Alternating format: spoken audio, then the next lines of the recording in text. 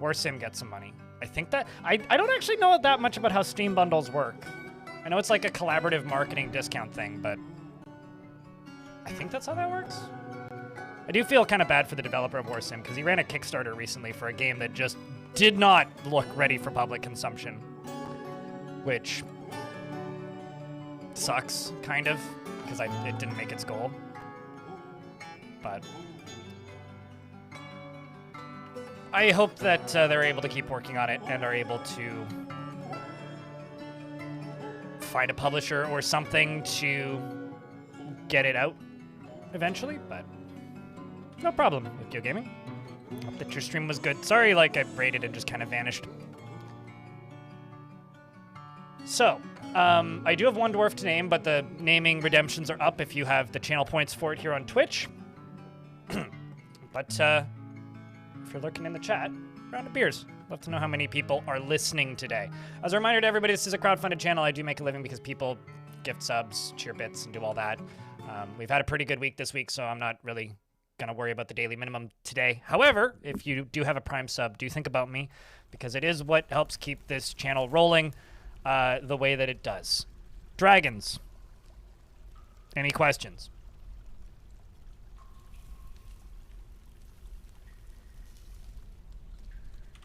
The names of the dwarves in the fort are Awak Lost. We've got Rage Piglet, Elfie Bean, Uristov, Freeways, the Sween Bean. I will check that in a second. We've got Aiden Knott. We've got Qin Jasmine, who's one of the dragon trainers. We've got Comet Colossus. We have Rookie.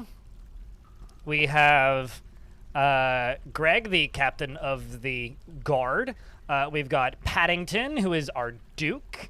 We have Tata Fanau, who is a metalsmith. We've got Lederan, who's also a metalsmith. We've got a lot of dwarves. We've got Darius. We've got Abrax. We've got G-Fry, the looping builder. We've got Dome, the polar bear man. And we've got King Reg, the regular king. We've also have in our repertoire Idol, the weaver. We've got Tellin. We've got, who else is named? Egg. I much prefer having their first name instead of the first name replacing instead of having the nickname replacing the first name. The problem is then I can't search by nicknames. We've got Herman, we've got Toasted Shambo. We do have more dwarves in this, by the way, and a bunch of them are not on the map right now. They're exploring locations and acquiring books. We've got Seduwalek, we've got Creed, we've got Drekken, and we've got Clad, Nomald, and Eric, as well as Four Tails. We've got Beer Manir, 409, Tiny Haj, Biff, and Moreb, and Odinson, and Vic, and Bully Played, and I think that's everybody who's currently on the map. Additionally, we do have one whole squad, which isn't here right now, which has Sandberg, Weed, McYeet. We've got Lamox, Donut, and Lanix, Slug, Wolf, and I can't remember what that one was. Bronze. Yes. Who killed a bronze colossus. Can you be a dragon? Sure. I'll just give you a dragon because the other person wants to be... do you want a boy dragon or lady dragon? Mice nerd.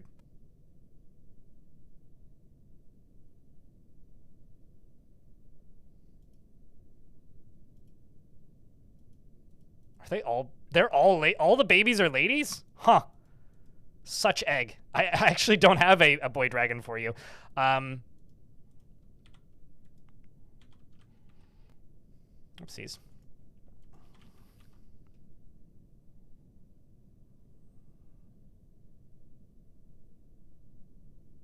Girl, it is. Yeah, because both the adults are named already. Mice nerd.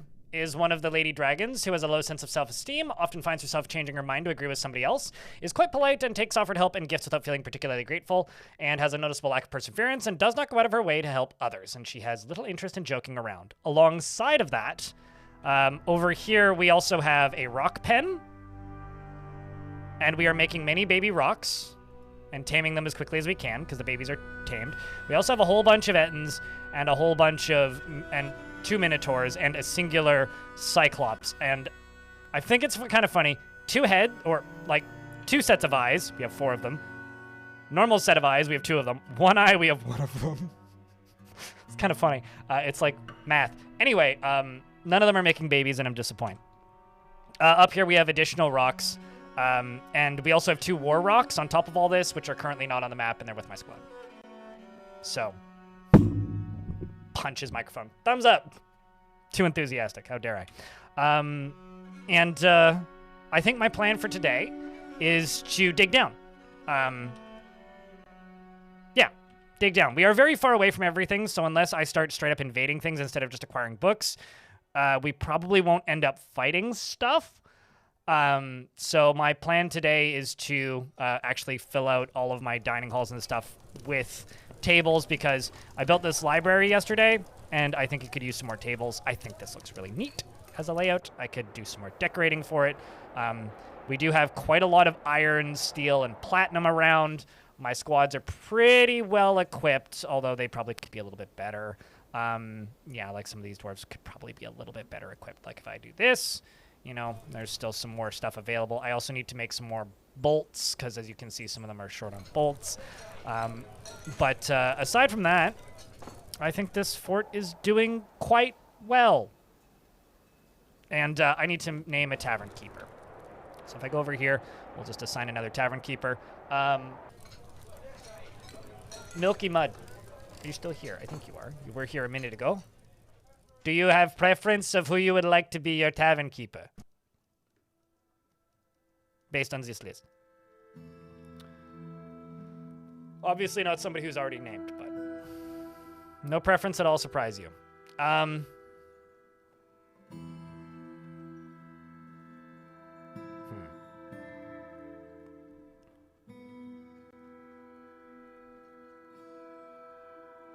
about Mincot, because you're a pacifier.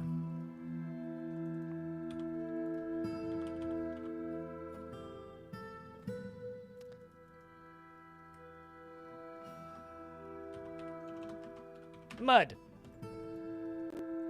Smith blown. Huh. You're supposed to blow glass, not metal.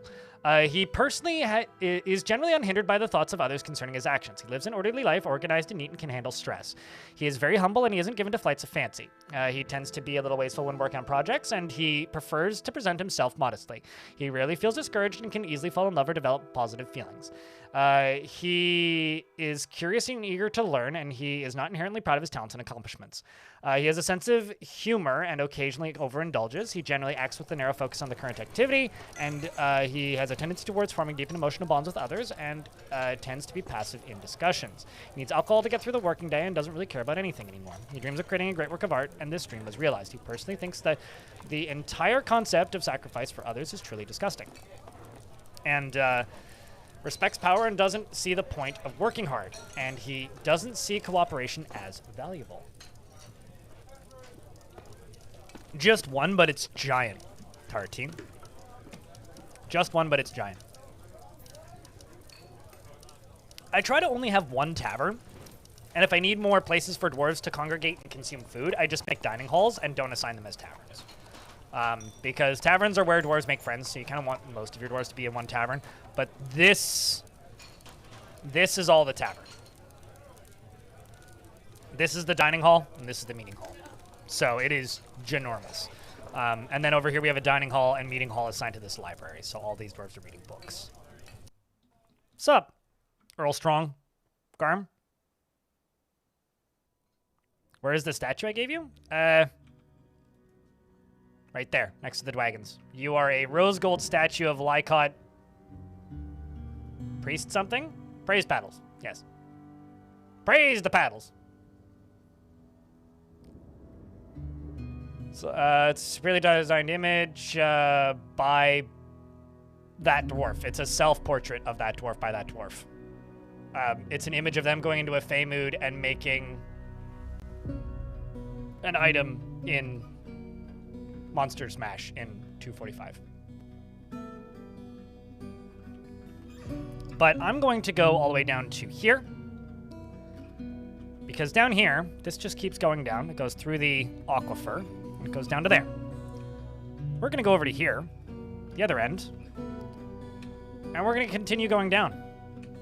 I'm going to see if we can find the Magma Sea, because I haven't found the Magma Sea yet. So it's time for the dwarves to do what dwarves do best. And diggy diggy hole. So the Remains of Creation have returned to my squad. This is just an exploring mission where they're exploring stuff. We're not attacking anything. In a fell mood? Where's this? I mean, not that I've seen. They found nothing. We were just searching caves. I'm looking for more mega beasts, but I very rarely have fell moods. Fell moods are pretty common in version 44 because stress was like significantly more difficult to manage, but they have remedied that quite a bit with more recent versions. So we're not seeing as much of the extremely rough moods so often these days.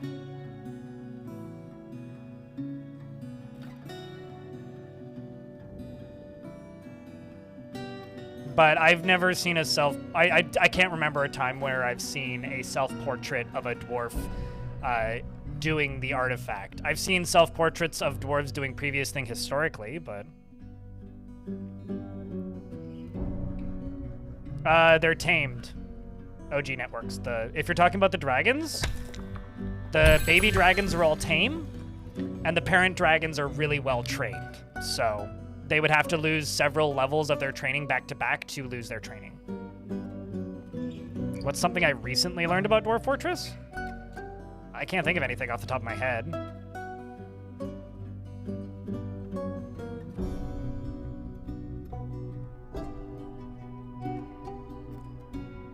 Maybe like that bodies don't decompose if they're in cages?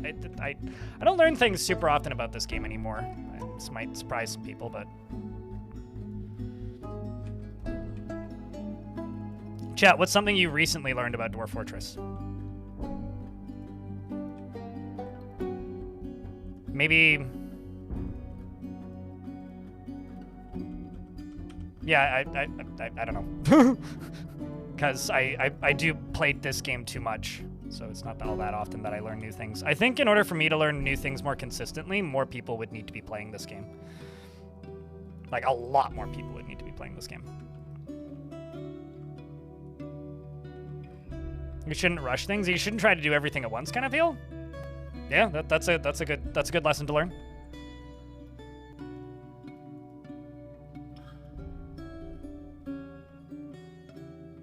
Let's get you built. So is this mostly water? Not entirely, but largely.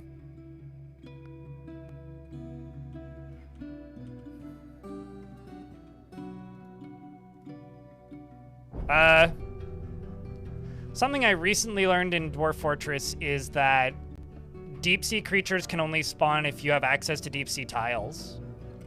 I always just thought that they were extremely rare, but they actually need access to certain types of floor tiles. I think that's maybe the most recent thing I learned.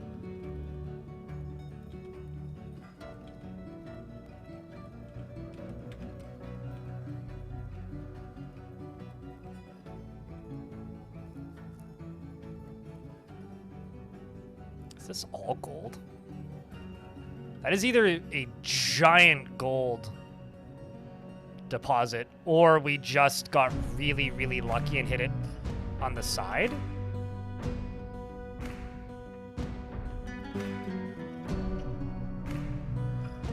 And when they turned back the undead troglodyte killed them. Oh, that's funny. Necromancers dying to their own undead isn't super uncommon, though.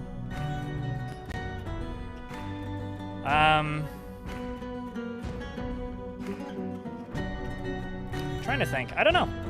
Like I said earlier, I think I don't learn things all that often about this game anymore, because there's very few things that I haven't learned yet. So, off the top of my head, I don't know.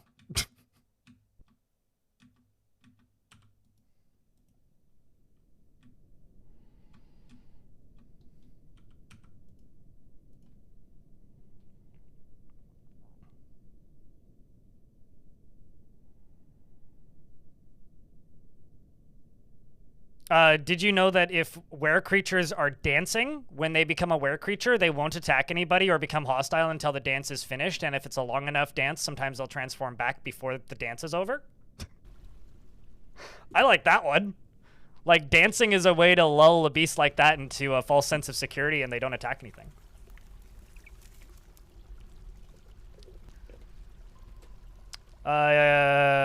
You recently learned that pond water interacts with fish water and fish stop spawning and your own moat killed fish production. Oh, interesting. I didn't know that.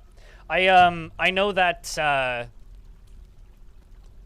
actually something I recently learned is that, like I learned about that bug, of like pond turtle people not spawning and giant pond turtles not existing because of a bug that stopped them from existing after like year 1. Which I think is kind of funny. Basically like all pond creatures were going extinct like immediately upon world gen starting unless you modded the game. And I didn't realize that was a thing until Tarn fixed it. So I guess that's a thing that I learned recently. Was that was a problem in the first place. I feel like this is a Beauty and the Beast thing. Eric.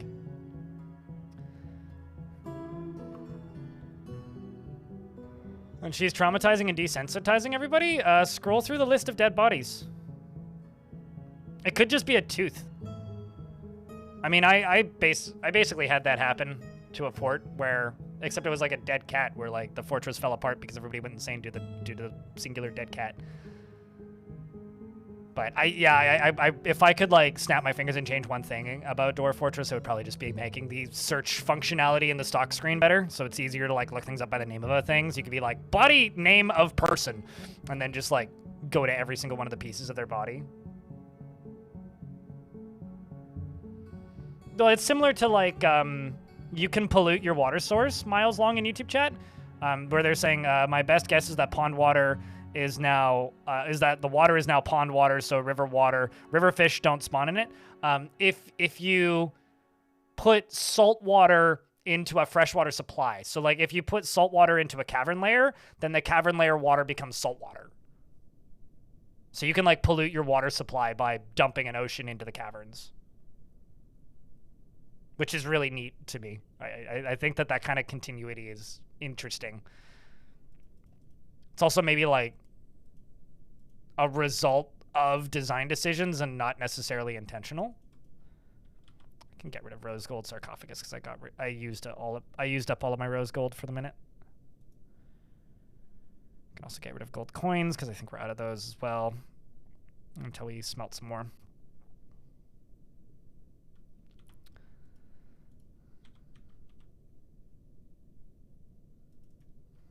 Let's just go back to pets and livestock and see what I can slaughter, because I have to slaughter some things so that I can keep the dragons trained, because dragons eat meat. Surprise. So because dragons eat meat, I need to have meat in order to tame them. So I'm increasing my animal caretaking so that I can have a more consistent supply of meat to be able to train my baby dragons. Same with the rocks. But once they're tamed, I don't need to tame them again, so. Screw pumps absolutely desalinate, yes. There's more complex ways to desalinate stuff, but screw pumps are just the easiest way to do it. I really, really hope that I missed the lower cavern layer. That'll actually be really good for me if I did. And we hit semi-molten rock.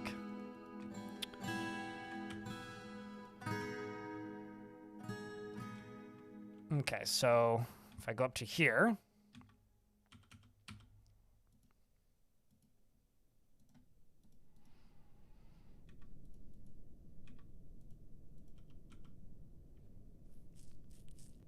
we are trying to find lava is the goal here.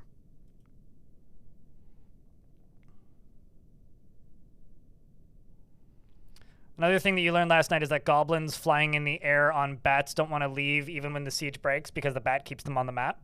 Yeah, Mount AI is stupid. It has been for a while and probably will continue being. It's the reason why I don't understand why people want dwarves to be mounted on animals on their map. It's because like you would acquire so many bizarre issues from mounted creature AI.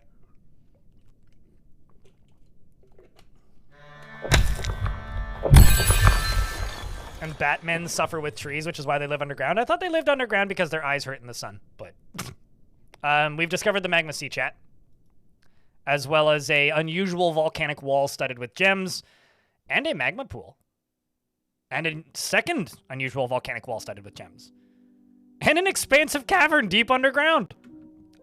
That doesn't happen very often. But let's take a peek. So, we found the Great Magma Sea, obviously.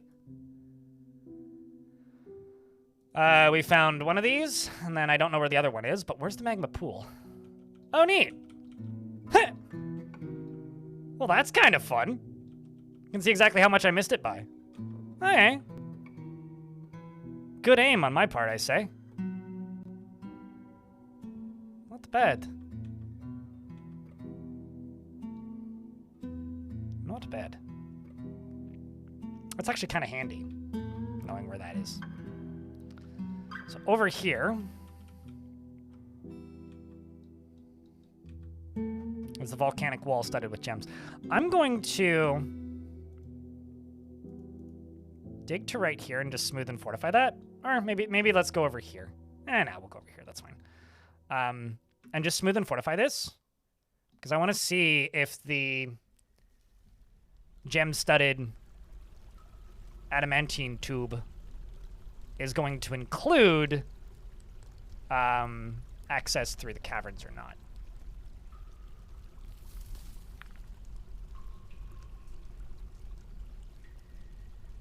And now they get stuck in the trees outside.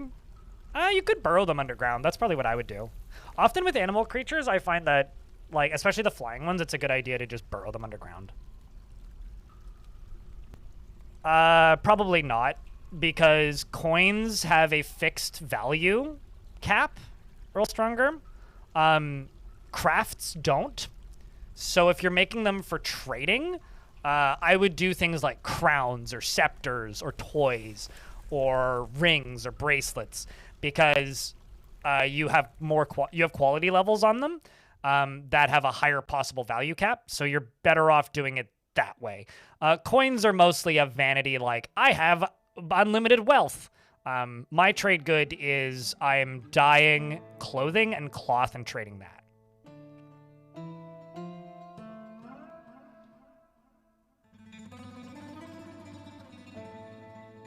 But unless you want to do like a role play thing, I wouldn't super bother with it. Yeah, they're really good, like, concussion damage ammo, as Strixa suggests. Yeah, goblets aren't... I don't like selling goblets because goblets are too useful. Selling artifacts is very undwarfy, though. Not to say that you can't do it, it's just... I don't know. Why would a self-respecting dwarf sell their artifacts? That's like selling your firstborn child, which I would totally do. But I would never sell an artifact. You like figurines? Figurines are good when you... Besides, what is a coin if not a flat figurine? Your fish disappeared around the same time you were digging a huge moat. Lesson learned. The more you know. Huh. That makes sense. Like I never really thought about it, Sigismundo. But that does make sense based on how, like, saltwater works in Dwarf Forts, so. I wouldn't say it's necessarily me learning something new, but that it makes sense why it would work that way.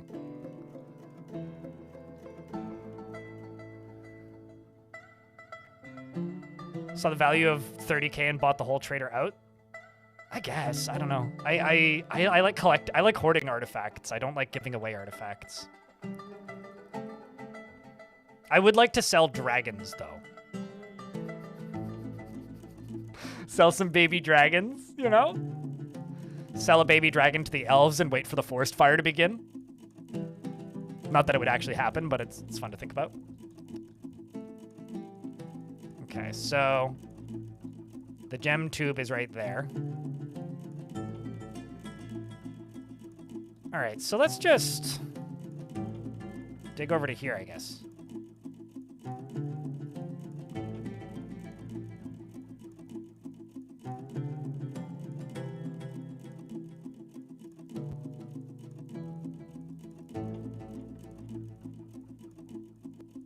Well, why don't I actually go over to there? Go over to there. Because this is going to be an area with an unusual wall studded with gems, so I want it to be defendable.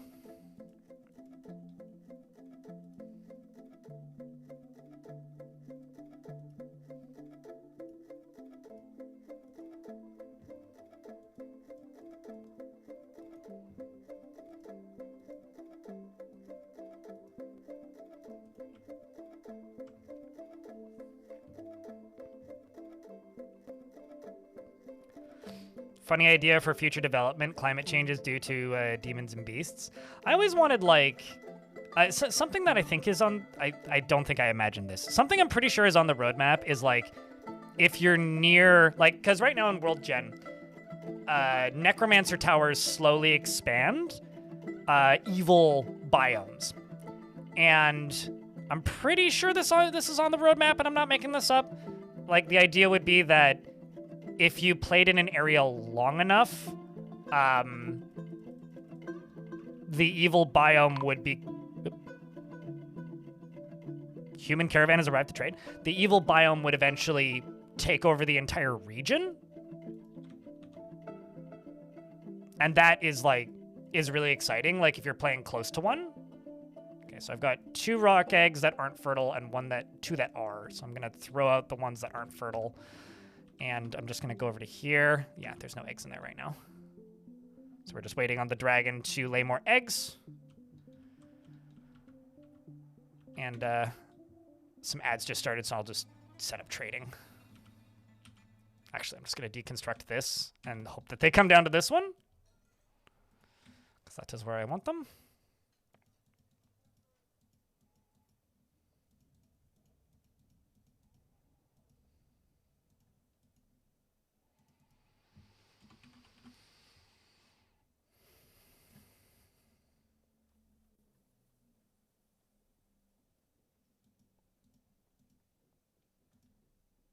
Why don't I just do this? Totem.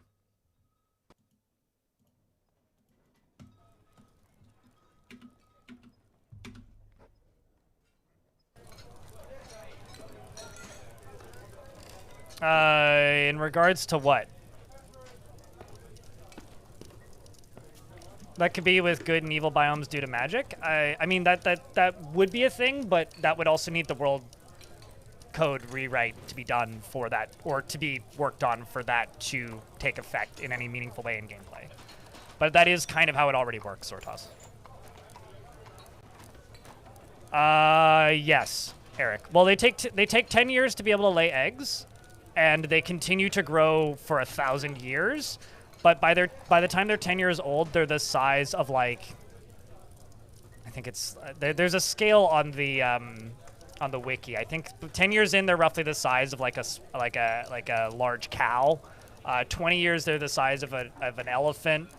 It's like 50 years of the size of a giant elephant.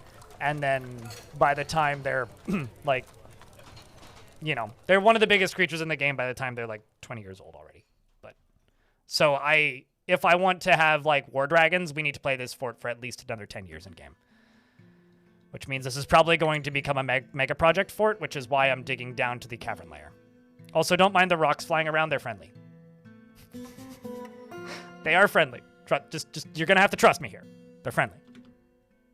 They like pets.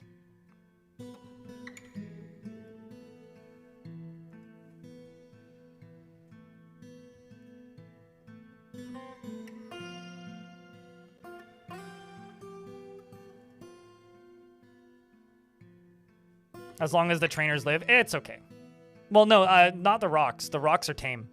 Those ones grew from babies. Rocks only take a year to mature, but I think they take 6 to get full size. So they're fully tame. The ones that aren't fully tame are chained up. So it doesn't matter how long they take to mature, or if the traders get like killed or not. Very high amount of items on your site. Genuinely, Cuglorf? No. Because I don't really have FPS issues unless there's crazy shit going on. And when there's crazy shit going on, often I don't necessarily know how to fix it. I used to give a lot of advice on how to like fix frame rate, and I've kind of stopped. And the reason I've stopped is because I personally feel that it's bad data, because the game runs super well for me in almost all cases. So because of that, like, I don't know how to tell you how to fix your FPS other than buy my computer. So I genuinely don't know, Cuglorf. I wish I had more information that I could give you, but I really, really don't.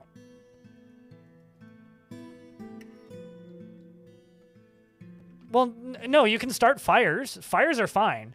Don't start fires that block your dwarves from getting somewhere. It's something that like I said, I used to give people advice on a lot, and I made a bunch of videos about it. And I've decided that that's like not a good idea, because it's so situational and so fortress dependent that I don't know. Like, this fort is running at 60 FPS. Last night when I was testing some things, I set it up to 120 FPS and it ran at 110 FPS. Like, I don't know.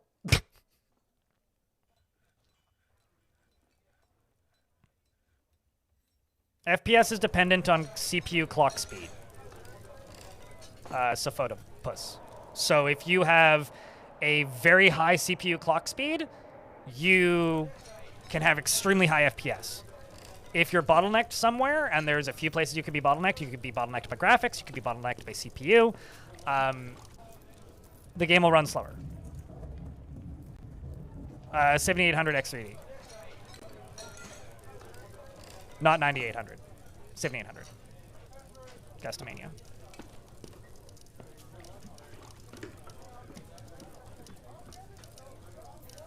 Also, if you're playing the pre-Steam release version, the game will run like shit. Like, to give you an idea, this computer that I'm playing on right now, I can have 500 dwarves at 50 FPS pretty steady, because I did that once. On pre-Steam release, so version 47.05, if I have 120 dwarves, I have trouble pushing 20 FPS. The game was significantly less optimized back then, and that is like the reason to play the post-Steam versions, is because of how much better it runs. It ran on SDL1, not SDL2, so everything was rendered on the CPU, even the graphics. So if you're using a tile set, it'll run even worse. Line of sight code was significantly worse. Basically, like, if you want to optimize frame rate, you want as few dwarves to be able to see each other as possible in the pre-Steam release versions. So basically, play the game in a checkerboard grid in as many opportunities as possible, because the more dwarves that see each other, the slower your game will run. Not the ASCII version is not well optimized. That's silly. That's not true. Too real for you. Version 47.05 and earlier are poorly optimized. The ASCII version runs exactly the same as the Steam version. So I could have 500 dwarves in ASCII, and it'll run just the same as with graphics. 47.05 and earlier run horrible in comparison. Okay, so let's speak in version numbers, not ASCII and non-ASCII, because, like, it's meaningless otherwise. Because this is the ASCII game. Like, this runs exactly the same as, whoops, this. There is no difference, unless you don't have a graphics card. In which case, then this will probably run better.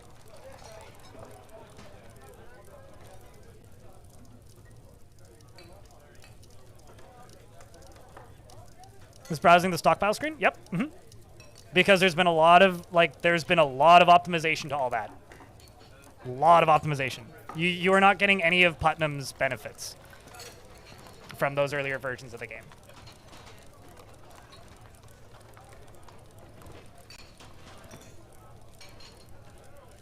You think the icons don't add too much overhead since it's not really doing anything 3D? Now, Clad, now.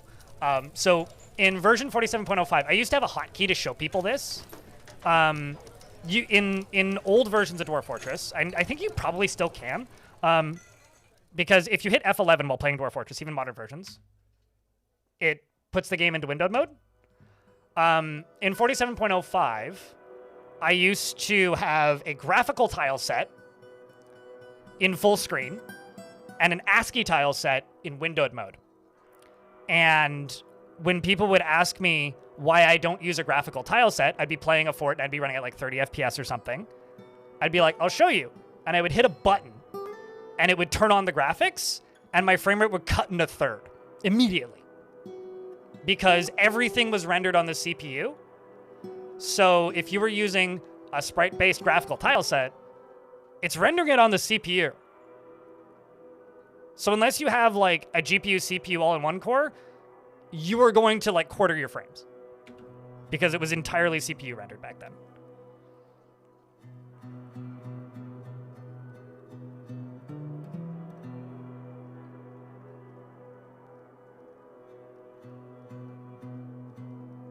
My stream would freeze for 2 seconds. My stream would freeze? That's interesting. Hold on, I want to look at the thing and see it. I mean, not on my end. Testing. It doesn't seem to. So I don't see that. Weird. Unless you're talking about like back when I was streaming like Long Death and shit. Weird. I'm sure it's Dwarf Fortress doing it, but odd. Huh. Ain't that dandy?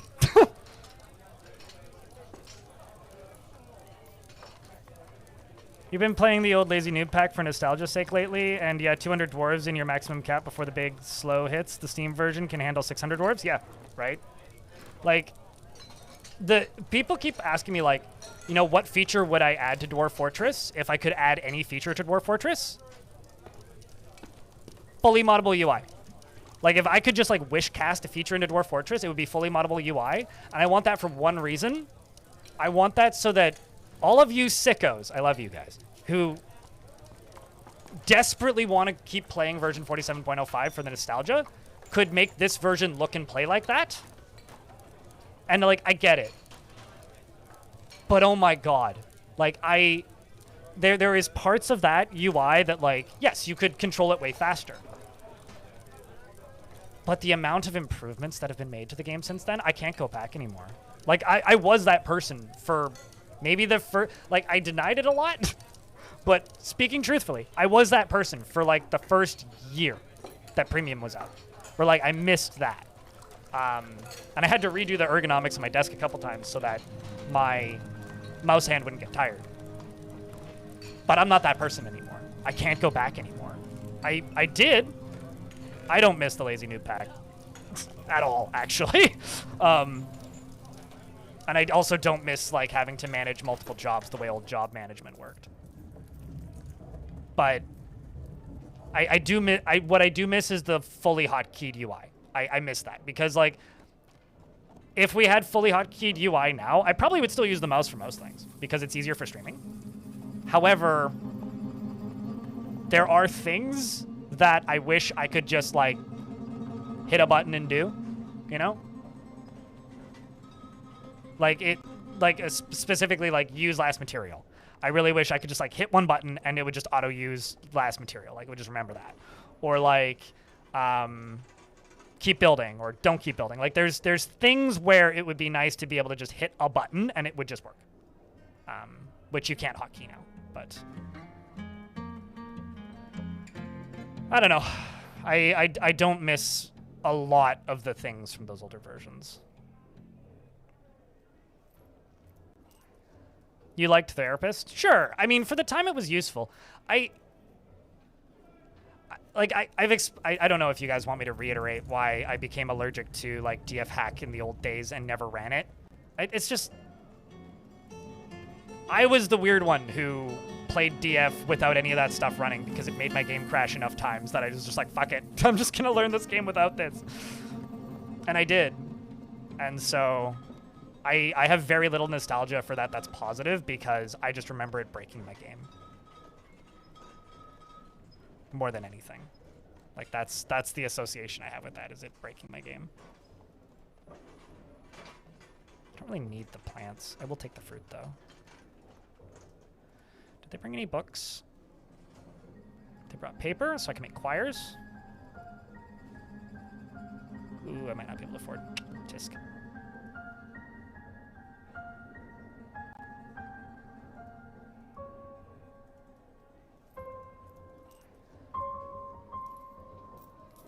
Let's try that. Nope. Okay, fine. What? Fine. Rude. Therapist would crash my game if I would tab into it at the wrong time. And DF hack would crash my game randomly, seemingly for no reason. Back in the day. I know more as to why now because I'm smarter than I was back then. But it was like consistent enough and frustrating enough that like I just stopped. And I remember like when I would stream the ASCII versions pre-Steam, when people would ask me why I wasn't using DF hack, I would just ask them, was like, when was the last time your game crashed? It used to be always what I would say, and they'd be like, I don't know, yesterday? And I'd be like, well, that's why. It's because like mine hadn't crashed in months, years even. Outside of like right when there was an update window happening and like 5 or 6 updates would come out in 2 days.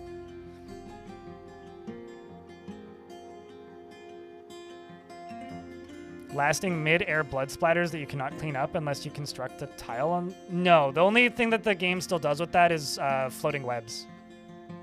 But no. A lot of that, like all of that stuff has been cleaned up. Dwarf.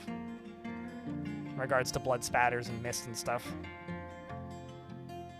I think to me, like, the biggest one, and I will show you the 2 biggest things, aside from like frame rate and readability for the audience that make it impossible for me to actually have honest nostalgia for the old stuff, is this. That's one. And the other one is this.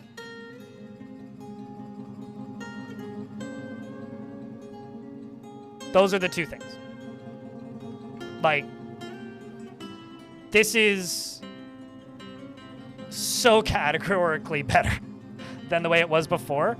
And the fact that I can do this without having to like hit Q and then enter, like it was like Q, C, C, C, C, C, C, C, C, to cancel every single thing individually, like, no. And also not being able to build on floors and having to deconstruct the floors first. Like, I understand you lose the material if you build on top of the floor, but I don't care. Oh, yeah, I also wish that they were better, but they're already so much better here than they were.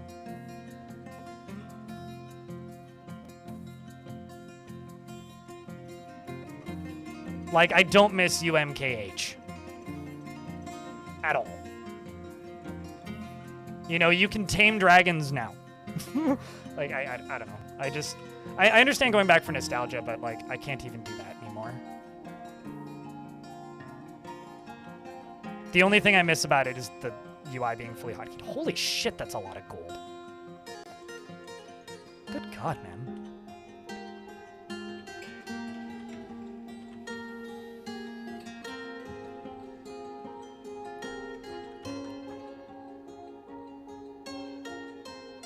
The sun just came out. And, I'm gonna go toss my peppers on the porch. I will be right back, chat.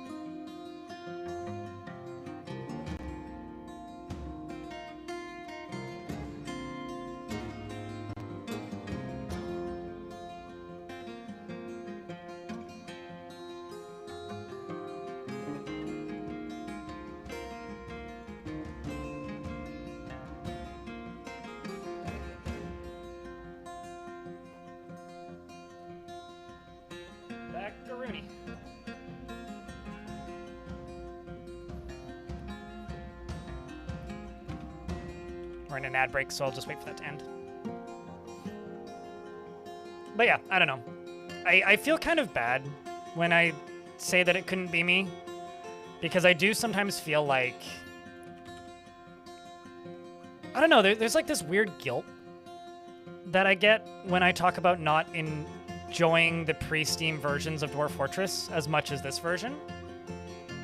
Because, I mean, I don't even think it's fully rational, but I do feel a little bit guilty sometimes. I don't know if that makes sense to you guys, but there, like every now and again, someone will tune in who I haven't seen in ages, who will ask if I would ever go back and play those versions, and my response is just like, no, because I don't like that version of the game anymore, because I like this version way more, genuinely. And then I don't see them ever again, and it makes me really sad. Or I don't see them for ages or like a really long time. And I don't know. I feel bad, because like I've played games that I've loved for years, and then something fundamentally changes about the game due to just development and the reality of playing video games. And then I stopped liking it. Like, that's happened to me before, so I've been there, and it sucks. Like, it is the worst feeling in the world to really, really, really like a game or a piece of software, and then it fundamentally change, and then you stop liking it. And it sucks. It's an awful feeling. So I completely understand why, this is the button I'm trying to hit. I completely understand why people would feel that way. And I don't know, I feel like I'm betraying an older portion of the audience to a degree. I don't know what you mean by thankful, Merc.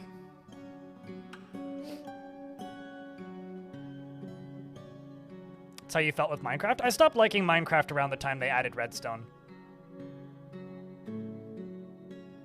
But I also stopped liking Minecraft because I just kind of stopped liking Minecraft, and Redstone was like the excuse to stop liking Minecraft. Darren, hello, it's good to see you. I mean, you just call it an opinion, Freeways? I mean, yeah, it's fair, but like,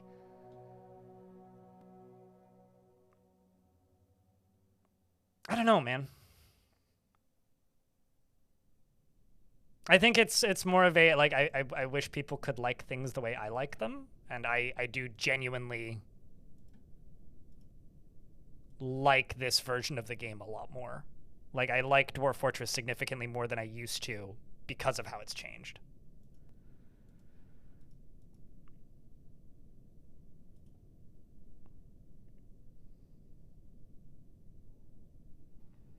I mean, Fair Fight Frank in YouTube chat says, I've been playing since back when it was a flat map, and the UI is a godsend.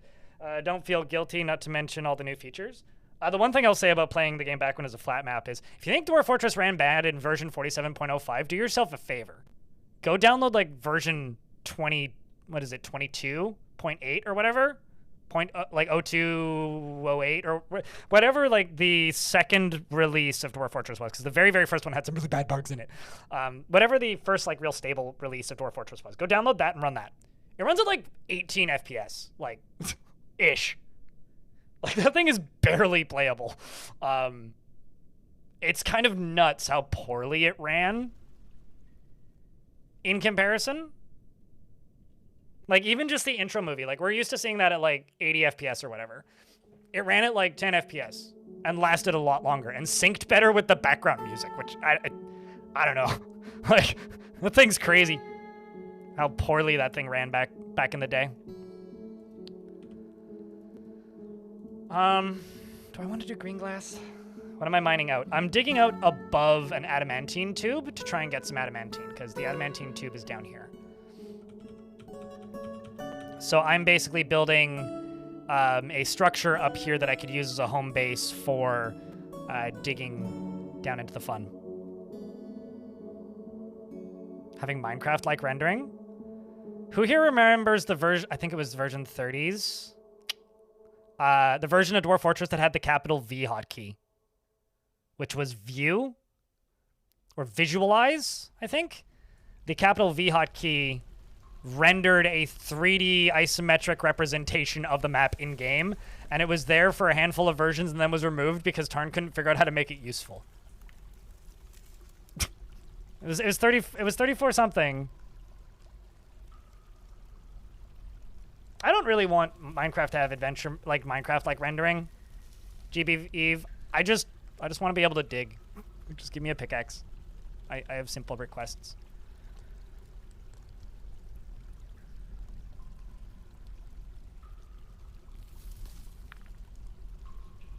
It's not like they sold out or anything. It's great that they still offer the free version and can get more money and quality of life for the Steam version.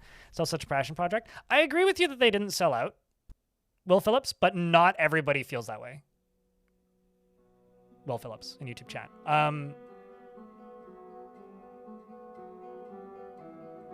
Yeah, not everybody feels that way. I guess is the easiest way to put it. I don't know. Like I feel like in some ways I'm an ambassador for the community, even though I'm not. I'm just an idiot with a microphone. Like anybody who's watched me for a while will know that that's my opinion. I'm just a dude with a microphone who's been doing this long enough that people watch me. It could have been anybody, and it just happened to be me. And because I have an outsized voice, like a larger than average voice in the community, if I say something enough, people tend to, I don't know. I'm like explaining like the concept of being an influencer. People tend to accept it as fact or the common opinion, or as the common opinion, maybe, is a way I could put it. And because of that, me saying things like, oh, the Steam version is superior, even though I take that as true, and for me it is true, and for many people who play this game it's true, so, and if somebody fundamentally disagrees with that for one nitpicky reason or another, it causes fractures in the community, at least from the perspective of the community that I see, and that sucks. So like, no, they didn't sell out, but they didn't satisfy everybody, and I know it's impossible to satisfy everybody. And I think when you don't satisfy everybody, that will inevitably cause fissures in the community. And they didn't satisfy everybody because they didn't support the old UI, and they made a UI that was fundamentally different from the old UI. I genuinely believe, and I said this early on in the Steam version's development, that they could have just used the old UI and just made it mouse clickable and just made those old buttons into buttons and just used the old menus, and it would have been fine. I think it would have been fundamentally worse, but it would have been fine. And there is a part of me that kind of wishes they went that route, because then the old community, even if they're like a minority of a minority, like a very small percentage of the overall player base of the game, wouldn't have felt like the people who feel that the game is no longer for them because it's changed so fundamentally, playability wise,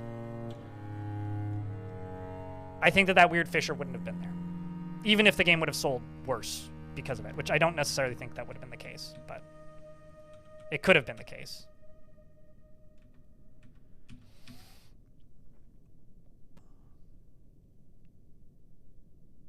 Yesterday, you got a random strange bug. You were mining an adamantine spire, and one of your miners mined a warm obsidian wall, and lava spilled over him, but there was water on his feet, so he encased in magma until everything was okay, but the miner died and the pathing bugged out, and I can't mine some sections of the spire out because there's not a path, and when there clearly is there a path, so you're pretty sure it's bugged out. I don't know. I would have to look at it.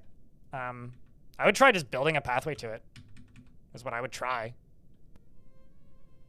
Bark, bark, bark. I haven't seen anything like that happen, no. Outside of like the flat thing falls on water and it freezes and causes like a null tile to exist, but outside of that, oh look, a weed. Gross. Anyways, they're still alive if you're wondering.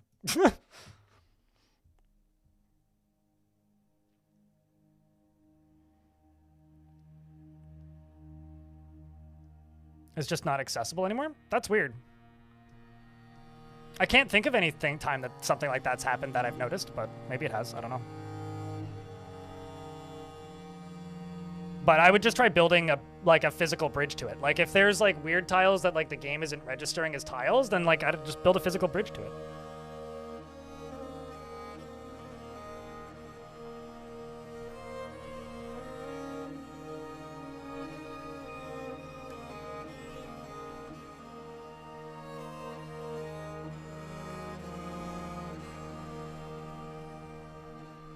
I don't think it's that people don't want the game to succeed, Sophitis.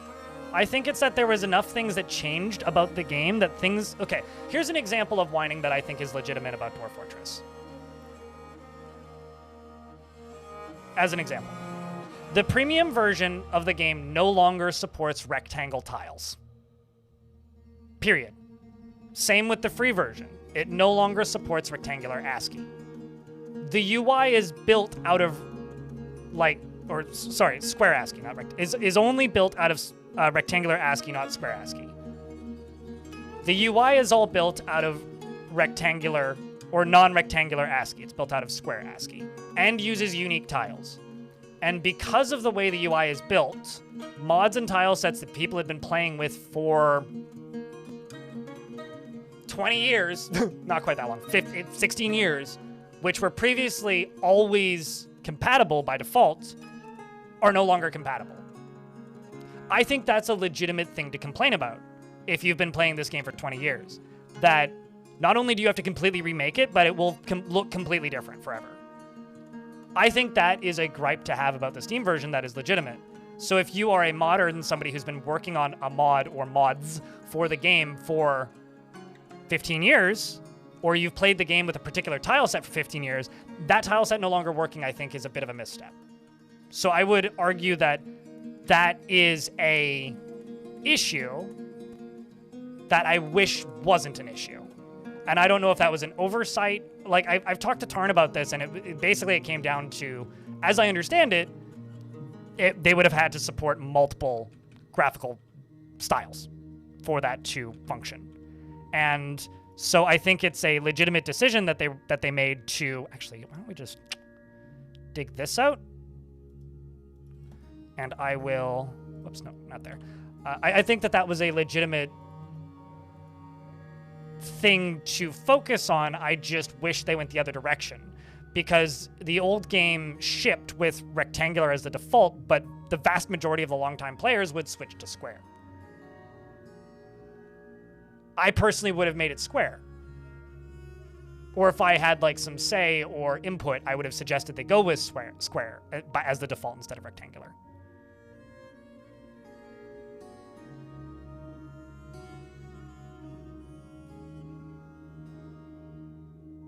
Yeah, so fill it up with obsidian and then try again if what you're trying to do right now, freeways, doesn't work. That's the alternative.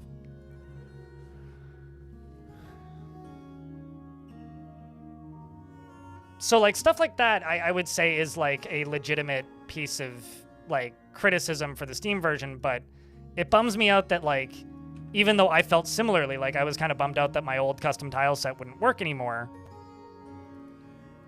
I do still think that this version is superior, but I understand why some people are like standing their ground and like refusing to play the game.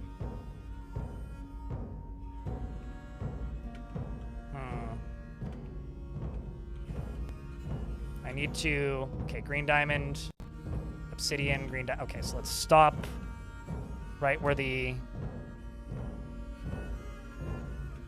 diamond is. Forgotten Beast Buffo, Conquigvara has come, a scaly earthworm with thin wings of stretched skin. Oh, the first one with fire. Its lilac scales are round and set far apart. Where is it? Okay, so this one can't actually reach me, which is actually very handy, I think. Let me double check. Yeah, this one can't reach me, so we done did good, unless I fucked up badly, which I don't think I did. Nope.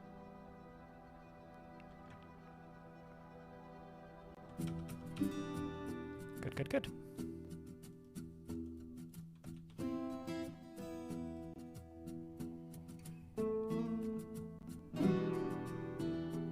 I've had a dwarf die while pathing to mine, and it wouldn't allow you to dig where they were pathing until I redid the orders, and it might work. Interesting. Yeah, I don't think I've ever encountered any of it. I have encountered, like, null tiles, but not in obsidian specifically. We checked the stone for heat. What devilry is this? Okay, it's time to cool off.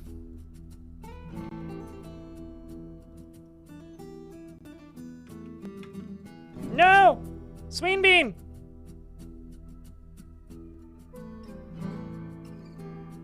Chat, can I get a round of beers for Sween Bean? You were brave. You did your best. You caught fire.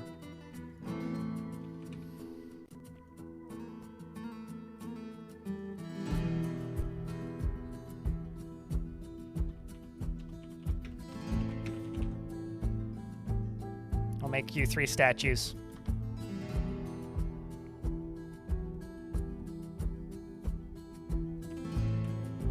Oh.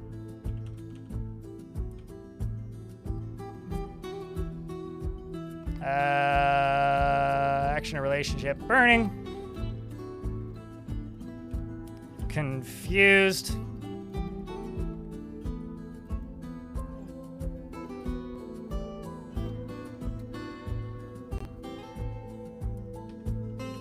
Did I not select it?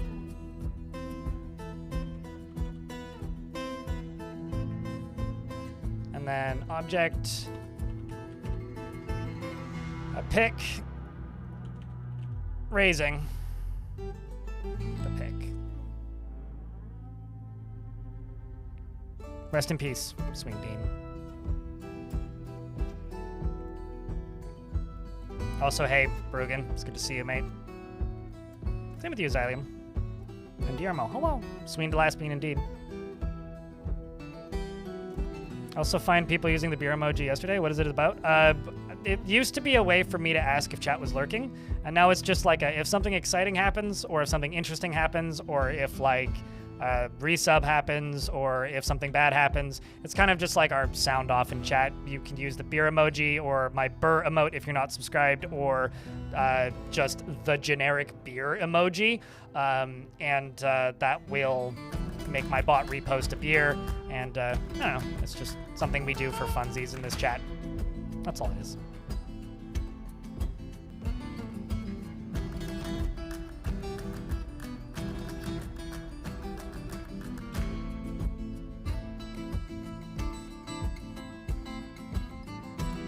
At least none of the gems caught fire.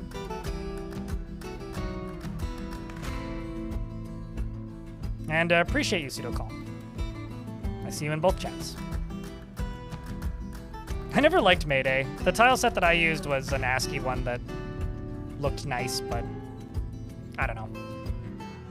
I think that, like, the beginning of the new era of Dwarf Fortress is tile sets like Hewn popping up, which is, you know, a alternative version for the free version of Dwarf Fort that gives the game graphics again. I think that is like maybe the best thing that could be happening to Premium DF is just it getting new free tile sets that are, you know, similar levels of readability for the premium version of Dwarf Fortress that are available for the free version of Dwarf Fortress that ideally will be prepackaged and updated as Dwarf Fortress updates. Like, that to me is the biggest deal since premium releasing. And hopefully I don't know. I would love to see a world where the old guard of the Dwarf Fortress fan base feel seen and come back, even if it takes years. Like, I would really love to see that, is, I guess, maybe the final thought I really have on this subject.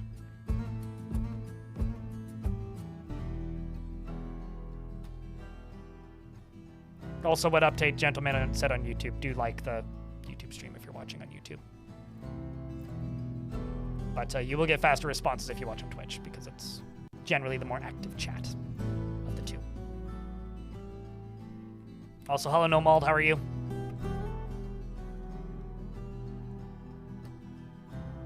How are you, mate?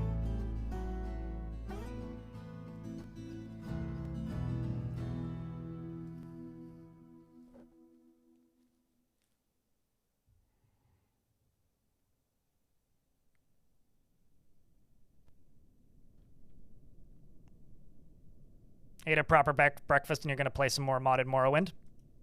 Modded Wind, if you will.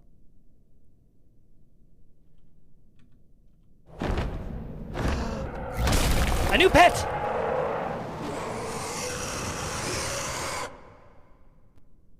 The Hydra Korud. Inimarat. Zebu has come. A giant dragon-like monster with 7 biting heads. Hydra Bruggen. The Drum of Ooze. It has 22 notable kills and an additional 7.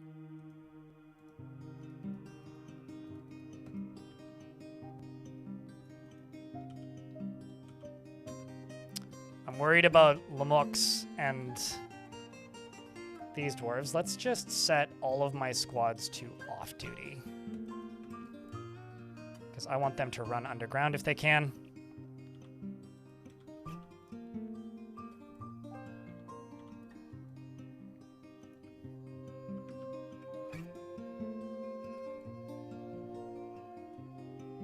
Radis, thanks for the 9 months.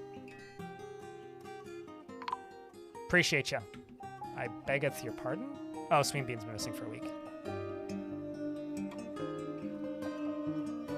Yes! A+. Chat, we did it. It was very complicated and challenging, but we did it. Look at that cutie.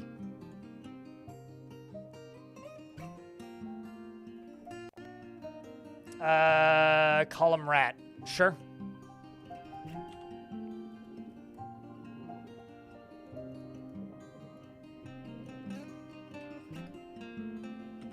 Rat. You are married to Domas Godknife, which is a pretty good last name. You're unbelievably stubborn and will stick with even the most futile action once her mind is made up. She can be very happy and optimistic, and she looks on others with lust, often, and she does not easily fall in love and tends to avoid any physical confrontation. She works to square this natural tendency with her respect and martial prowess, and she can occasionally lose focus on the matter at hand. She can sometimes act without deliberation, and she has an active sense of humor. She thinks that she is fairly important in the grand scheme of things, and she likes to take it easy. She has a tendency towards forming deep and emotional bonds with others, and she has a greedy streak. She idly chews her lips when she's bored, and she begins to stammer when she's exasperated. She needs alcohol to get through the working day.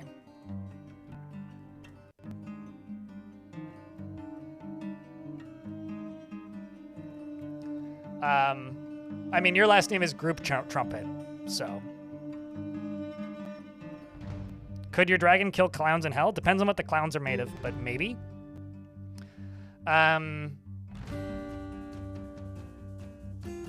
She personally finds romance distasteful, finds artwork boring, and sees competition as wasteful and silly. And likes red diamond and clear glass, and the color goldenrod beds and turkeys for their gobble, and the words of the fatal crypt, and the sound of the bewildering intricacy. And prefers to consume thrips, yuck, and sunshine, and absolutely hates brown recluse spiders. But likes thrips. Go figure. I'm gonna real quick go consume some juice because my blood sugar's a little bit low for my comfort. Let's just go down to the bottom.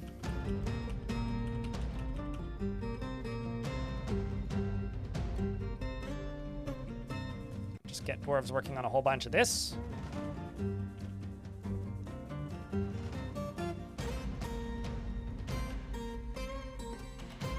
I will be right back.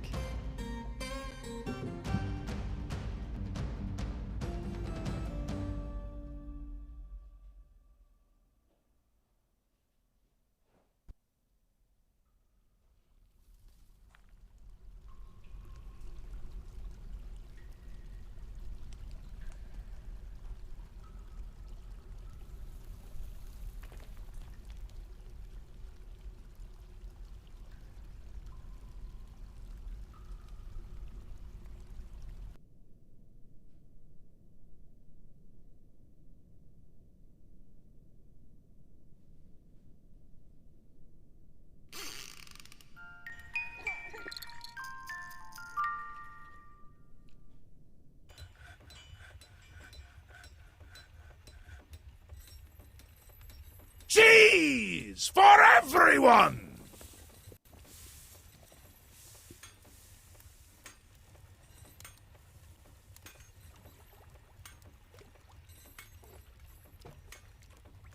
Flobberdobberdoggadoggies? One of my stonecrafters has given birth to a baby boy, it looks like. Deep sea fishing, hello! Did that go off? I didn't hear it, but maybe I just hadn't put my headphones on in time.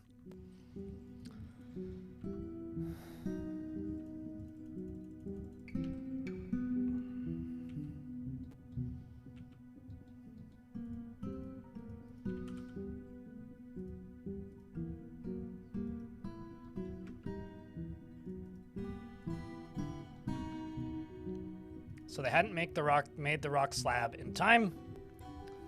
So let's do this underneath it.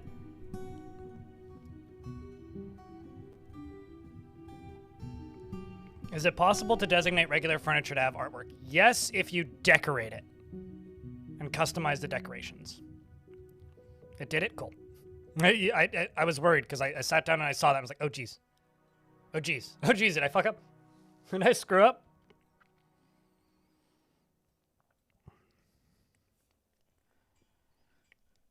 If I have a breeding pair of Hydra. I do not have a breeding pair of Hydra right now. But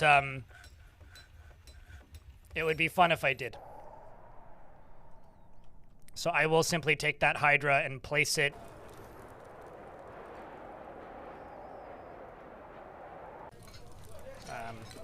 yay! 2 more baby dragons incoming. I will take the Hydra and place it over here for the time being. We'll start training it if and when we get a breeding pair.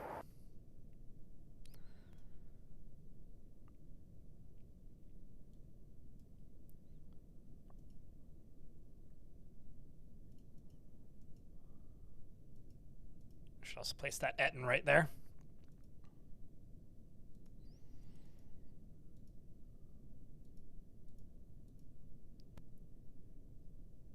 Just anything that's full, actually, I should place.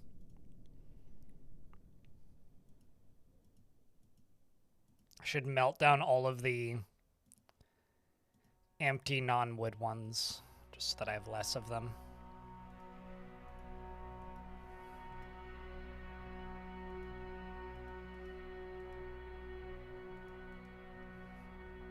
Like, here's something I would love to see improved about this game. I would love this UI to automatically sort empty cages. Actually, why don't I just do it this way? I'll just place a cage here and then add the Hydra to it.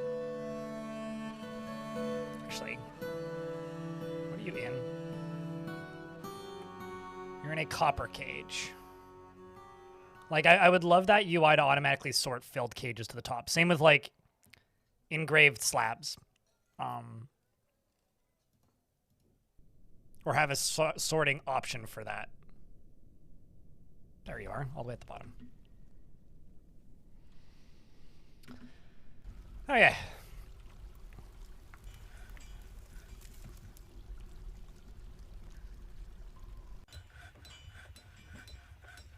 And then down here, let's start building a, not a tavern, but a dining hall. This can just be a prepared meals stockpile. And this can be a, where's food? Food. Drink. Stockpile, and you can take from here. And if I go back down here, I actually should just hotkey this. This layer right here. You can be for F4. You can take items from here. Done. They absolutely are doing the Monsters Mash. You haven't been on in months. The last 2 semesters were absolutely brutal, but you're just kind of lurking and throwing beers now. I appreciate it, Deep Sea Fishing. I will say, I don't think you're too alone there. Basically, like, right after around Boxing Day until about mid-April, things around here were very, very slow.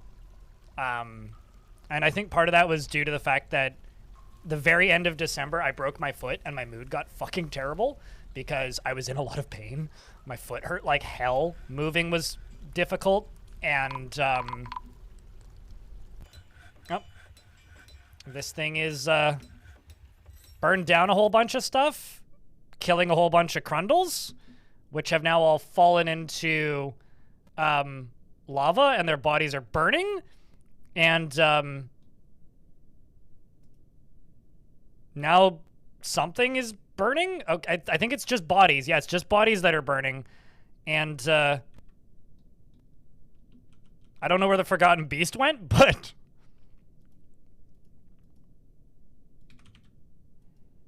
I guess it's still alive.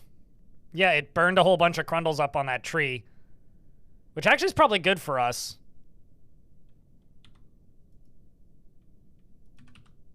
Yeah, there's no more Crundles on the map. That's probably actually good for the frame rate in the long run.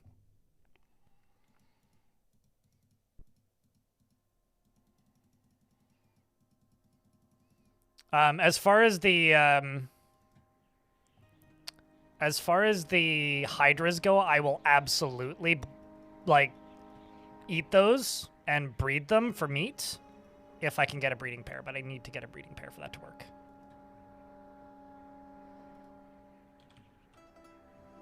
Cool, and all of my hatchling baby everythings are tame. So all the dragons are tame. All the rocks are tame.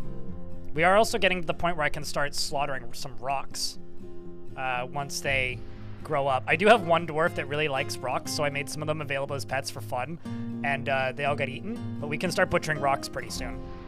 So we can start making rock Lunchables.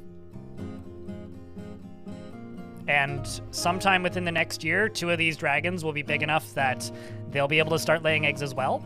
So I should expand this to over here as well so they can hang around the mums and the dads. And I should go over to this and place some additionals because we do have a bunch of baby... All of these rocks are female, or not rocks. All these dragons are female. So we'll be able to get a larger output of eggs. So that's exciting. And we can start training the Hydra.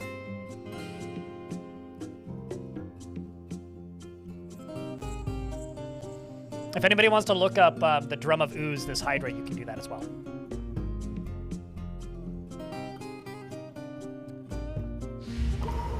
Did I say I broke a bone? I fractured 4 bones and broke 1 bone in my foot, yeah. It took about 6 weeks to heal, and now I'm doing like a little bit of physio for it. Basically, I have a follow-up appointment in like 2 weeks. I did 1 physio appointment and then was given a bunch of exercises and stretches and things to do with it.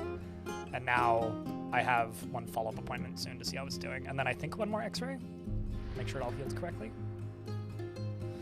Ahmed Brook, thanks for the singular unit of money in YouTube chat. I got a singular unit of money in super chat format.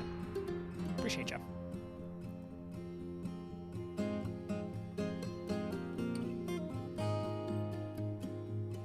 I did get a ridiculous, it was like, what, 8,000 meat or something from the giant sperm whale that we found? One of my armorers has been taken by a Fey Mood. Let's just make sure it gets what it needs. She gets what she needs. Spiral glove.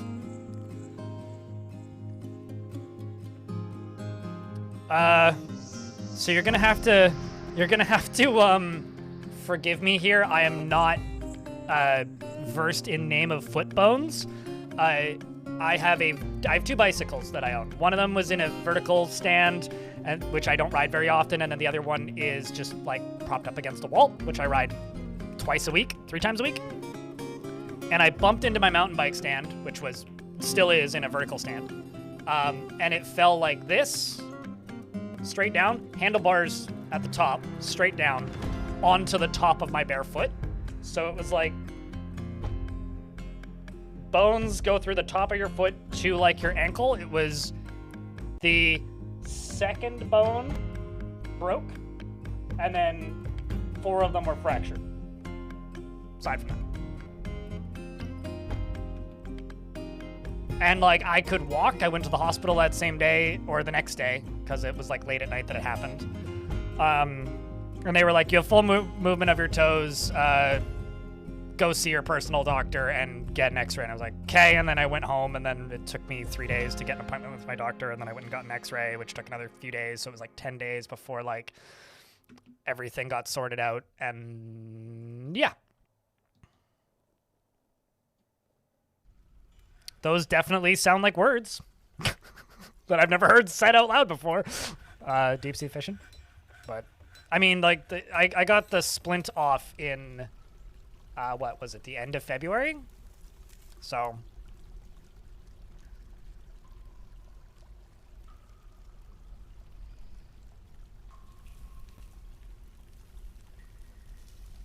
where was I? You can just hit F4. That's easier. I'm just like scrolling around and like not looking at where I am and losing my place. These tables are going to take 1,000 years to place down here, but I can make this into a little dining hall.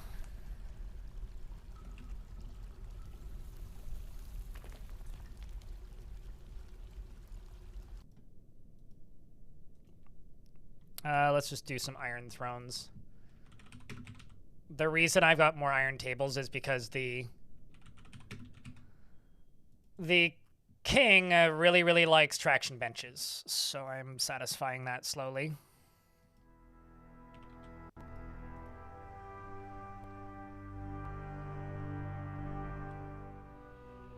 That sounds like a question for deep sea fishing and not me. Or are you asking me to point at them, Valenthar?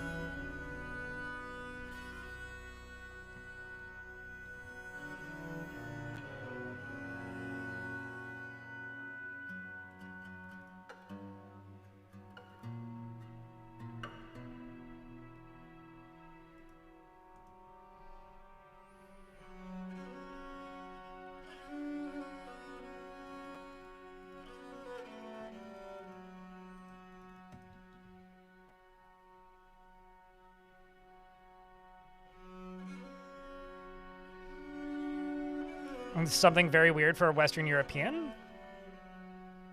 I mean, at least they didn't charge me for it.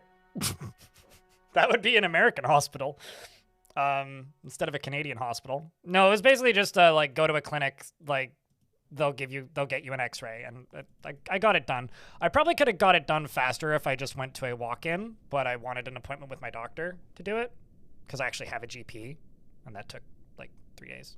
So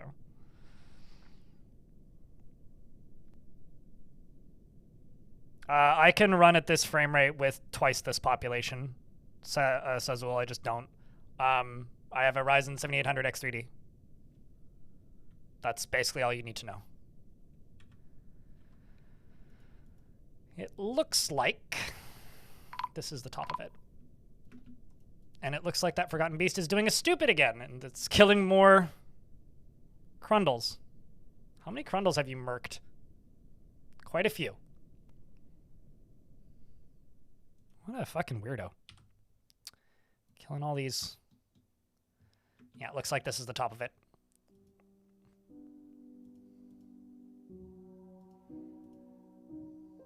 Although, I'm going to go up to here, go to standing orders, other, click that. Because I don't want to accidentally dig into the magma sea. Forgotten Beastie, breaking trees, killing Crundles, the usual. Shadow Absorber.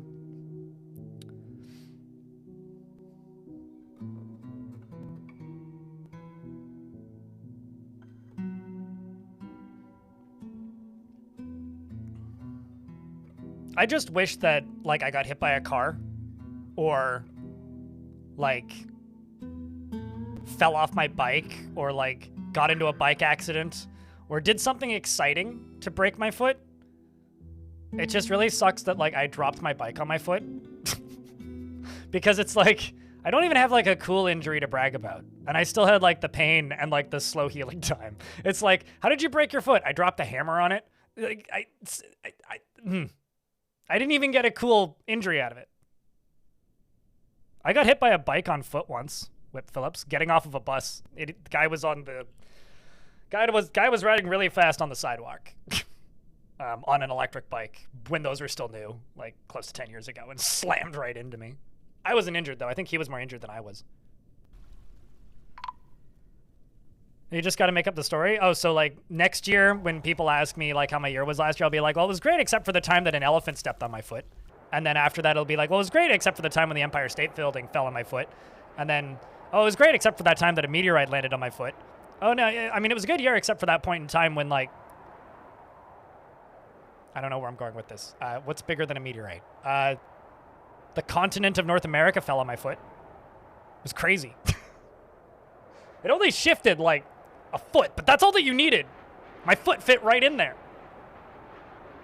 Anyways, a dwarven caravan has arrived and an ad break has started, so I'm just gonna wait. Pluto landed on my foot. There you go. It was real great until, like, you know, the Artemis missions happened, and then the rocket ship came back down and landed on my foot on the way back into orbit. Don't ask me how big my foot is. You don't want to know. It's terrifying.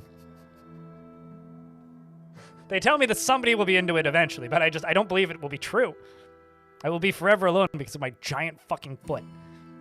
Your doctor told me that you should tell people that you fractured your wrist, saving a busload of orphans. Of course. Of course. Of course. Yes. Busload of orphans. It's like me, the one time I got a speeding ticket on my bicycle in a school zone down a big hill. It's the only time I ever got a speeding ticket, or was threatened with a speeding ticket, but he didn't actually write the ticket because I didn't legally have a driver's license. It's like those old bumper stickers that say, you just want a car, bumper, sticker, coupon, discount.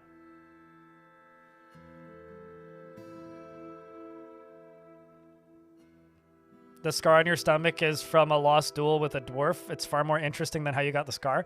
I have a scar on my left butt cheek because when I was like 6, I slid backwards down a hill and landed on a pile of sheet metal. And it sliced my ass open and I got stitches. I just vaguely remember sitting in a bathtub filled with bloody water and my mom yelling at my dad to call an ambulance. It's like a very vague, or like I remember like falling and I remember pain and then I remember flying, which means my dad was carrying me. And then I remember sitting in a bathtub. with no pants on. Very confused.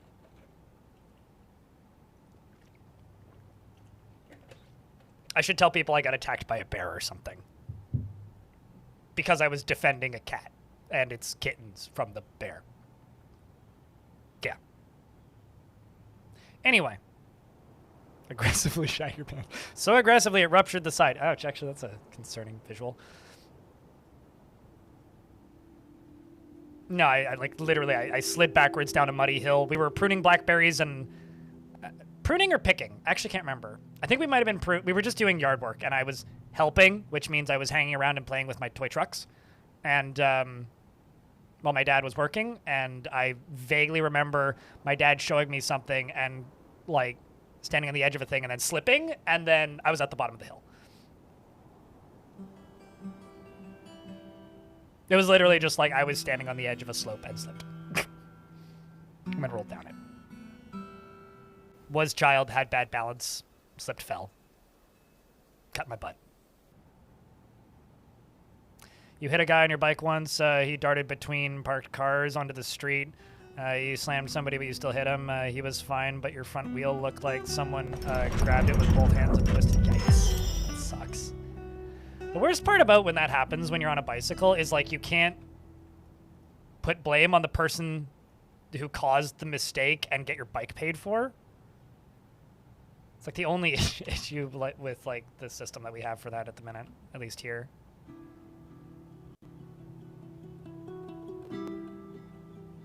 How we reach adulthood? Hey, and we like don't even have dysentery and shit to worry about anymore. At least, not in functional society. Like, you know, it's much less likely that you'll die from measles. Or whatever the hell else.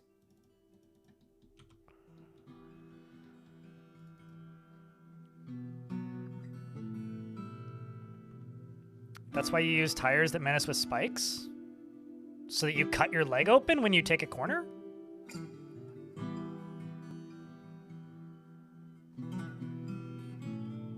Yeah, or just like death from food poisoning or whatever.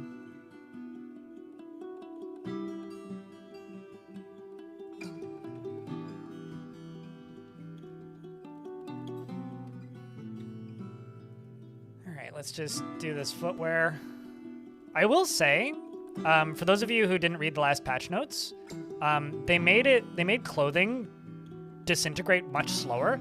I haven't started to notice any damaged clothing scattered around until about 210 dwarves, like 8 years in. So, if anybody was annoyed by that in the past, never fear. Well, fear less, I guess. Maybe don't never fear. Man, there's some expensive ass fabric in there. We're definitely like a fine textiles shop at this point.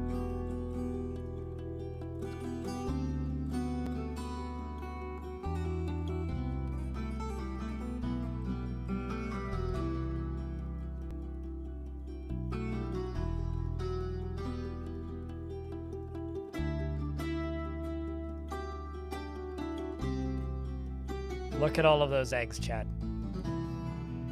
Look at them.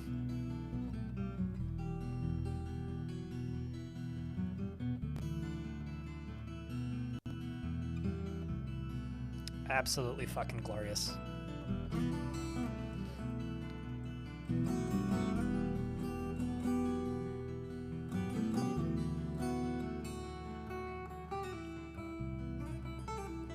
Also, why don't we do cages as well?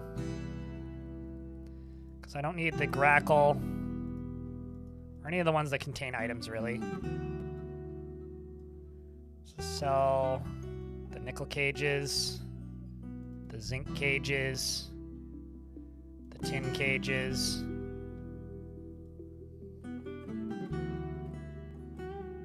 Those cages, the lead cages, the nickel cages. Keep the grown cages in case I do want to sell the elves something in the future. Actually, why don't I keep the zinc and the tin ones?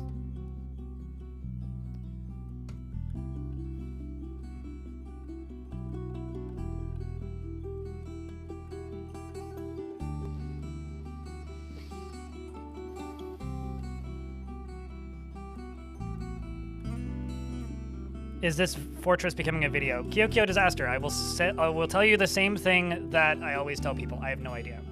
I make fortresses into videos when I feel inspired with an idea. And it's very rare that I plan for it to be a video from the start, so maybe. Maybe not. If it does, it does. If it doesn't, it doesn't. I have several videos that I'm working on at any given time, and I'd say 1 in 3 actually release. One is kind of actually, I think, the track record I have. I have so many like half-finished videos that could have very well become them, but I just ran out of ideas or wasn't enjoying it, that I just stopped. Annoyance is a very high value trade good, turns out.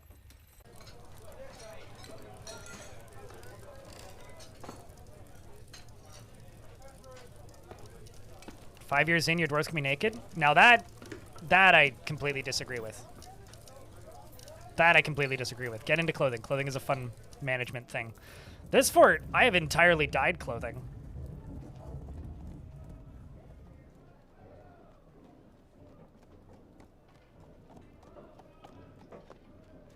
At least my civilized dwarves have clothes, unlike your pantsless hooligans.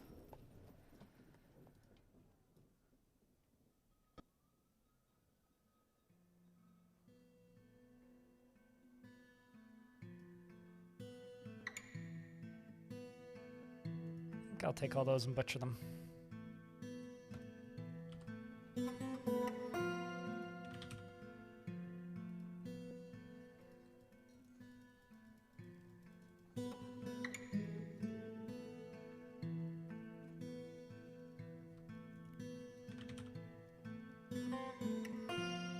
And then let's the other thing I need to check is hatchling.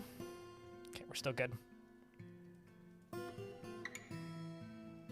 I presume so. Nip. It's been so long since I've successfully breeded rocks, though. The last time I did it was, like, in the ASCII era, so... It has been, like, pre-Steam. It has been a long time. A long, long, long, long, long, long time.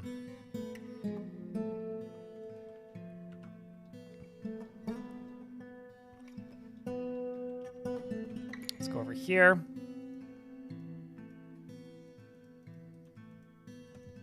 Place those. Let's also get that there. And do something with it. Maybe, I don't know, those.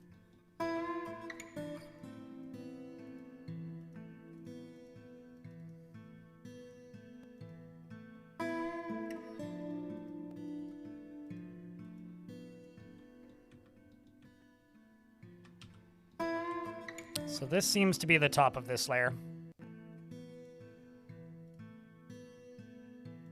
which I should be able to dig out safely.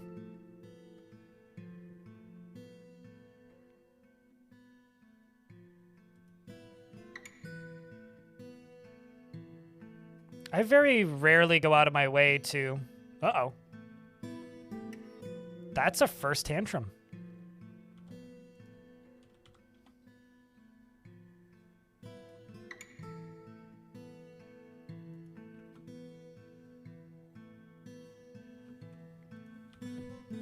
That is our first tantrum. This dwarf, I guess? Did you commit any crimes? Doesn't look like it. But you are haggard.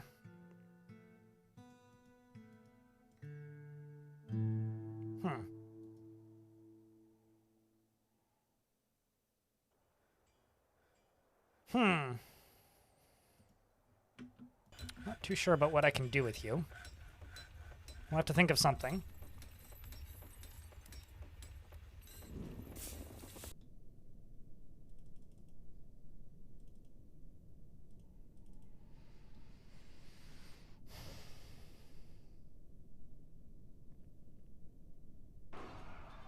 Mate, you're asking me to harken back to something from like 4 years ago almost. 5 years ago. 6 years ago almost. I don't know, probably guild halls, because that was the last major update post-Steam release. There's a troll. Why is there a troll? Must have come from the caverns. There was a question in YouTube chat, which is what was my favorite update before the Steam release? Fuck if I know. I barely remember any of them. Because there was an update in 2021, which was the last update to the Steam version, or pre-Steam version, which added guild halls and villains. Whichever one was before that, like 47.01, I think, probably. Because that was the one that added adultery.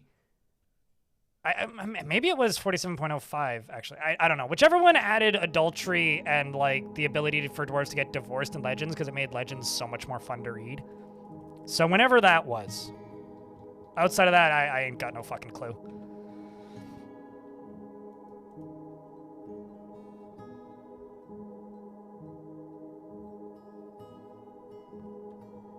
Because it made Legends so fun. And I like things that make Legends fun. But I don't know. I basically don't ever think about, like, the last version, let alone, like, versions from half a decade ago now. So I don't know.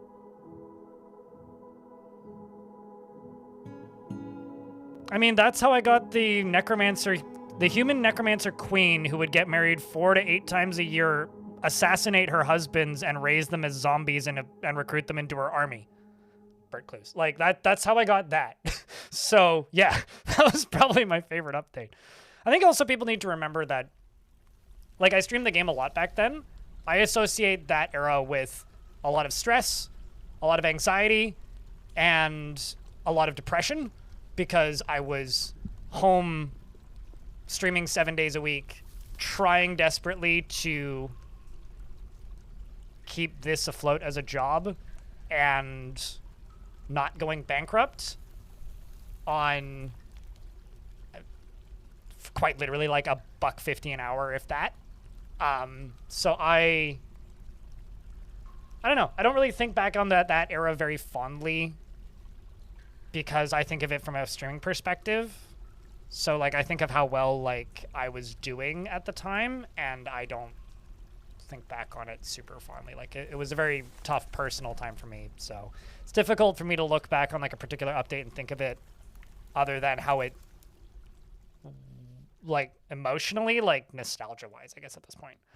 Like, I had fun with it throughout, otherwise I wouldn't have done it, but, like, it's difficult. Like, I think all of my favorite updates have been post the Steam release, because I'm a much happier person, and, like, thinking back on different eras of the game, it's easier now post Steam because I am in a better place. It's easier for me to be like, oh, that was a good update, because I'm just happier in general. So maybe that's a bit too philosophical for the question, but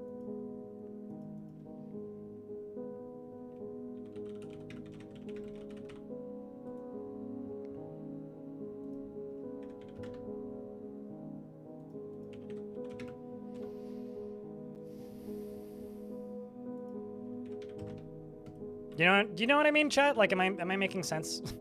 I think it's making sense, but okay. So I've got 3 green glass furnaces up here.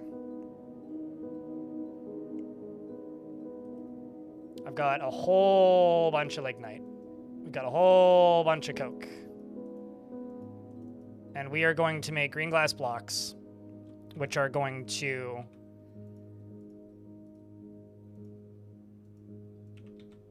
be used to peer into the fun tube and see where the bad things are so we can go around them.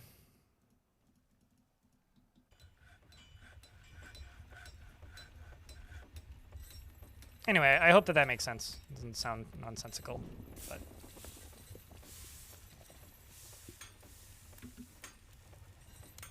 I mean, I'm financially stable and not like living paycheck to paycheck at below minimum wage. So yeah, things are generally better.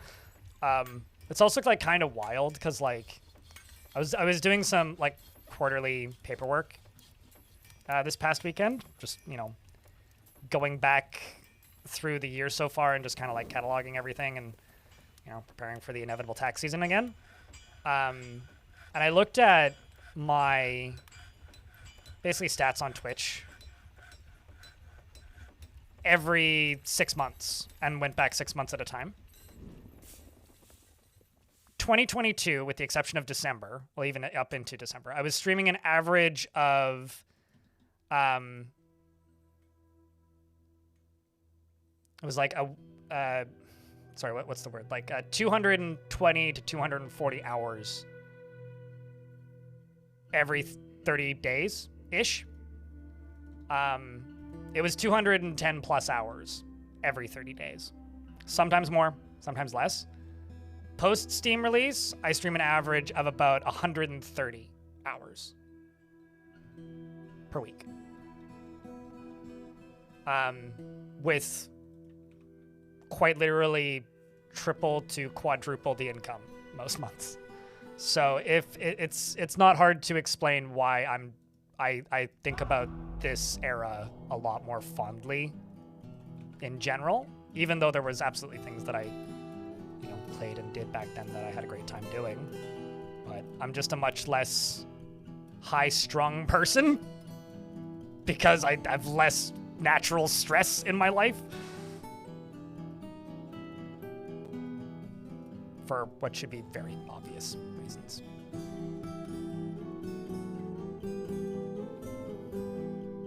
Like, I still work a lot. Like, I mean, some of those hours manifest now in, like, time spent working on YouTube videos, but it's much less stressful, just in general.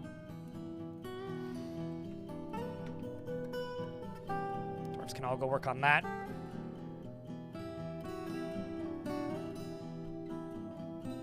How'd I get past all that? What do you mean? In what way?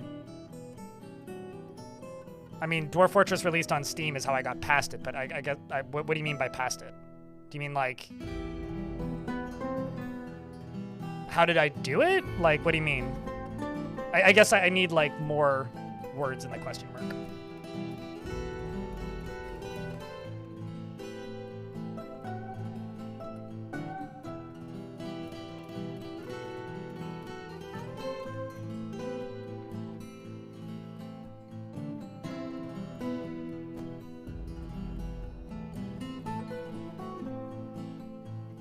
Yeah, I don't know, Bert. I think it's the sort of thing that, like, just about anybody can, like,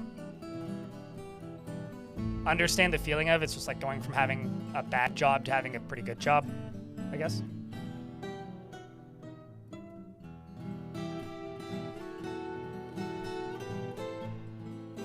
Dumb question on your part. You poofed for 4 years or so? I mean, I'll tell you this. How did I get past it? I admitted myself into a psych ward in 2023, which is something like I don't really talk about on stream very often. I think I've mentioned it once or twice. Like, I just suddenly had a counselor and a therapist for a bit there. Mental therapy is how I got past it. I had to, like, relearn how to, like, integrate into society again.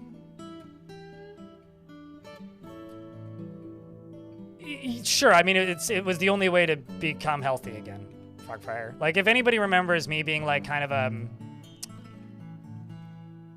high-strung asshole on stream, like, that, the way I got past that was therapy.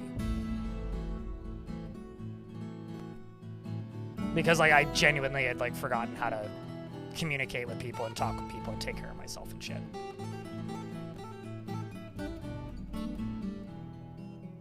I was never really agoraphobic. Like, I've always liked being around people, but there was a good chunk of time there where I forgot how to talk to people.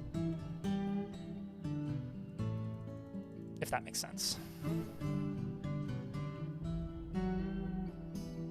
And also just, like, forgot how to manage myself in situations talking with other people.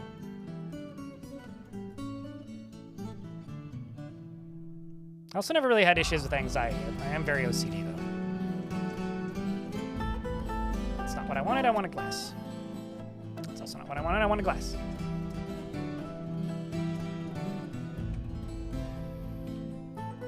How about we do this?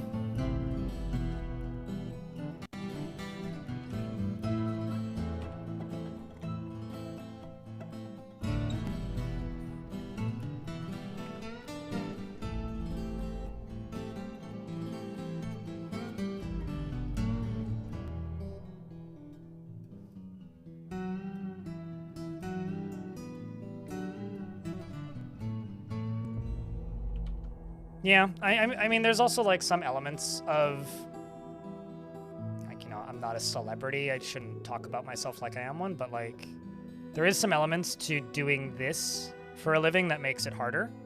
Like, I think I've said this on stream before, but like, the one thing I actually truly miss about having a normal job was the fact that I could just, I was forced in some ways to have friends when I had a normal job, or at least interact with people at relative frequency.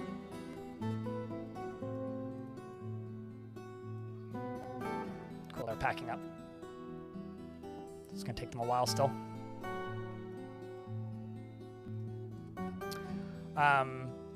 But I don't have that anymore. Like, I don't have to be around people, so it's something I have to, like, go out of my way to maintain.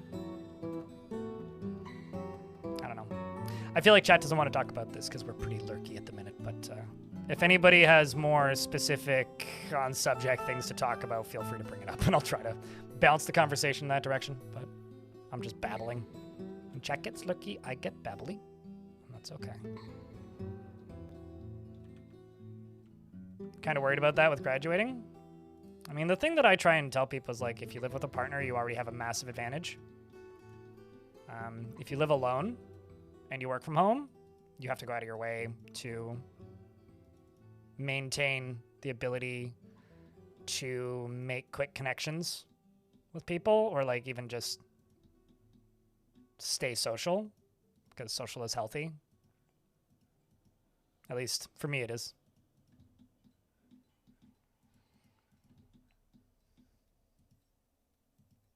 And, you know, I went from full-time isolated night shifts for years before that as well. So I had, like, multiple levels. You just never thought about committing to his facility? I mean, neither did I. Ratus, but, like, I'm diabetic, right? And one of the benefits of, like, living where I live and also being diabetic is they force you into a bunch of programs initially. Well, they don't force you, but like they just give you the opportunity to join a bunch of programs. And one of them was just basically having like a dedicated nurse at an outpatient center and a phone number. And they would call me every 6 months. And like it happens I still have the phone number that I can call whenever. But basically the way it worked was you had like X number of appointments that you had to check in on, and they would basically just like check your levels and make sure you're not killing yourself, and make sure you're okay. But they also always asked, like, if you need any kind of other support, like, just tell us. So I had like a window in where I could just be like, I keep calling like the don't hurt yourself hotline. I need help.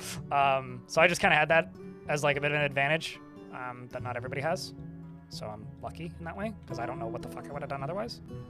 Never would have figured it out, probably.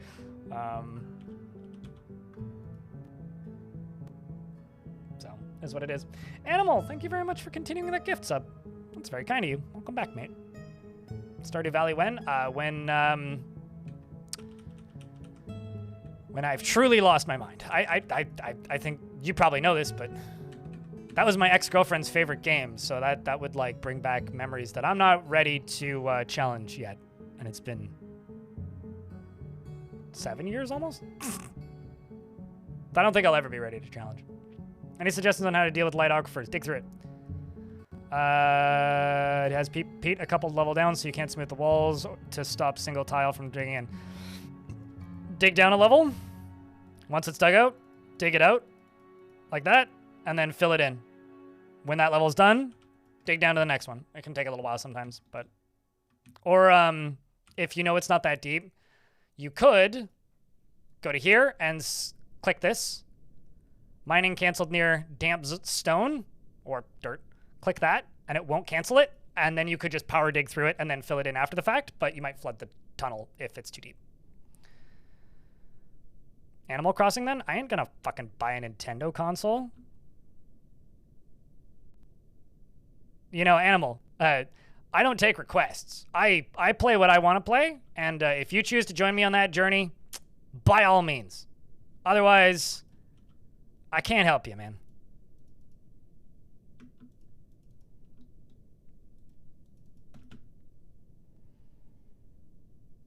You're signing up for what I like to play, not signing up to tell me to play things.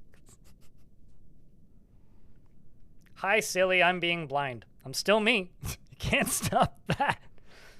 For those of you who don't know, that's Animal's, what, 99th month? Holy shit. How the hell did you capture dragons?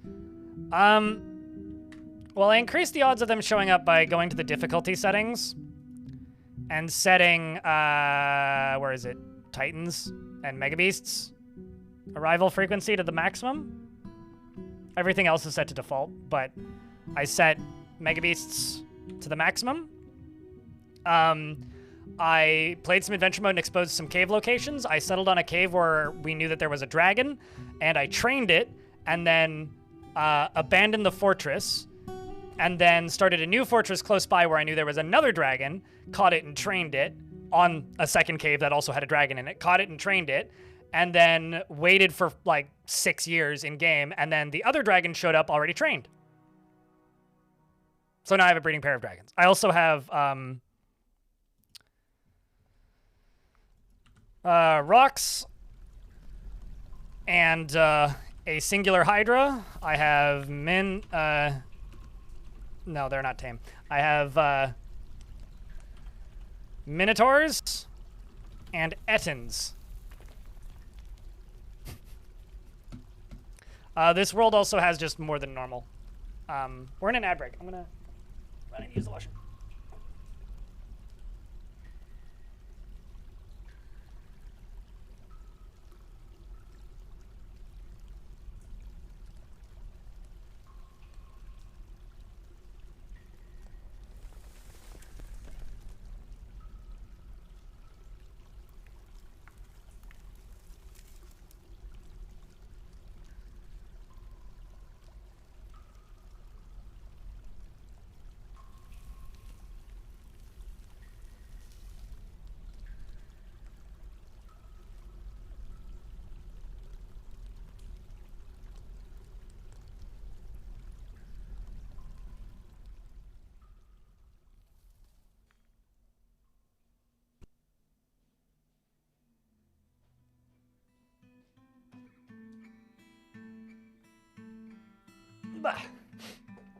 Yep.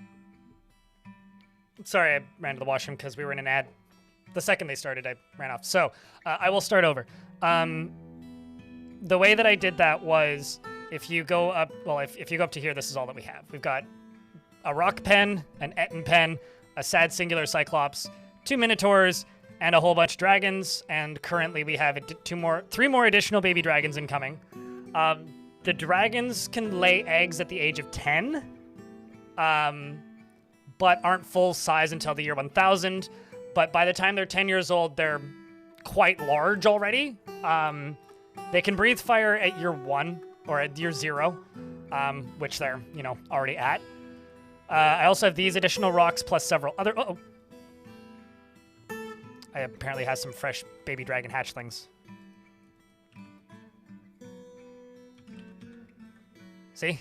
2 additional dragons. Look at that. They would get auto-assigned to it, but Mom and Dad are not in there. So, yeah. It's a good time.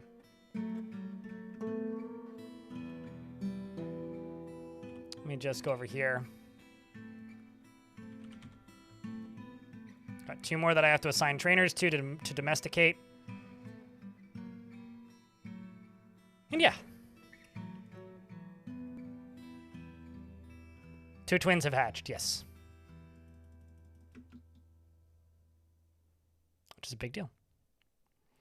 Dwarves cannot ride anything, but dragons can be trained as war animals once they're 10 years old. So could I take them into battle? Certainly. I would not want to do that on my map because it is more likely that the dragons will kill as many of my own dwarves as the enemy because they do not discriminate in the direction that they shoot balls of fire. So I don't want to do that. However, I could take them off map, and I kind of am maybe planning to do that. Definitely with the rocks. Absolutely with the Hydra.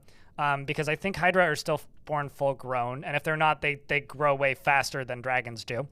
I'm not sure about the dragons. We'll see. I'm definitely planning on invading Hell. But they're kind of like elephants where they take a while to mature. So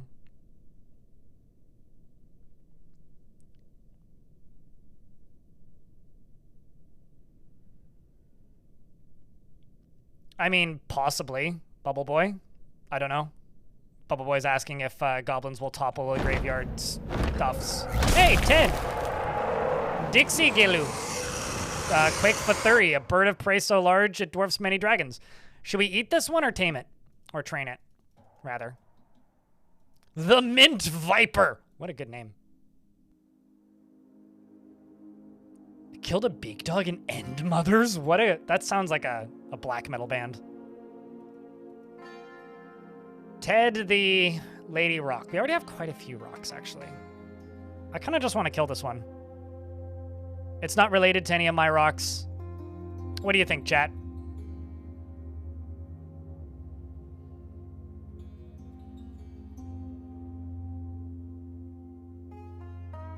We already have a breeding pair.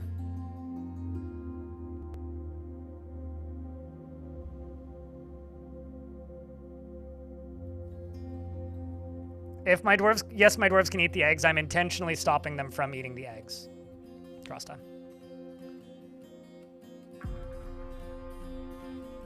Yes, dead because. This is still, like, if you type in ! legends, you'll get a link to the world save. I think I'll just, I'm not gonna, well, I'll turn on the burrow. I'm not gonna move anybody intentionally.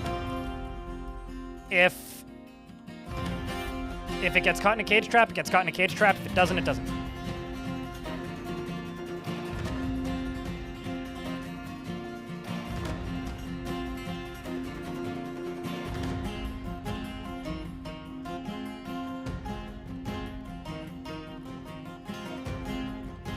Yeah, I had to disable the cooking of dragon eggs from the kitchen menu.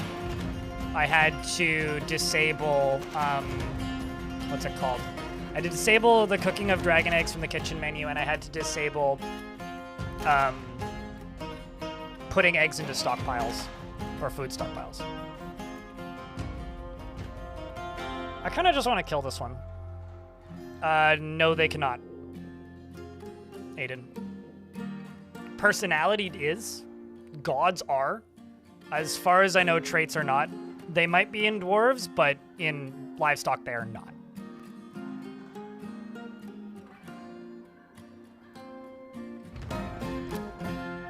And even if it did, I wouldn't care.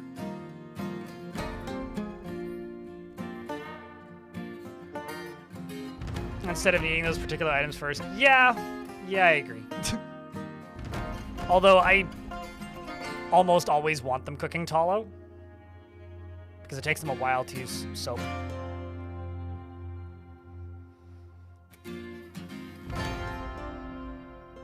Fortunately, the biodiversity doesn't actually matter. Lurk over there. At least not in Dwarf. Oh shit! Just killed an owl person. Damn.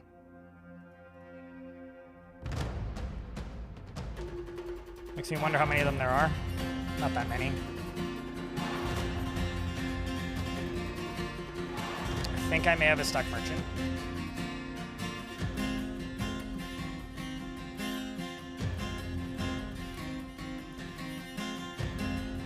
Because they got attacked by a troll.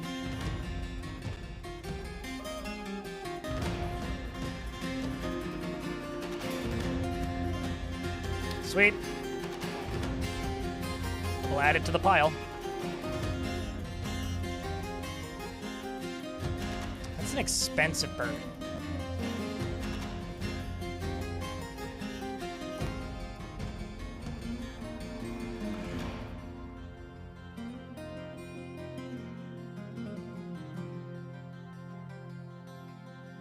It is easy right now, but it's something that Tarn wants to make harder, which honestly I kind of understand.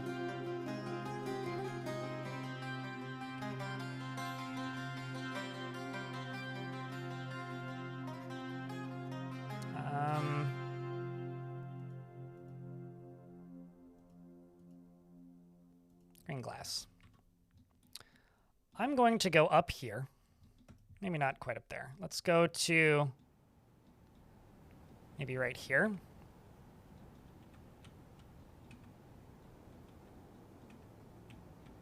And just make a whole bunch of green glass shops.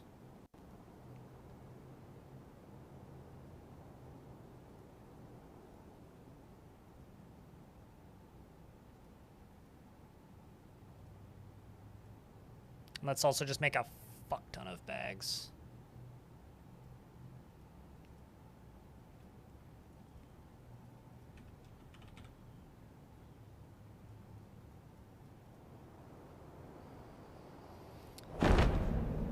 A forgotten beast named Vacuum. Vacuum has come. A enormous feathered Gila monster. It has large mandibles and a bloated body. Its top feathers are long and narrow. Beware its poison bite. I will pause the game and go cloth bag and just say 300. And let's also make cloth crafts. And we'll just make 500. All right, Beastie, where are you? I'm just gonna send my whole army to go stand right where it is right now, and they'll find it. The Beast, on the other hand, is gonna barrel towards the dwarves as quickly as possible. I'm gonna pause all this, collect silk webs, because that's most of the reason for them to go into the caverns. I will not train any of the rocks that appear in my fortress as a war rock. Will not do that. Will not do anything other than put them on a chain and let them breed.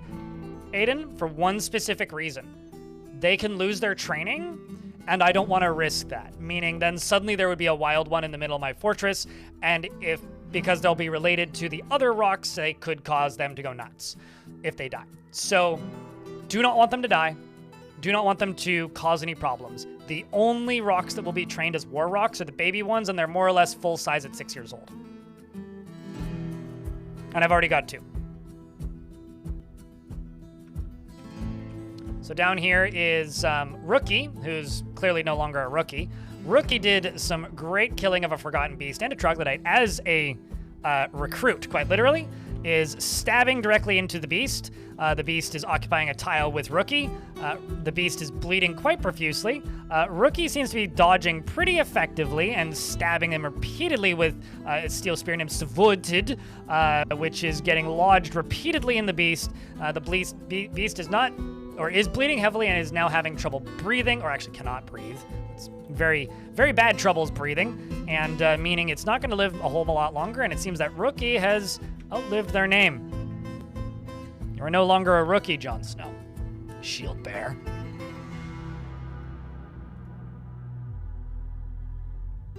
Check, can I get a big round of beers for Rookie? Keeping those beasts dead since they were rookie numbers.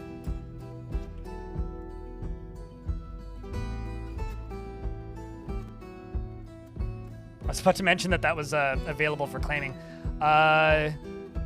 Someone with an assigned job. Wait, you mean like specific job like this? I don't have many of those. I mean, I got a bunch of farmers like that. I've got some doctors like that. I've got elves like that. I've got a polar bear lady scholar. I don't know. You're gonna have to work with me here. What kind of assigned job would you like? Glass half empty. What suits you?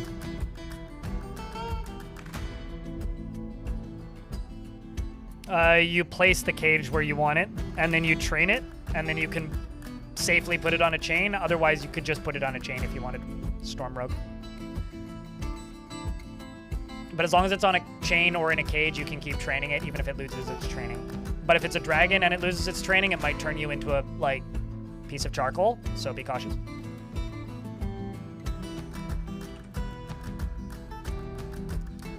I have 2 lady polar bear scholars. So let's just go with the top one. I'm just gonna call you Glass. I don't know how many glass half empties you've had in this world, so just tell me specifically what you'd like to name this lady. She is as avaricious as they come, obsessed with acquiring wealth. She has an impeccably calm demeanor after seeing an Ettin's dead body. She is bashful and she tends to avoid any physical confrontations. She works a square. She tends to avoid any physical confrontations. She tends to avoid crowds. She occasionally overindulges, and she finds herself to be quite hopeful about the future. She tends to ask others for help with difficult decisions, and she has a tendency towards forming deep and emotional bonds with others. She does not mind being outdoors at least for a time, and is getting used to tragedy. She values tranquility and a peaceful day, and doesn't respect a society that is settled into harmony without debate and strife.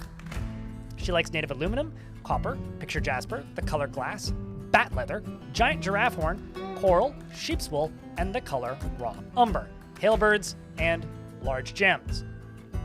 Badgers for their underground communities, and when possible prefers to consume porcupine, glasseye, and donkey cheese, mango wine, and teff. I absolutely hate those spiders. I used DF hack to force them to join because I got stuck in my cages and chat wanted me to.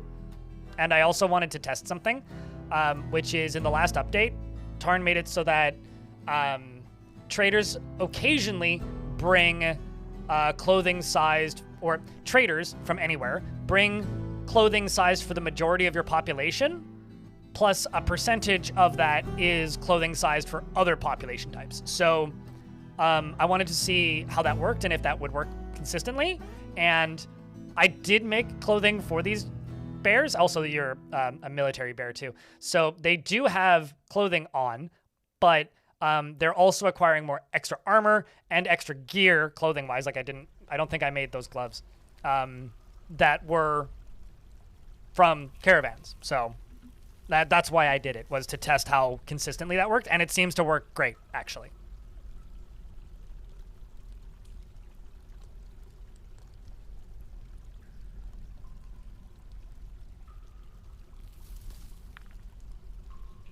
It's a very scholarly polar bear person. Very scholarly. So yeah. I'm gonna look at this and see what else I could work on aesthetically. I'm going to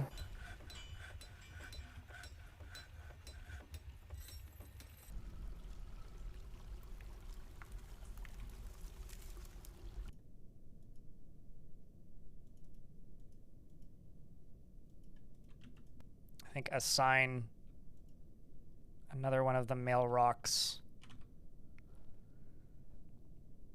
to here, just so that we can get these all fertilized. So I've got too many not fertilized rock eggs at the minute, because Leonard Skinner here can't actually reach all of them.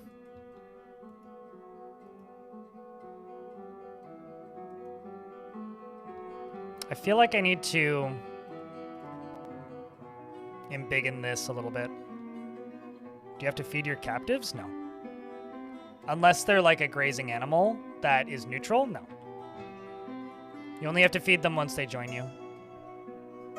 Which is why you can't like starve enemies to death and such.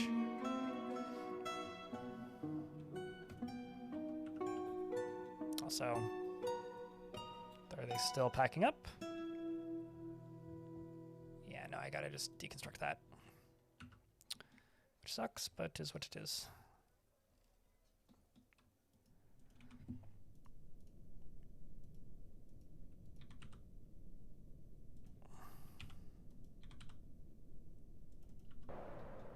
Is this still on?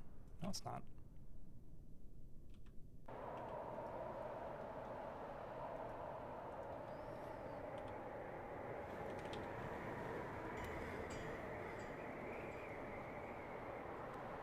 I think I've got too many seeds and such around.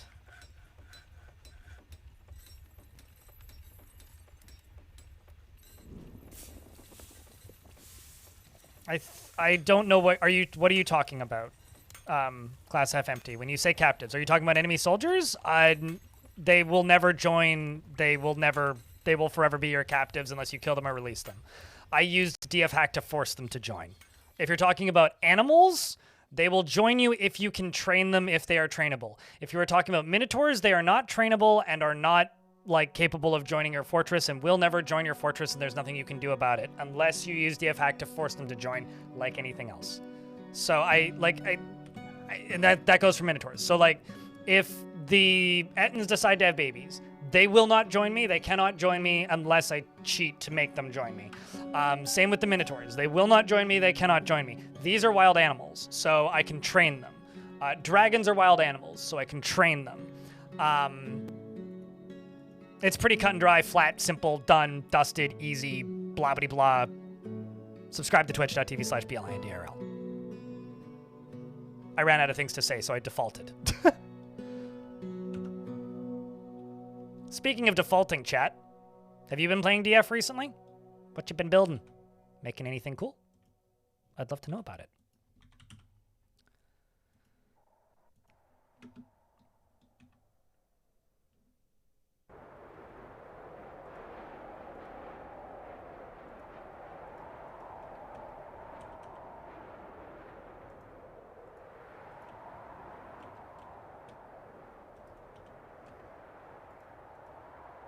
Why don't I actually just do this?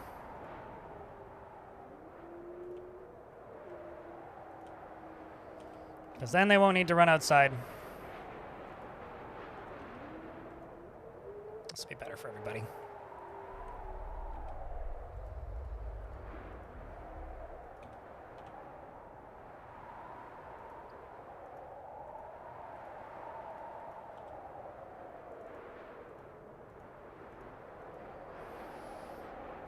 Playing Retro Rewind. I've seen some chunks of that movie, or not that movie, that game, but I don't think I'd be able to play that game unless I modded it so that it had real world movies in it, which is what I've seen people doing with that game. It's like a DVD rental shop simulator game.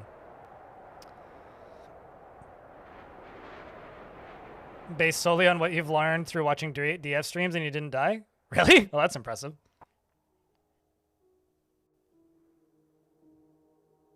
Yes and no. No, in that there are no issues with limited gene pool sizes, but dwarves won't have, dwarves won't get married to family members. So like, dwarves won't get married to cousins. They'll get married to second cousins, but they won't get married to cousins. Is there any issues with it? No. But what it does simulate is it simulates cultural similarities, so religions and personalities and personality traits, and so things like if a whole group of dwarves are more likely to be thrill seekers, then their children are more likely to be thrill seekers. If they're more compassionate and empathetic and scared of violence, then they'll be all more compassionate and empathetic, etc. However, it also simulates, so like if a whole faction is like a certain skin tone, they're more like, they're going to be that, their kids are going to be that skin tone, that kind of thing.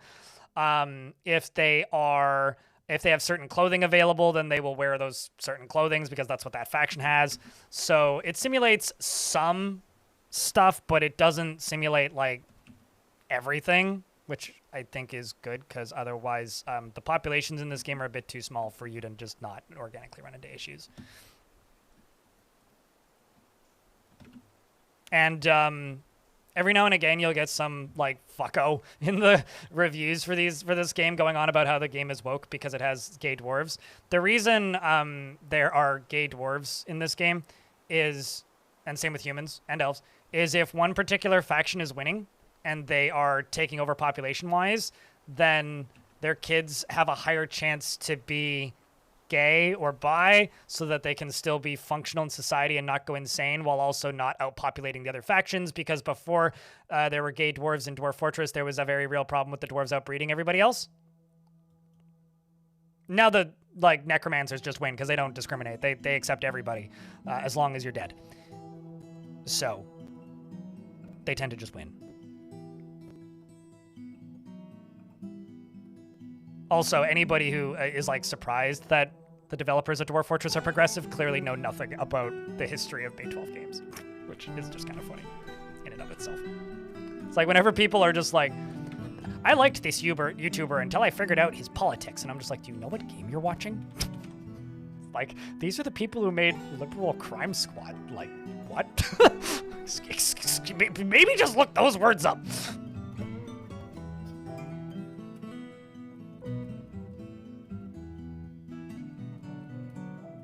Huh. I mean, I don't know about the mental science behind that, but I do know that you get more, like, of that in dense societies, basically.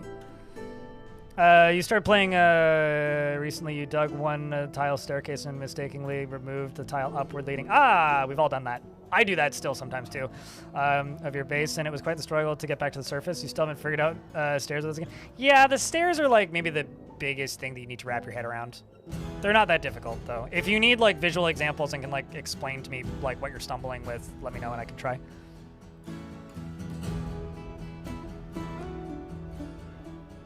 With a username like the Sinful Monk, it honestly checks out that you would agree with that.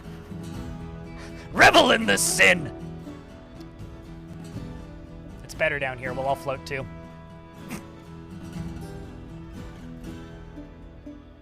But yeah.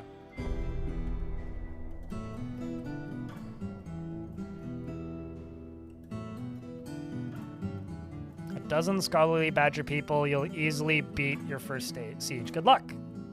New shaver.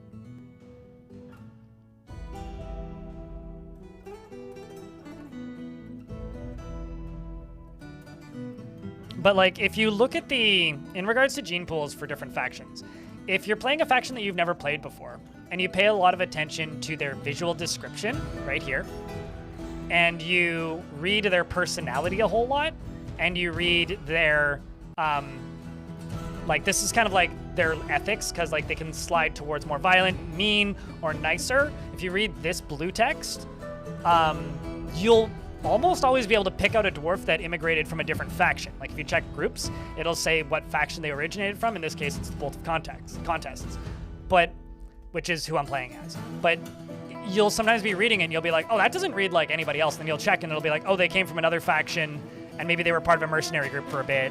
And like, you know, they have some family from a faraway place. Like that is generally a pretty easy way to immediately determine, oh, this dwarf is from somewhere else originally, because they have a very, very, very different personality to everybody else in the fort.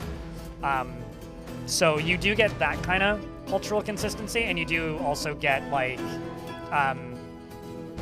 where is it? Not these traits, these are just random, but preferences and like their values specifically. So yeah.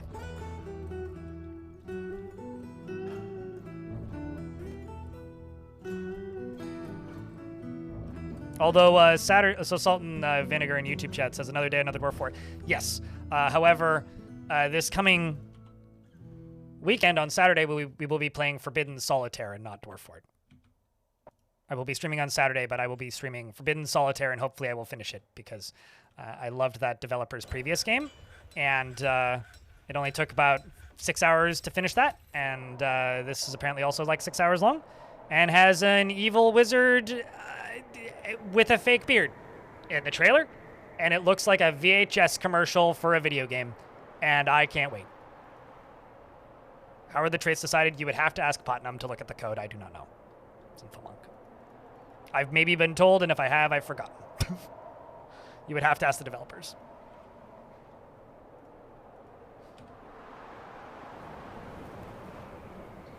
I know that like personality, religion, and that kind of thing is inherited from parents. Outside of that, I don't know. Is that a polar bear scholar? Yes, we have a quite large population of polar bear scholars. I used the make own command in DFHack to force them to join.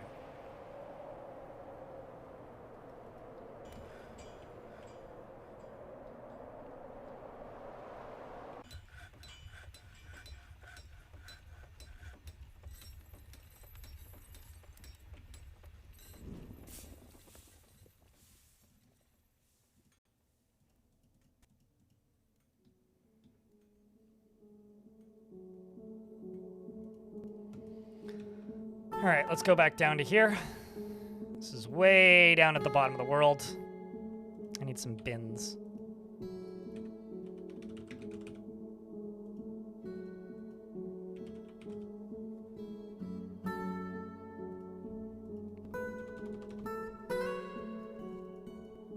Got 130 gold nuggets. 780 tetrahedrite, holy shit. Okay, so let's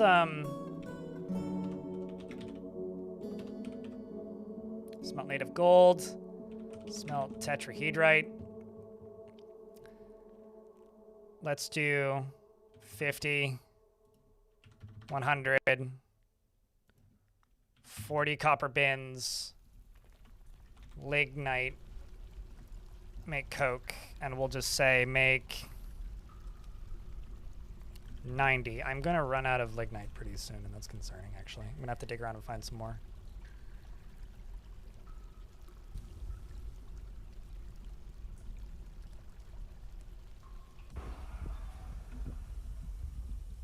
It's a giant Olm fighting. That's concerning. I'm gonna go up to here and place some weapon traps.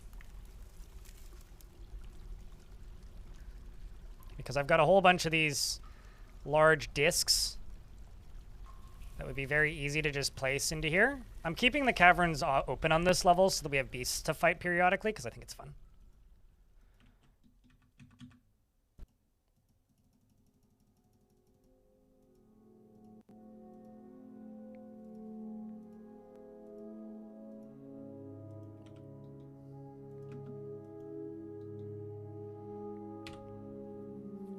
But we're a little bit on the lurky side, chat. So if anybody has anything in particular that they want to babble about, do let me know. Looks like we're butchering that Forgotten Beast as well, which is good. Kind of amazed it hasn't rotten yet.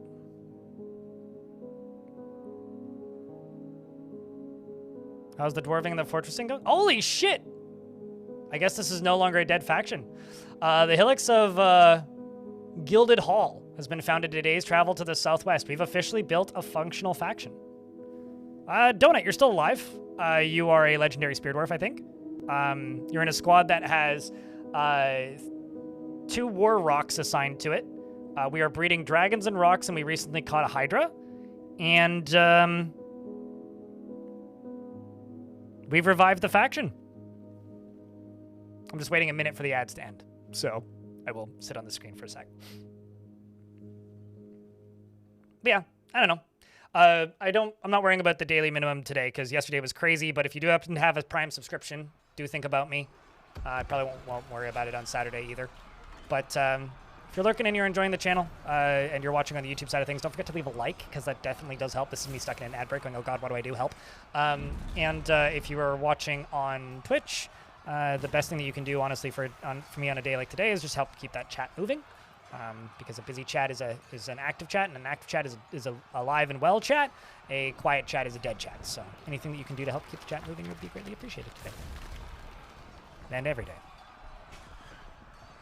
But I'm streaming today, so today especially.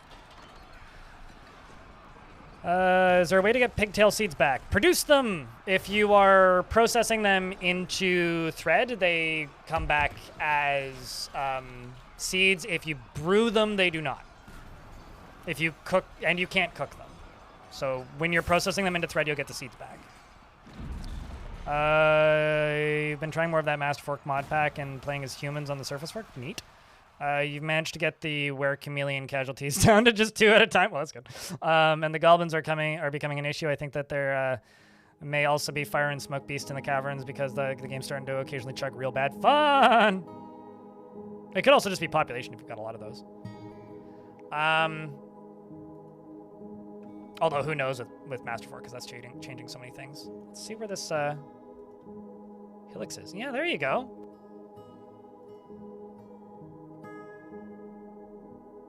If there's any named dwarves in there. Nope. Well, that's cool. So now if I want to get rid of anybody, I could just send them to that location. So I could take the bear person who's super upset and send them to Gilded Hall. Sorry, bear person, but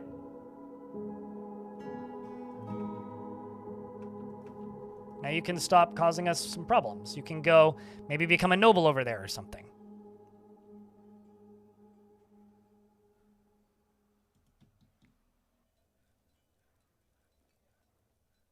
Dudok has been appointed to the position of militia commander of the Gear of Slaughter, which I think... Is that Helix? Yeah, okay. So they now have a militia commander.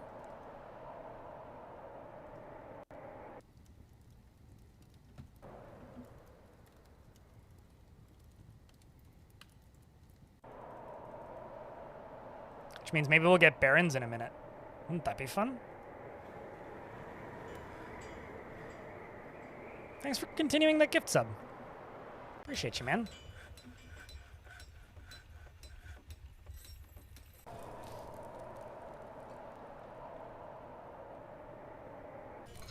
Hey, chat, can I get a round of beers for Tank keeping that sub alive from Flurf? Or from that gift sub from Flurf. I think I'll also actually move my trading depot back up to here. It just seemed to work better when it was up here.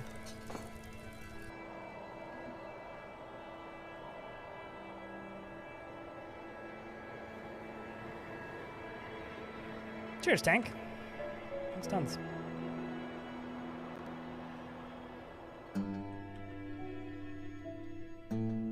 And, Demyoko, thanks for becoming a brand new YouTube member.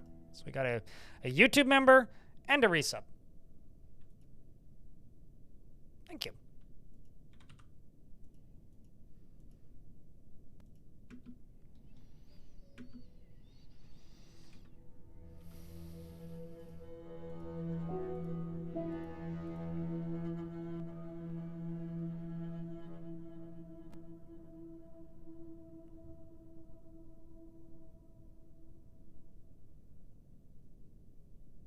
Yeah, I know that there's science behind it. I just don't know the actual wording, so I don't want to be, like, specific behind it and say things wrong, you know? Class F empty, but...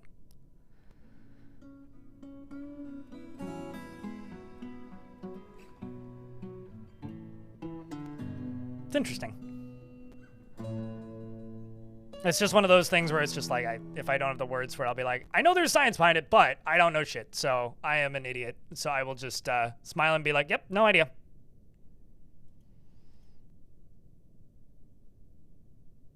And not worry about it too much. Seems like one of my dogs just died. Either of old age or some sort of fight. Definitely some sort of fight. Definitely killed by stranger goals. Who I will go execute for killing my doggo. How dare you?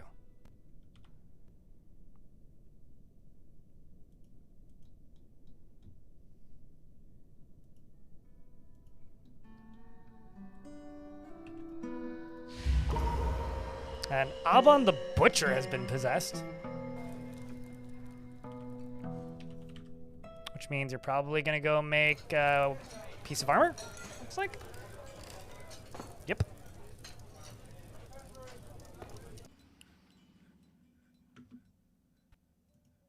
And you run off and you grab what?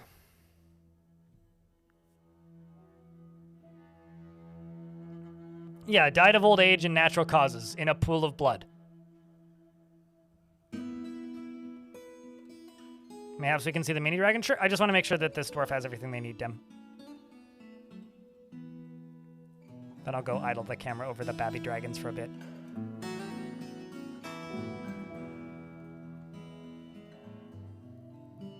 Is Hillox being able to rebel, but you would put... I mean, if they were able to rebel, then you would need some, like, reason for that to happen, and also probably some meter or something that you'd have to upkeep, right? Like, although, like you would have to be paying them or giving them something in order for them to be able to be like, you didn't do enough, so we're gonna rebel. I feel like if they just rebelled, if you sent too many...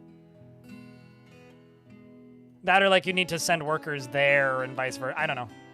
I don't know how that would work, really. But I know that, like, Tarn is supposedly working on being able to rally troops from helixes which is exciting, to say the least.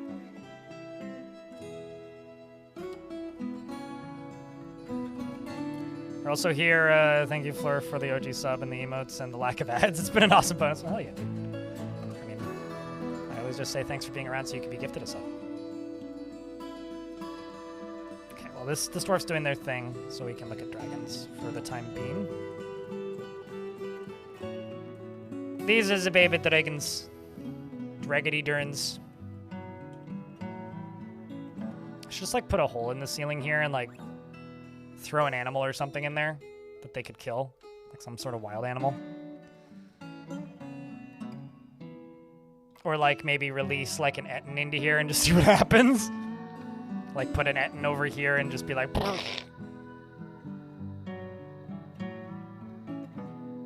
You know what I mean? Because, like, got a bush tit, a hydra. I do have an Etten.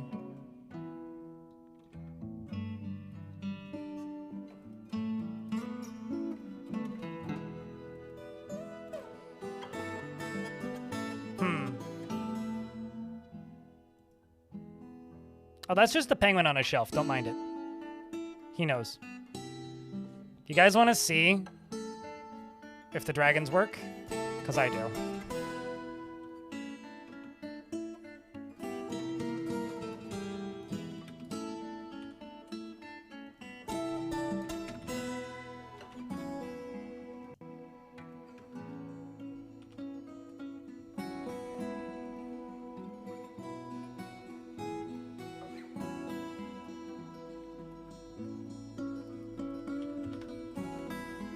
I really do.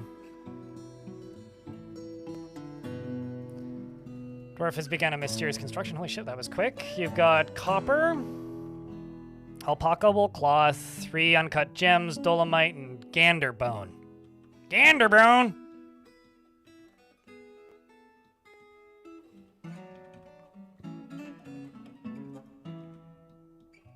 Let's go into here.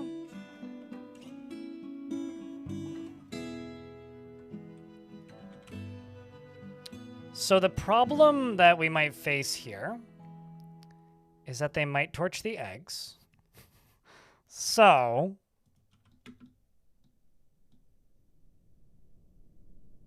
you're in what kind of cage? Nickel. What I need to do is I need to wait until these eggs hatch first.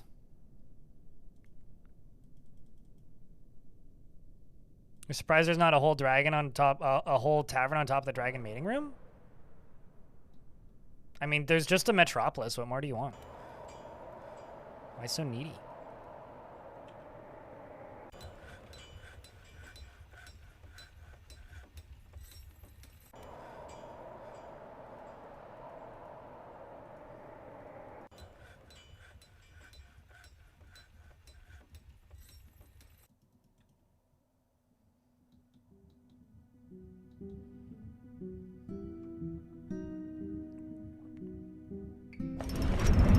You know, Donut, you've watched this stream for, hold on, since December 2022 and you've never figured out the tickets thing? You type in exclamation point tickets and see how many you have and then you invest the numbers you want to invest. Like, it's very easy.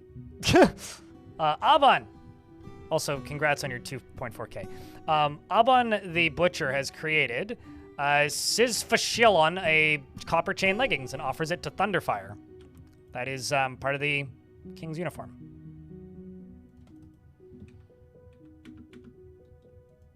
Shoutouts to the child that put that in place.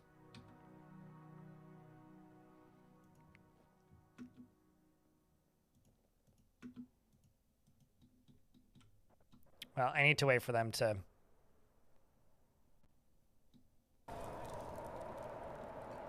make these. But first they're making all these traction benches.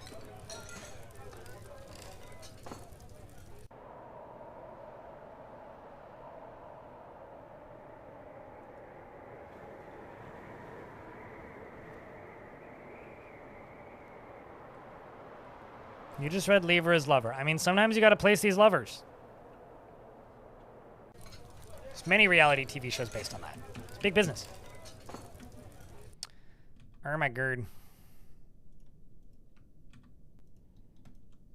So much lava.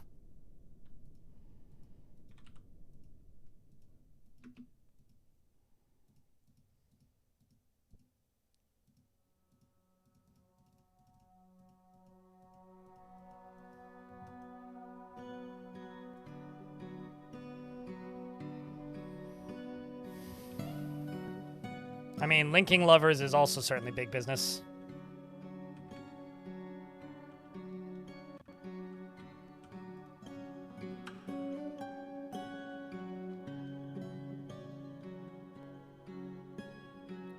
I feel like I shouldn't respond to that.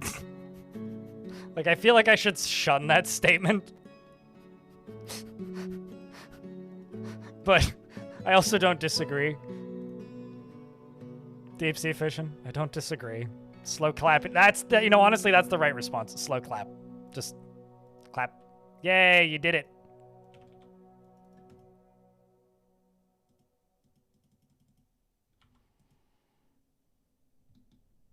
Slow clap. Golf clap, even. Just.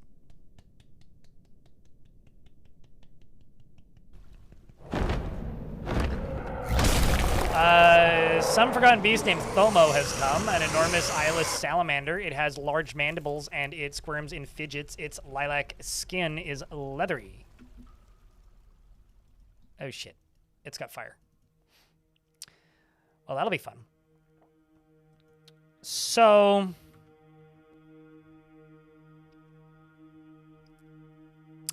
I gotta hope that I can kill it quickly.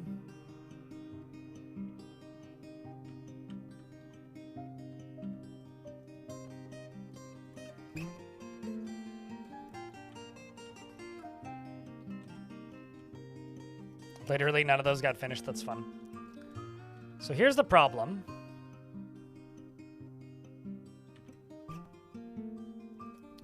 The problem is I don't actually have a particularly safe way of fighting this thing.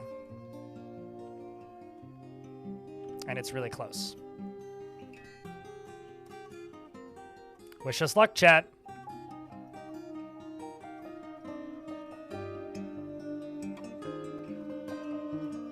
The good news is all of the dwarves have liquid in their backpacks.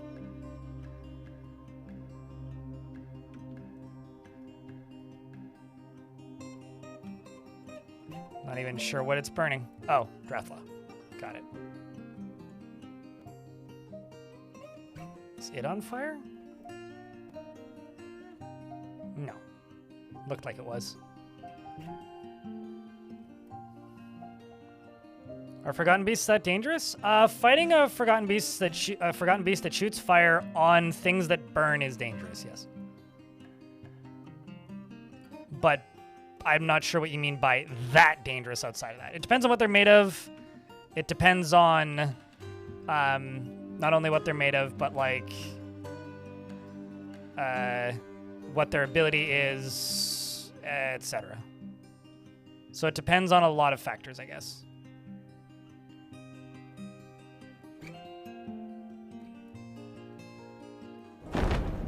And another forgotten beast arrived. This one has webs. This one's called Omobuli Folagori Bubiri. It's an enormous hairy firefly. It has a curling trunk and it undulates rhythmically. Its eyes glow amber. Its hair is long and shaggy. Beware its webs. This one is probably in an area where it can't reach me. Yes. So this one isn't scary to me because it can't reach me. Those are amazing eyes. Those are amazing. We have ranged weapons, so I'm not too worried about the beasts.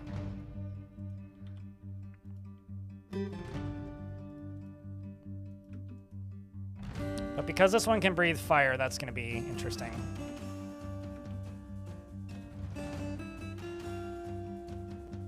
I could wall off the walls and make it much harder for it to get to me, but that's no fun.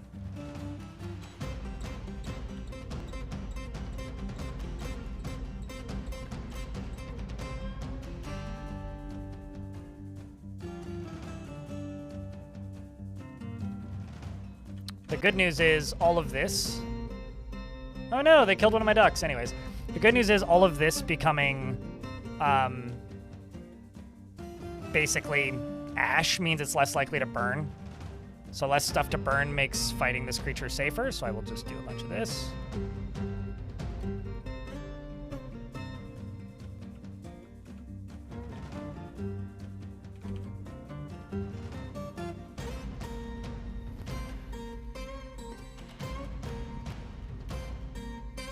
In such rapid succession? It's because I've got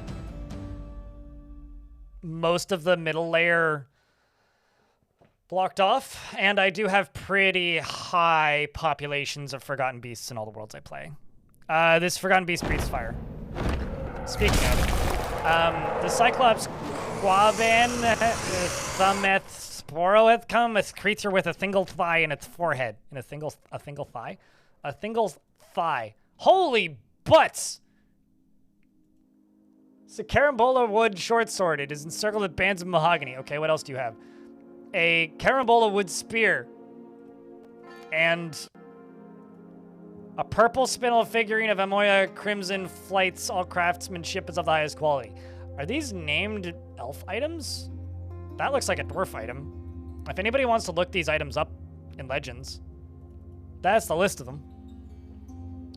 In fact, it's crying with happiness. It's got 62 notable kills, good lord.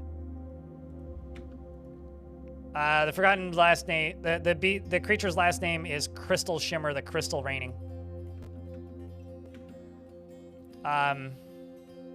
Hold up.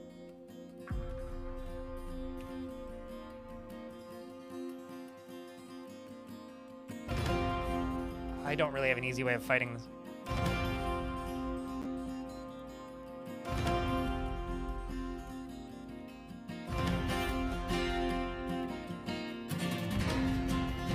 Because we don't know where the beast is, like, at all.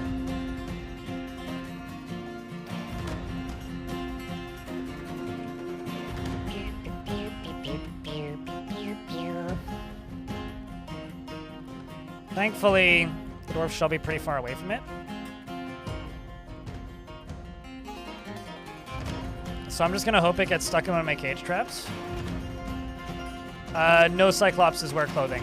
They are above your silly need for personal vanity.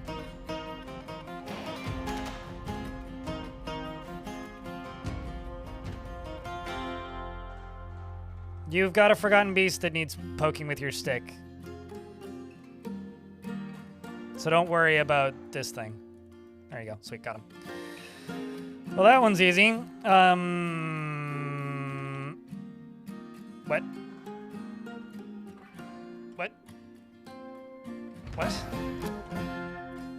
Huh? Excuse me? Oh, it's gotta be like over here in this corner.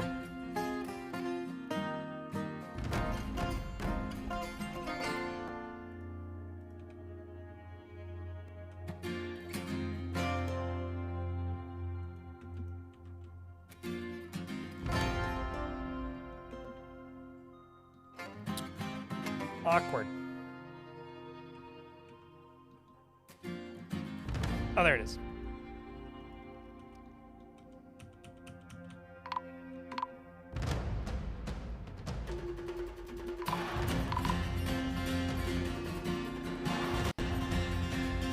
Forgot about the beast? What beast?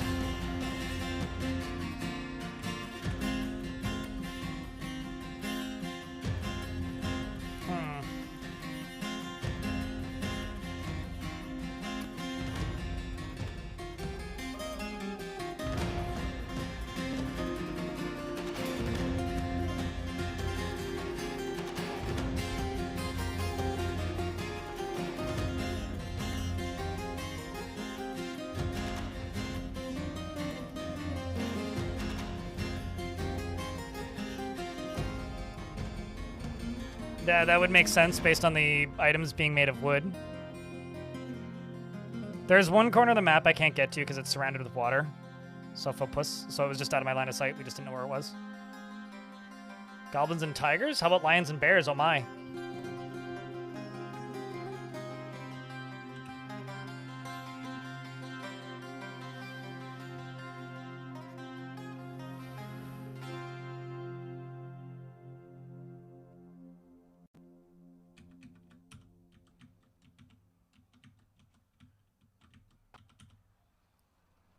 Come on.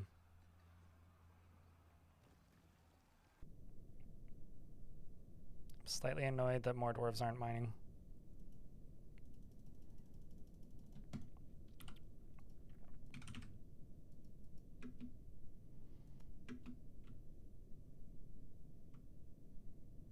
I'm trying to build basically a vantage point where they can get some shots in. O-Box been founded? Oh! Huh. That's fun. So for those of you who don't know, helmet snakes, which live in the first cavern lair, murderously deathly poisonous. One of my dwarves killed it, but it was able to bite this dwarf, which was enough to kill him.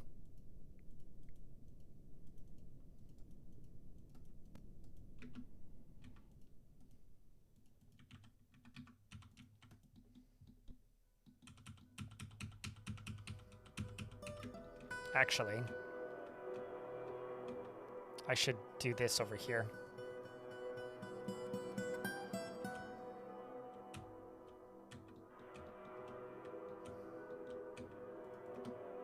That's not what I wanted. That's what I wanted.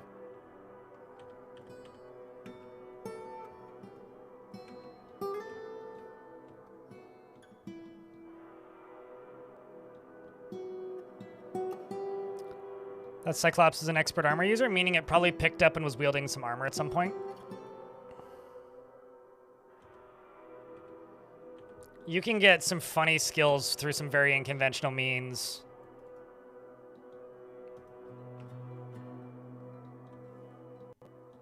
Like, you get throwing skill while doing archery, as an example.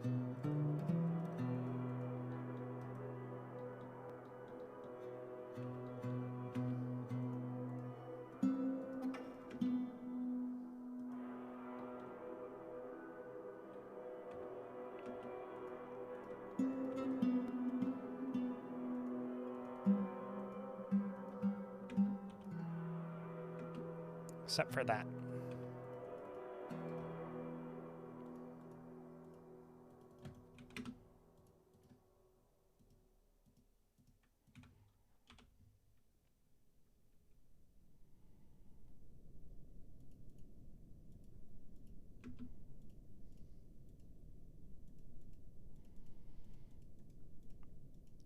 Now, in case anybody's wondering, I could very easily just like seal off the map and not fight this creature.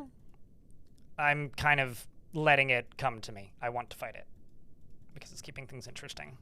So this is intentional, if anybody's wondering. I saw a thing pop up. I should go look at what it was.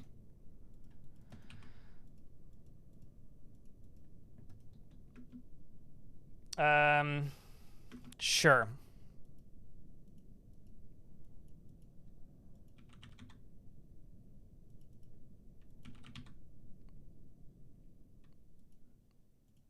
This lady dragon is now named Dee's.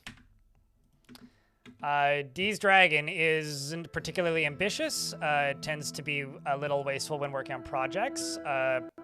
She could be considered rude, is assertive, and tends to make a mess with her own possessions. She thinks that she's fairly important in the grand scheme of things, and she often is nervous. She does not often feel lustful, and she generally acts impartially, is rarely moved to mercy, and isn't given to flights of fancy, and has little interest in joking around. Is very unimpressed with her name because of it.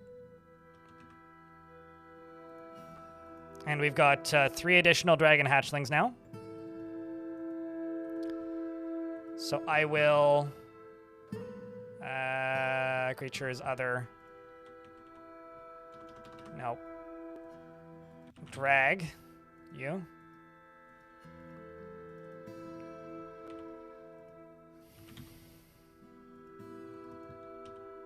I will go up to here.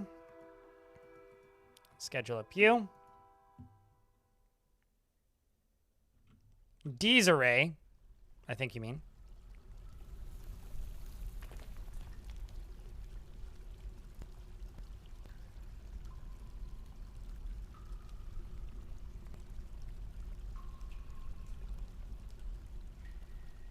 It's people with armor. That might actually be the case in regards. Oh, that or like, they just start with some armor skill, which I think may also. Actually, I could just check. Yeah, they don't seem to start with armor skill. I don't know. It's certainly possible that it had armor that it stole at some point, that it considers its armor, and the game was just like, oh, it's wearing the armor until it arrived here and goes, actually, that armor's too small. Let's see where the beast is. It is actually coming towards me now, I think.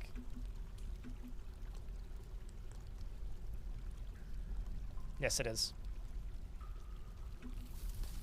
All right, folks. I'm going to snooze the ads because they're about to play. So we get an extra 5 minutes. Wish me luck. I need a big round of beers. Fire Beast is incoming. And I'm going to make a burrow, which is actually, does the burrow? Yeah, I'll just enable the burrow.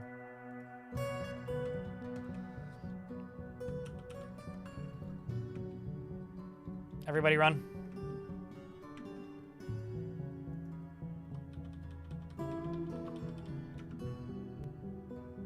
Kills a bunny. And I'm going to set this whole Mark Store squad to go stand right there.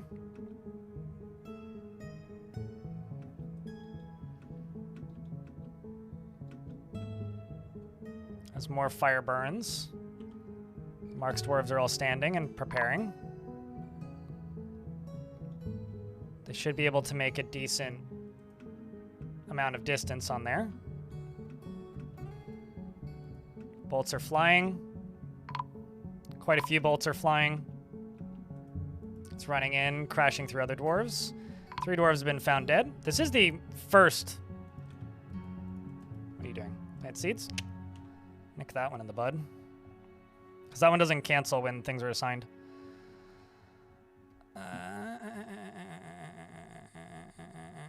Collect webs. Where is plant seeds? There it is.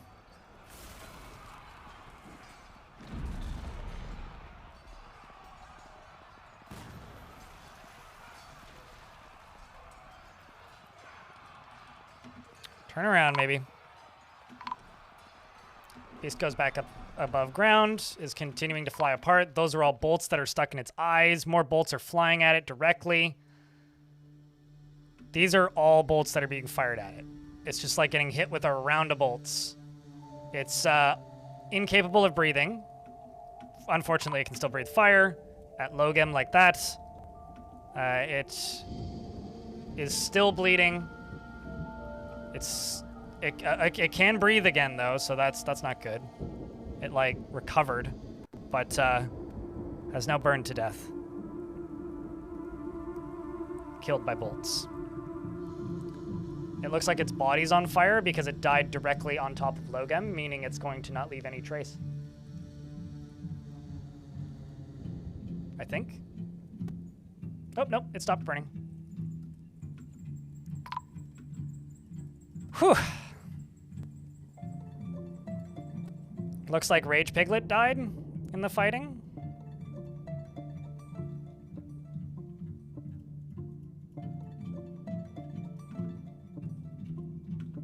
I think we will go up to here.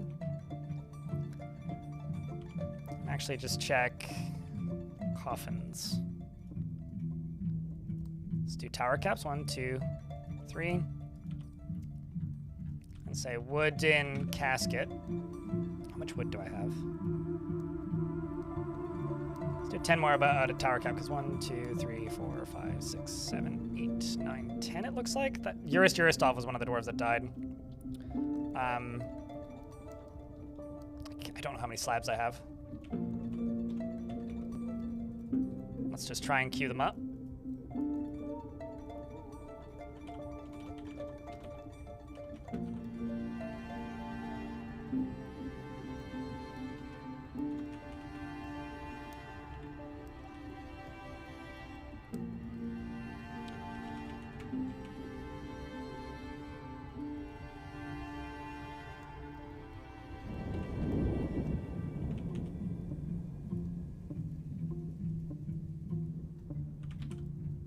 Rage Piglet, rest in peace. Momo's.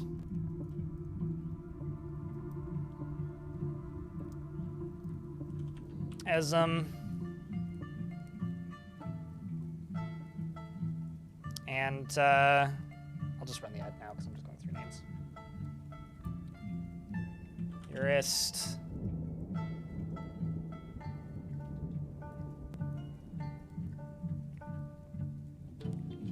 Juristov, and then UZOL, and Normal. Whew, that was fun. Good fight. A+. Goodbye, Dimple Cups. Oh, it's fine. That's not even... That was just the fresh new supply. We've got plenty. Do not worry. We have many a Dimple Cup where that came from. Also, we have a backup farm up here. But that was the primary farm.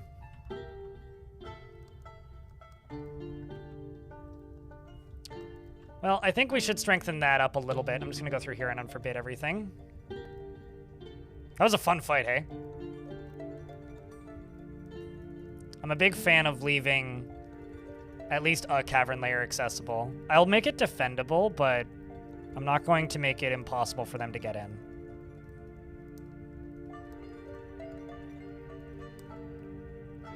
Otherwise, it's just too unremarkable in the caverns.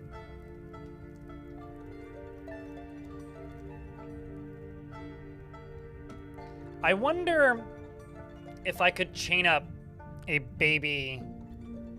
Actually, how many trees can I cut down? Let's see. 11. So let's do 1, 2, 3, 4, 5, 6, 7, 8. We'll chop down. And we're going to butcher an animal.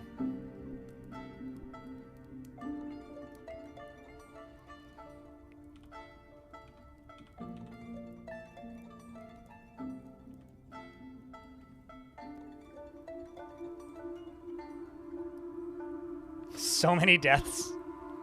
Your favorite fort you ever did? I had a fortress called Apple Bottom, which had a... It was the one that had the Moses machine, if anybody remembers that, where I tamed a lake, where I could push a button and, like, part the ocean, or part the seas, I guess. That was particularly fun, but see how much meat we get from this. But on top of that, we also had the ability to... or we just had an entire cavern layer populated, more or less, and I managed to seal off every single wall. It took a while, but we did it.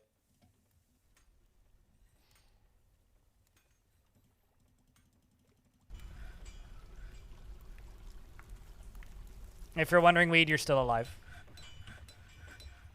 You're right here. You did lose control of your hands for a bit, but now you just probably have badass scars. Actually, no scars even. Yeah, because you hurt your right shoulder in a fight, but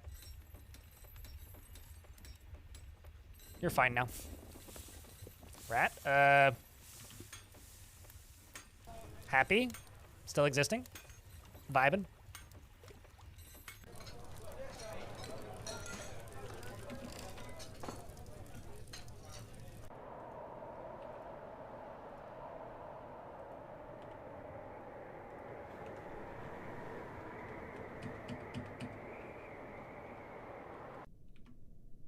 Let's go up here.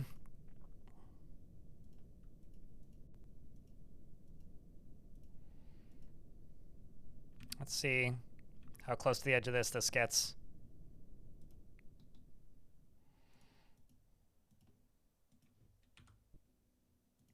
I lost kind of a few miners from that, so we'll assign some more. Maybe not you, though.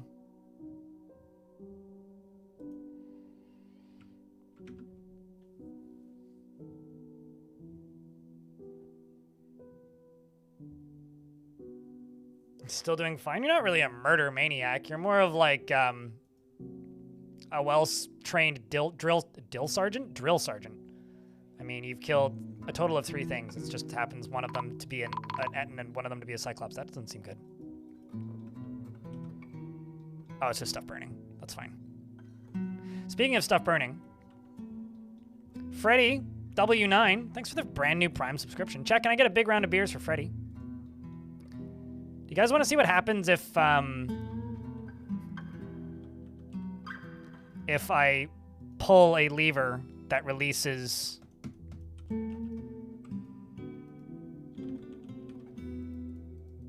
a big ol' Etten?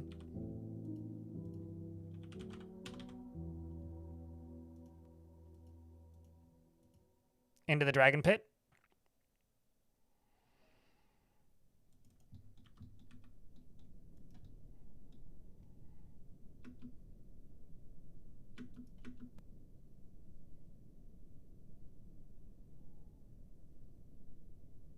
Inquiring minds want to know. The good news is this here dragon egg actually isn't fertile this time, so we're not even going to lose one. Aw, they gain siblings and feel love. It's adorable. They have to hit 6 years old to become full-size dragons, or full-size sprites anyway.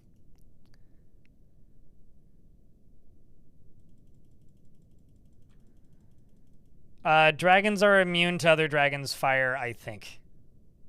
If they're not, uh-oh. We're about to find out. Have to go train the dragon.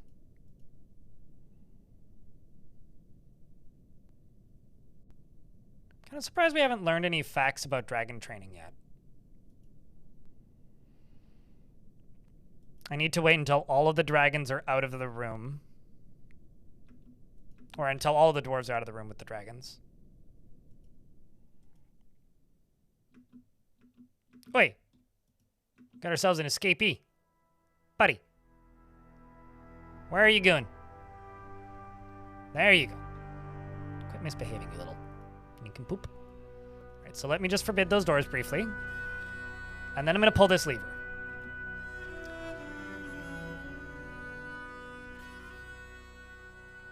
The dwarves need a sacrifice for good luck after the great calamity.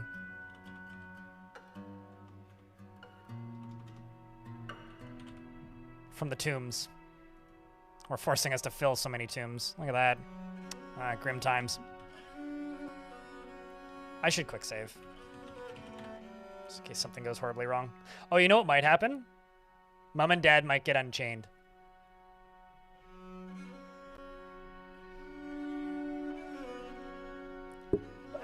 I did once have a Forgotten Beast catch on fire that was made of fire and breathed fire. It caught on fire and burned to death.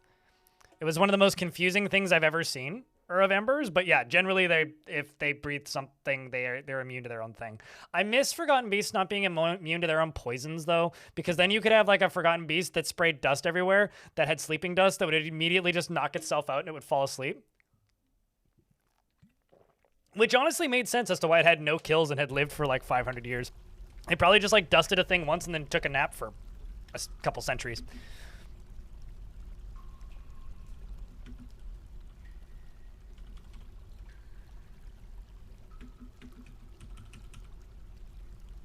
Okay, so we've got one dwarf coming up to pull a lever. Grab your favorite fire-related emoji and plop it into chat if you feel like. Otherwise, I don't know, don't. Just if you're not watching right now, you might want to watch because we're about to toast a mega beast with a dragon. Why? I don't know. Because I can. So this down here is an Etten. That right there is a lever. Dwarf pulls the lever. Wallowing in misery.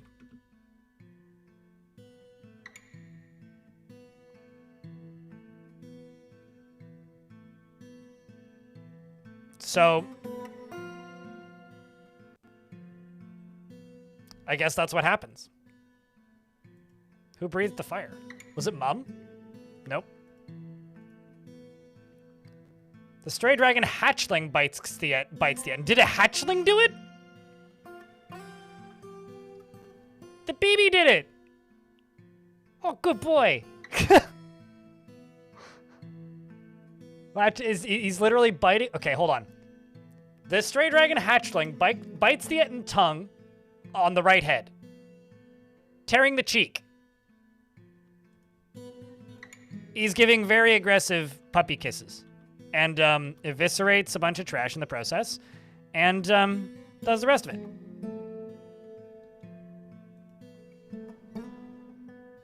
Can somebody clip that? Please? Well, I suppose we,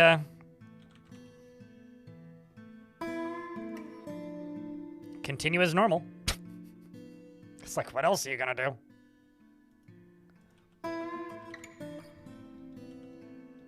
Pretty fire too. Yeah, it's hotter than the surface of the sun.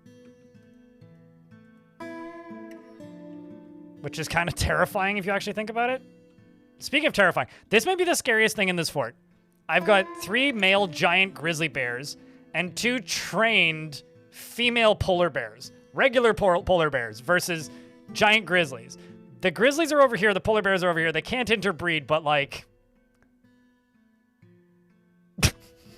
there's something about this that is just kind of wrong.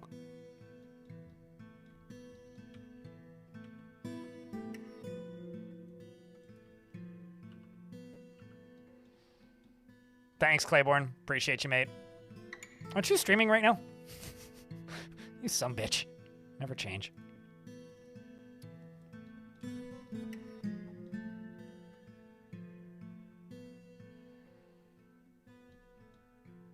So there's one hole right there, that danger.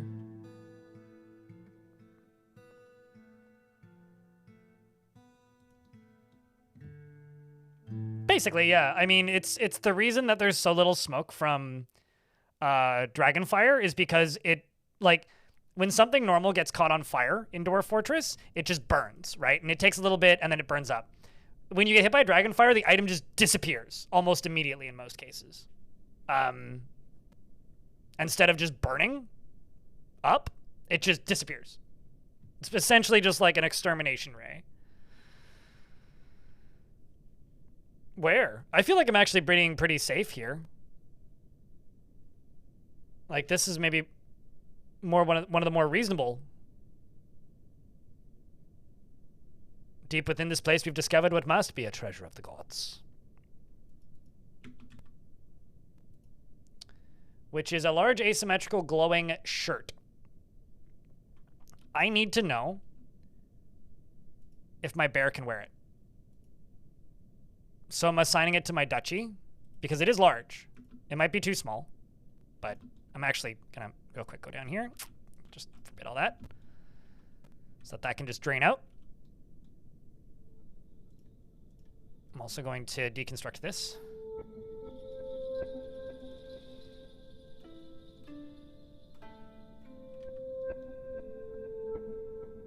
Yeah, I don't know. I feel like with this, I'm being about as safe as I possibly could be.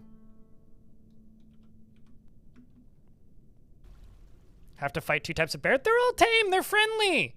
They're lapdogs. What do you mean? Well, the grizzlies are tame and are lapdogs. Just don't let them sit on your lap because they will crush you. As far as the other bear goes, the polar bear goes, that isn't tame.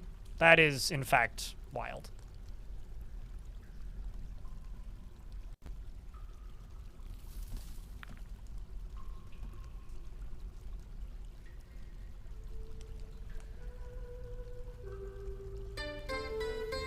So basically everything with the exception of those spots, I'm going to deconstruct.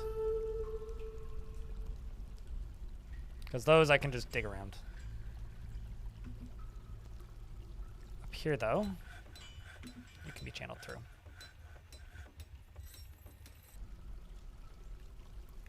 You can be channeled through.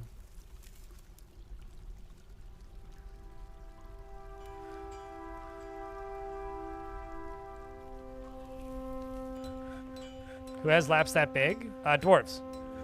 It's not big, it's dense, you know, like, is the size of the creature literally going to physically crush your body? Then maybe don't let it sit on your lap.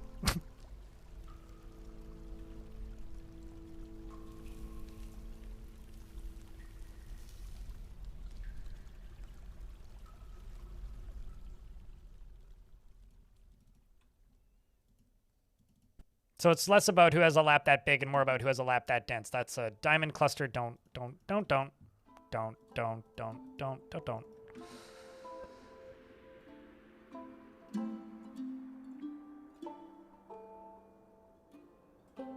But all the basic production stuff going, and you... Okay, hold up.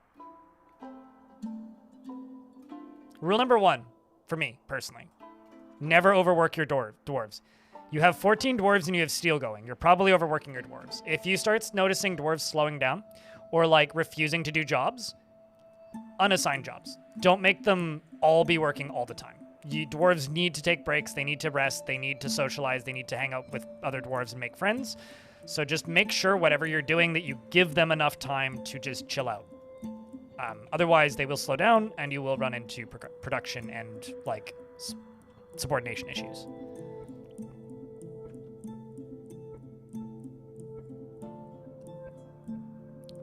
And also, you have 14 dwarves. I have barely any dwarves that specialize in anything, and I have 233. Only specialize a small handful of dwarves, and do not worry about doing that early game, or you will drive yourself insane. So that's my advice, is pump the brakes a little, and specialize only when you absolutely need to, or if you have, like, one exceptionally good dwarf at a thing. And I wouldn't... This is just me. Not everybody plays the way I do. This is just how I play. I don't ever really specialize from here.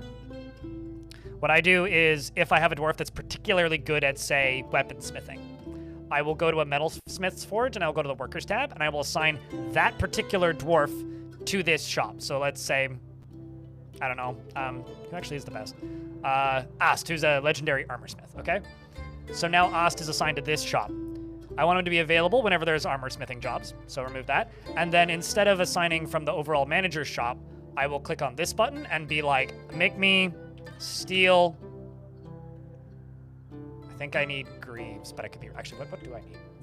For the sake of, like, actual accuracy, what do I need? Almost nothing. Let's make steel breastplates. So it's this workshop. 10 of them. So that'll get assigned, and then only that dwarf will do it.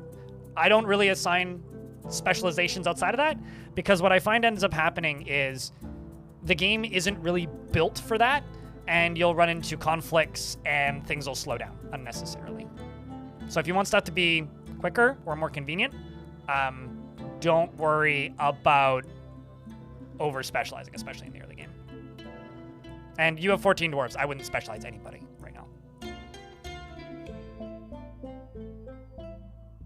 It's like you are working on a skeleton crew on the night shift with a 15th of the staff that you need to functionally run a steel industry, and you're already running a steel industry, which is cool. Like that's good. Like go nuts and micromanage and build up your steel industry. But just be warned that if you over specialize and over manage things right now, you might just end up making your life harder than it needs to be.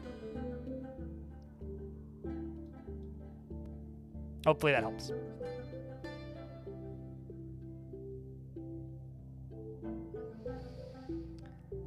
So Crymon says, hey, I just joined. I want to see how you got that thumbnail. Could you give tips on critter domestication?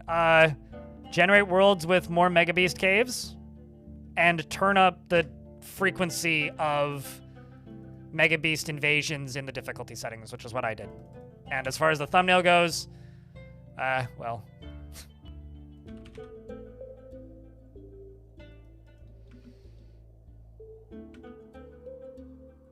As you can see, you like to specialize one planter? Actually, that is something I do. That is true. I do specialize at least a planter. We also have these guys over here. Man, these rock eggs are not getting fertilized quick enough. That's frustrating.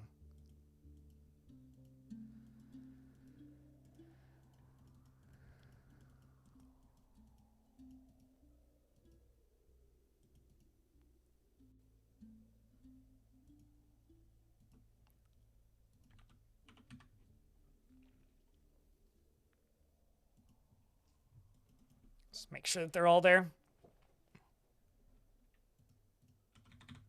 Yeah, because if they don't get fertilized initially, then we just have to throw them out, which kind of sucks. Because they'll just never get fertilized and they'll just sit on them until they rot. Are there better materials in lava layers? Better is relative. Different, yes. Better depends on what you're looking for. Dwarf Fortress isn't strictly like, deeper you go, more valuable thing is, because that's Minecraft, not Dwarf Fort. Different types of materials are available in different layers, so it depends on what type of material you're looking for. Are you looking for more volcanic rock and such? Yeah, obviously, down in the deep layers. Are you looking for like clay? Well, you're not going to find that deep down. You're going to find that more shallow. But with one exception, there is adamantine in Dwarf Fortress, which is only found in the deep sea, deep underground. So like that's kind of your one exception to the rule.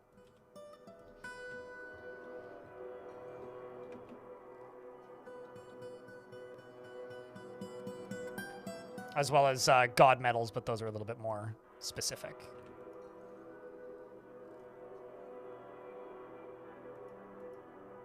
So which was the Kiddo Durgan?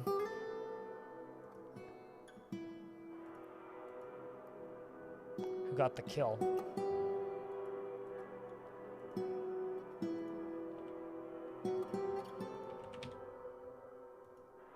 I was just wondering if I have a... I guess not.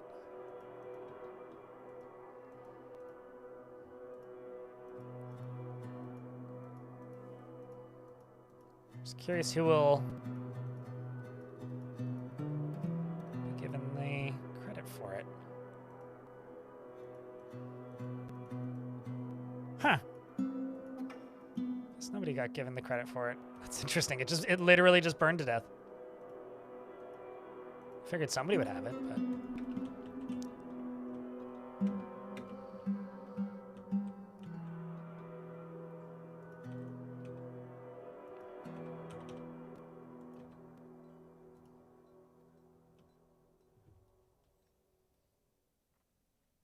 Sure, get rid of the water.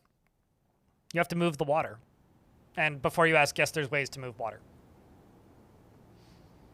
I mean, I built a tower in an ocean several times. I've dammed oceans. I've dammed rivers, creeks, lakes. It's going to take a lot of creativity and a bit of engineering, but absolutely, you can do it.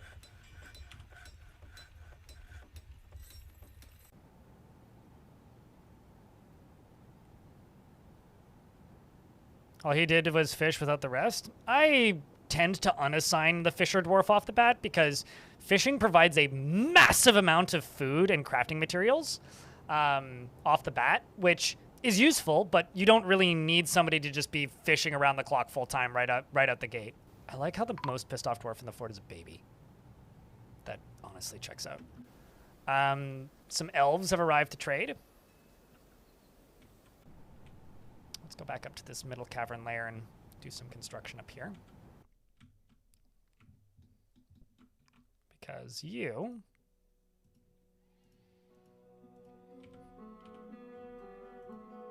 need some of this.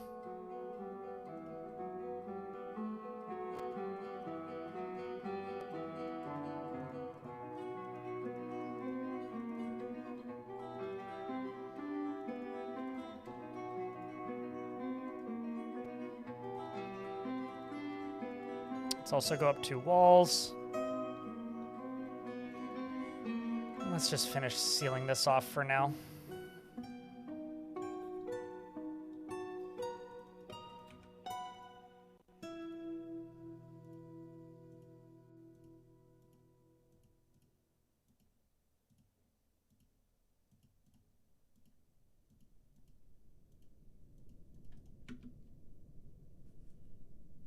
Expel that angry baby? Nah.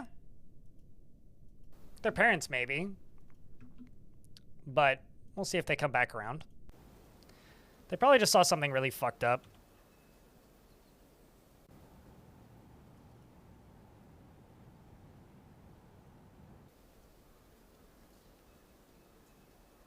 What was I doing? All right, let's go all the way down here.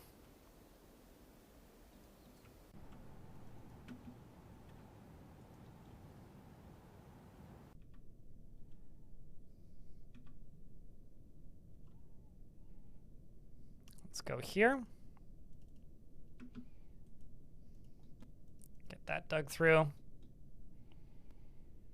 So essentially what I need to do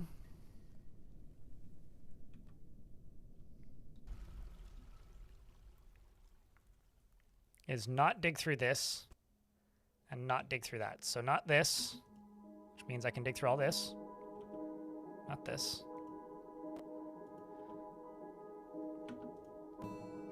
But I can dig through all that. So let's get some gems out of here. I can also dig through those, that, those, and that. It'll take a little bit, but they should be able to do it pretty safely. What's DCPS?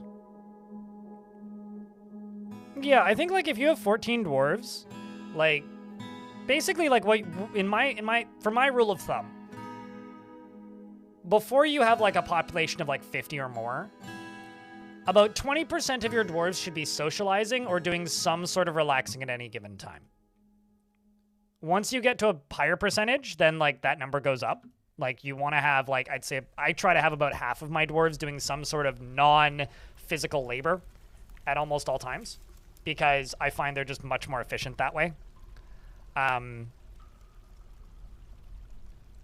things just operate better if I'm running things that way. So that tends to be how I manage my fort, and that doesn't go for everything. Like you can absolutely play the game differently and get a similar, if not great, experience out of it.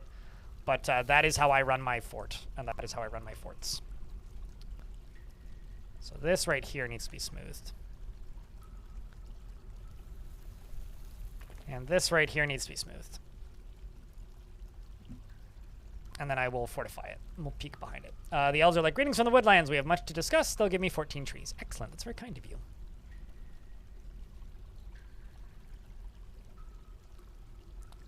It's not that they're forgiving early. It's that all dwarves need breaks, but they early on, if you overwork them, you just won't get anything done. Like, if you overwork your dwarves early, very little will actually get completed. Things will seem very slow and sluggish, and it'll be frustrating to play. Like, there's been times where I've had very low populations for a very long time early game, and, like, I get frustrated because, like, I feel like I could be doing a lot more than I'm currently capable of because, you know, I'm just feeling like I'm stuck and, like, I don't actually have any available dwarves for any tasks at any point, and that's frustrating. Like, that sucks.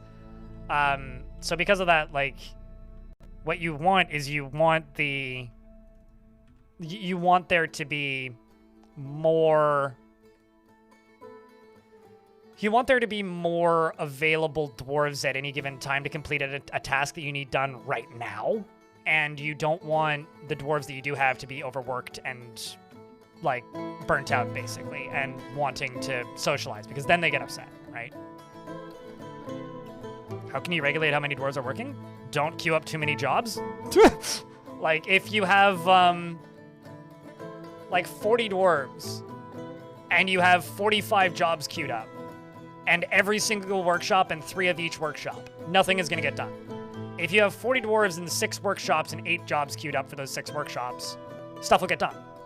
Basically what I'm saying is, like, focus on certain industries early game. I usually focus on farming and clothing early, because that's something that I know that I need and I know that I need to put together. But once you get past kind of that early game, then you can, like, expand out from there. Does that make sense? No, well, I mean, nothing is all... Like, when you only have 6 dwarves, what is your priority? At least for me. My priority for me is I need food. I need a source of food. I need, as soon as possible, the beginnings of a clothing industry. And maybe defense. I don't need pottery. You know? Maybe I have access to large amounts of wood. Or maybe I don't have access to large amounts of wood, so then in that case, like, crafting would be important because I need, like, rock pots to put alcohol into, you know? Like, not everything is going to be #1 priority. Like, like, every now and again I see people with, like, a list of workshops. Like, game's boring because I can build everything right away. It's like, if you're building everything right away, obviously the game is going to be boring because you do not have the capacity to build everything right away. You never will. Like, the game isn't built for that. I thought I booted you out of the fort. Polar bear lady. The hell? Is clothing really important? What does it do if you skip it? You will have naked dwarves, and one of the most traumatic things you can do for a dwarf, aside from killing their parents in front of them, is making the clothing rot off their body. It's also just an extremely easy to make, very valuable trade good.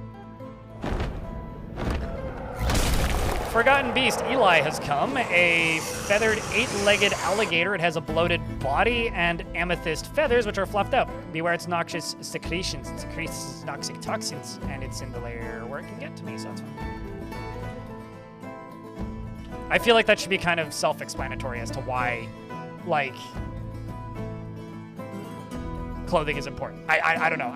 There's some things that, like, there's this, We're about to hit by an ad, so I will just pause So it. guessing There's some the dragon things that got happen its partner and now the factory has began? when you help people learn a game, where it's just like, this is such an, like, to me, it's such an obvious answer that I can't not answer that sarcastically, because, like, is clothing really that important? Duh. It's like the second most important thing to, like, sustenance. In Dwarf Fort, like, they still wear out pretty fast if there's fights. Deep sea fishing. They just don't wear out as fast, but it's still like the first industry I'm gonna build.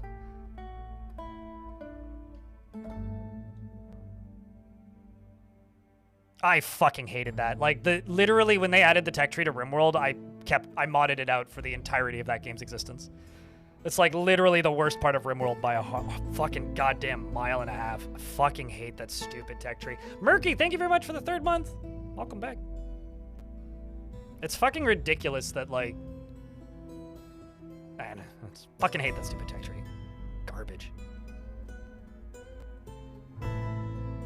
How do you deal with okay, so for one thing, Cremon. First thing, clothes degrade at a third of the speed that they did 3 weeks ago because there was a new patch that changed it. Second, have a refuse pile that allows clothing. That's it. I've never needed DF Hack to deal with clothing in the entire history of my time playing this game. It's a couple of hauling jobs, but it's a non-issue. It hasn't been an issue for me for 5+ years, 10 years, however long it took me to figure that out. Half a decade, at least. It's not a tech tree, because it doesn't actually unlock any playable gameplay. Knowledge spreads in this game organically through things like libraries, and different topics can be discovered, but it's faction-wide, and it doesn't actually change your gameplay at the slightest, so no, it does not. There is one line of study in the game where dwarves can make discoveries, but I would argue it's no different than how your faction can train animals quicker if you have trained a bunch of Drothlas in the past in the same faction in a different fort. It's not really like a comparable thing. They're not locking like actual gameplay mechanics behind. Like, it's trivial.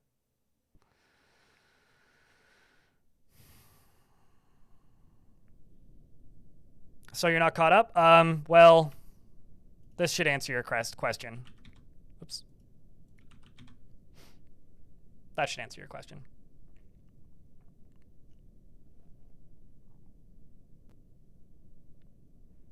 No, that's not. No, skills spread through guilds. Knowledge as in, like, not gameplay related. So if I click on a dwarf,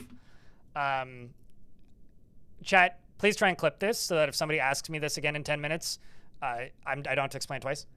But if I go to a dwarf and I go to skills, there's a tab called knowledge. This spreads. So this dwarf knows the sun and seasons, star charts, social behavior, knows a bit about surveying, staffs, and knows a bit about wind patterns, and a bunch of poems and songs and blah blah blahs and guides and stuff. This is all learned from books. If they learn these purple ones, then they can study that subject. If they study that subject, then they can make discoveries. If they make a discovery, then that unlocks other discoveries that could be unlocked by that faction. However, this dwarf could then write a book about that subject, what they've discovered. And then that book can then be sold to a new fort to let them skip some steps in the discovery process if you're playing as a different faction and that book arrives. Now, that doesn't actually change the game in the slightest. It just simply gives you a larger pool of books that can be written and read. Does that make sense? It's not a tech tree. At least not in the way people refer to tech trees.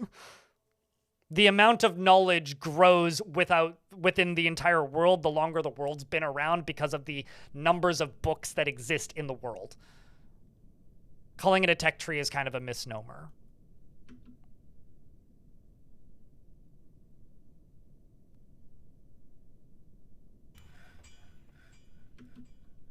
You missed the second dragon? I stream... What was it? At the end of last stream? Or like midway through last stream? I mean, my oldest hatchlings are like a year old, so we've had them for about 2 years now, I guess. And we're training the last of the BBs. I just expanded this.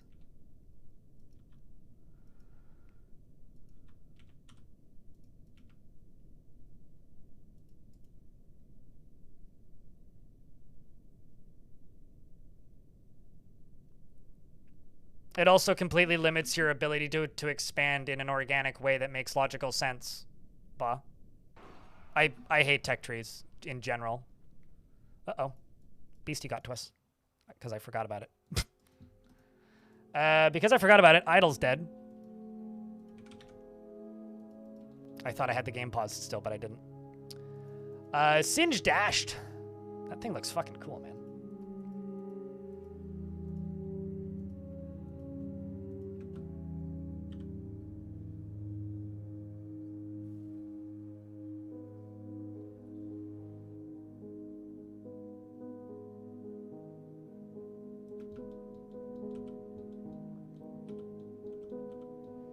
Let's just send the entire military right here. And lock everybody inside.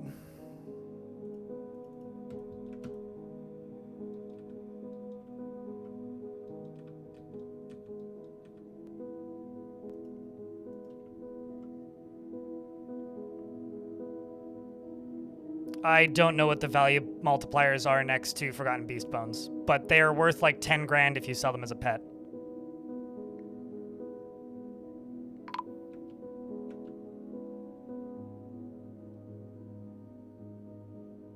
Although I'm not really bothering to trade them because like a bin full of dyed clothing I'm selling for like 30,000 Dwarf bucks. And I have like 4 or 5 per year that I can sell. Eric, the militia captain, is colliding with the Forgotten Beast, and they pretty quickly execute the fucker. And then Eric proceeds to name his steel spear.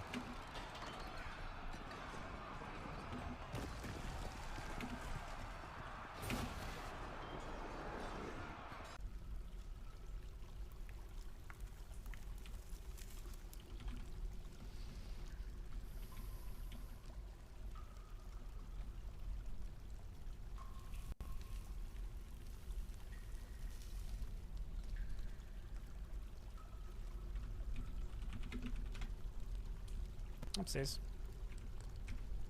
There we go.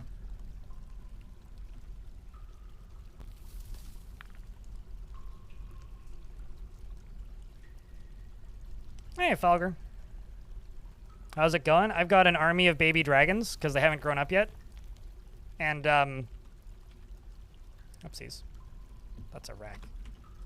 Not a raccoon. And several rocks. Several rocks. Yeah.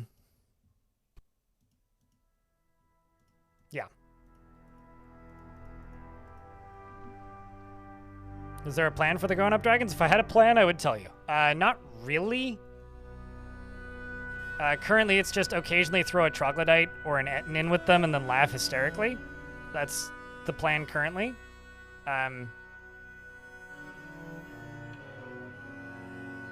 They'd probably be pretty effective garbage disposal. Because I could just put a whole bunch of, like, crap and furniture down here that I don't need. What type of cage are you in? Nether cap, of course. The one that's, like, not dragon-proof.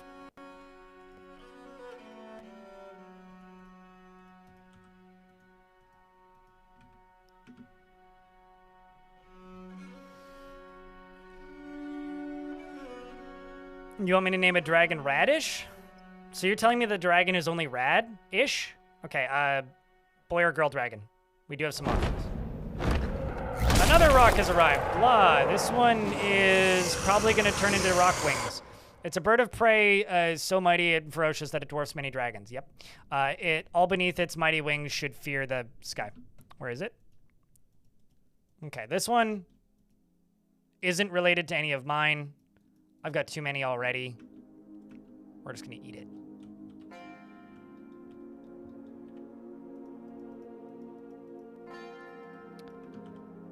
Round of giant birds. And let me know if you want a boy or a girl.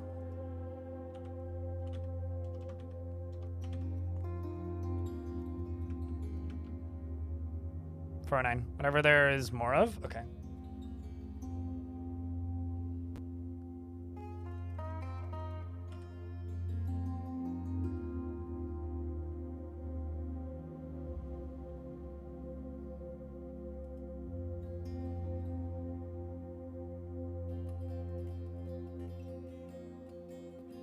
Rose Hills? I mean, mostly I just want hydras.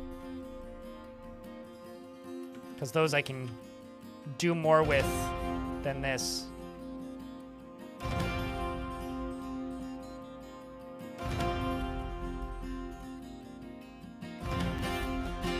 Dusk Addicts. Horse. Come on. Also, chat, can I get a round of beers for good luck against this big old bird?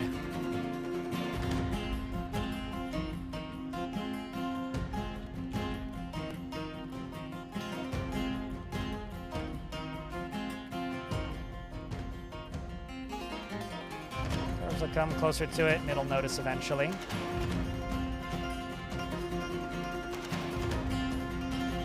Bolts will probably fly first.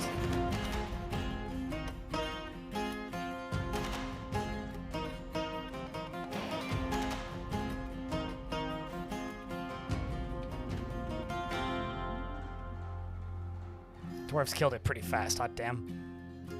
Child's slightly terrified. But it was all okay. Don't tell its relatives. We can finally begin consuming the flesh.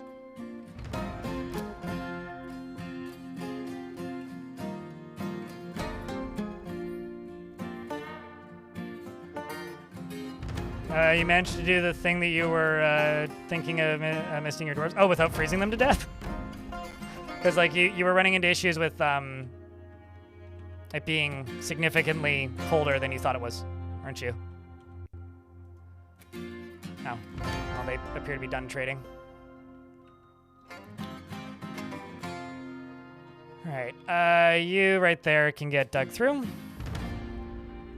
I will put a pit pond right there. This can go away. So let's see what's on the other side of these boxes.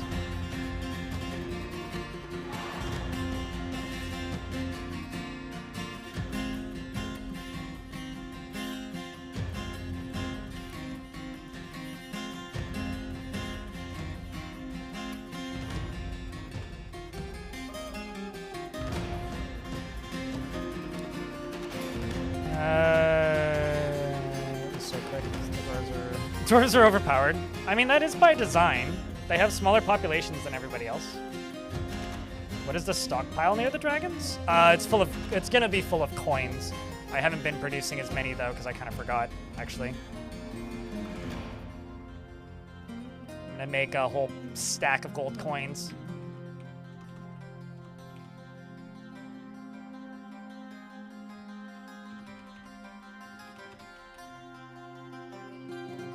$60 lignite. Let's just go to bars. It's under bars, right? I just need to know how much coke I have. Oh, never mind, not under bars. Hey, chat. Where's coke? Is that under powders? Nope.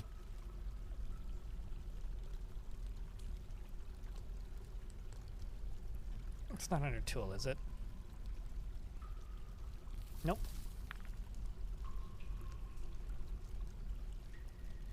Calm down, smartass. Don't get too excited. We're not selling drugs here. Also, if you don't know what coke is, it's, jokes aside, a portion. Oh, actually, they're probably all just in a bin.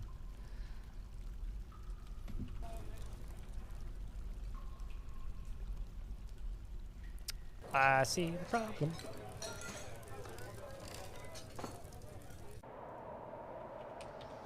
I'm out. That's why I can't find it. It's because I'm out.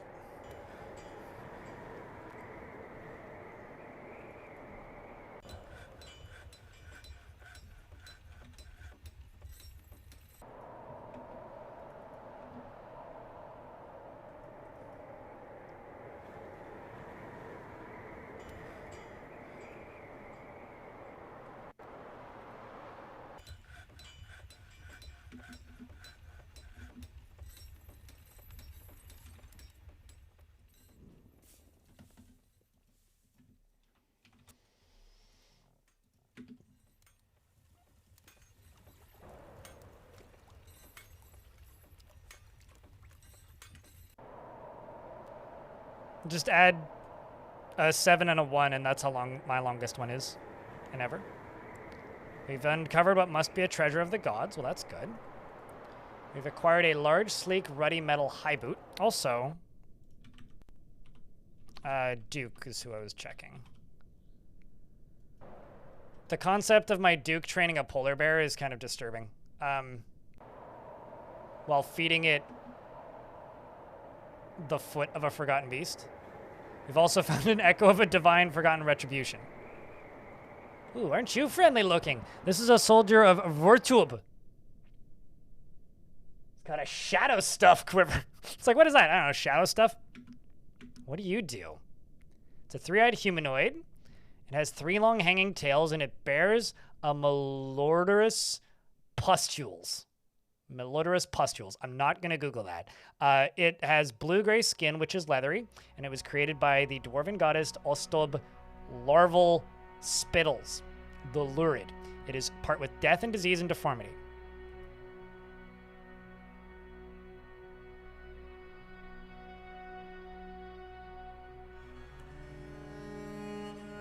Unperishable? What do you mean? Elsifer?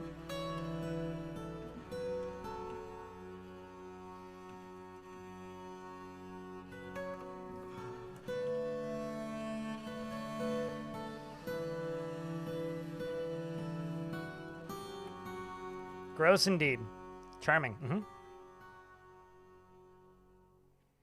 Face only a mother could love. And in this case, that means demon.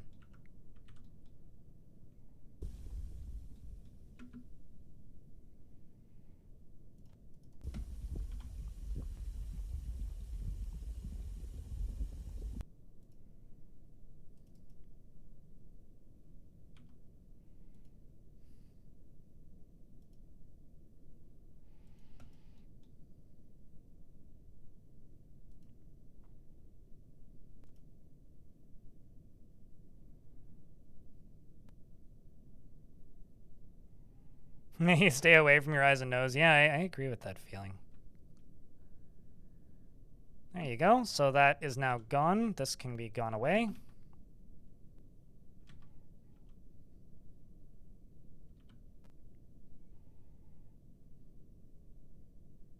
So I just need these dwarves to get right in front of it and start shooting. And then firing squad it. Can no longer breathe, meaning it'll suffocate. And there you go. Our first demon killer. Well done, dwarves. Well done. I'm going to go up to here. And I'm going to make a barracks. This is going to be where this squad trains. The squad stores its equipment, such as its ammo. And you are going to go train, and I'm going to go place ammo bins right there. And I'm also going to go here and just go bars. I'll have to make some more steel.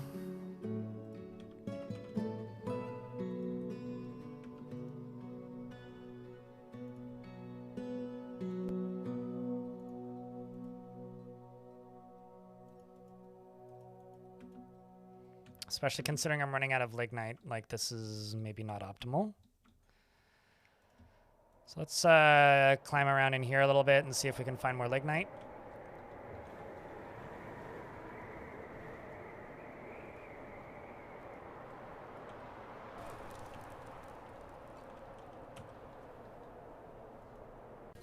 Let's dig around in here a little more and see if we find some more lignite.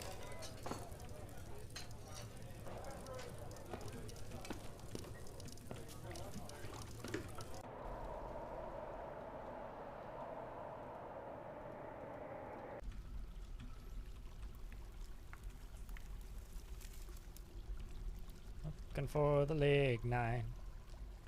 Some lignite.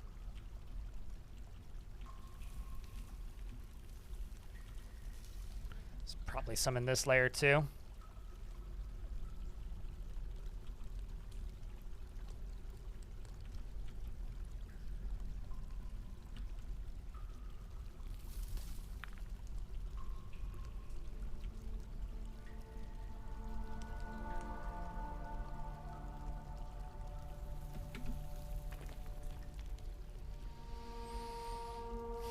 You know, it's from Minecraft. It's almost like art imitates reality.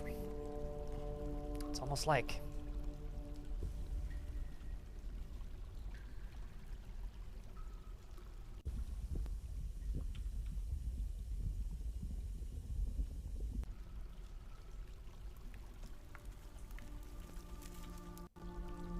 Okay, so now that I've done that, I'm going to go to you. So... crossbow that's meltable. Got fancy shadow stuff socks that aren't meltable, but the bolt is meltable. And you're just going to be melt a metal object. Let's do 2. And just say whenever it's greater than 3. And also I think I'm gonna go into here and just get rid of a bunch of the gold ore jobs that I'm saying to work on. So let's just drop that down to 4. Just get rid of you. Because I don't need all of these tools. And also, let's just suffer and let my king put my dwarves in prison instead of worrying about his anvils and his traction benches. I honestly don't care at the minute.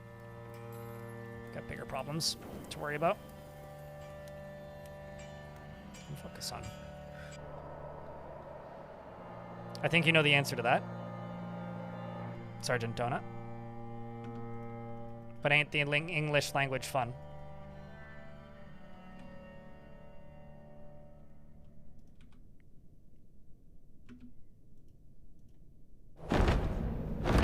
Oh boy. A were-iguana, this sacred mine, who also happens to be a religious figure, Jagna, has come. A large iguana twisted into humanoid form. It is crazed for blood and flesh. And does anybody recognize this dwarf? Its eyes glow red. Its charcoal scales are small and set far apart. You will know why you fear the night. Does anybody recognize that dwarf?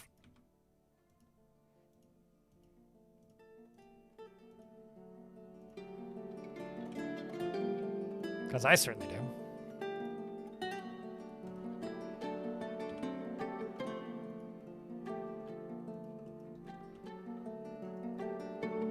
And Nomald may be about to die, but let's take a peek.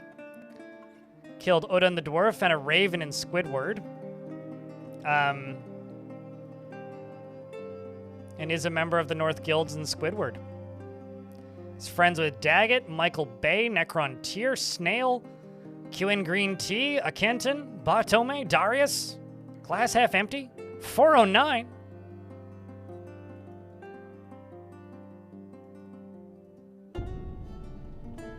So now the question is, do I have time to get my dwarves here to kill it? Steak Lord. Weren't you one of the Founding 7? I want to say this was one of the Founding 7, but I could be wrong. We had earlier, I don't think I've had a were-creature catastrophe in a fort in years. But I did have one dwarf get infected, or like, become a were creature due to, no Maul, you're dead. Just saying. I did have one dwarf get infected, and so I walled him in. Yeah, no Maul has been bit. Did you get bit? Nope. But Udib is here to rescue our dear dwarf. It appears that this dwarf pretty skillfully... Sacred Mind bites the dwarf in the right hand, but it was deflected. Doesn't count.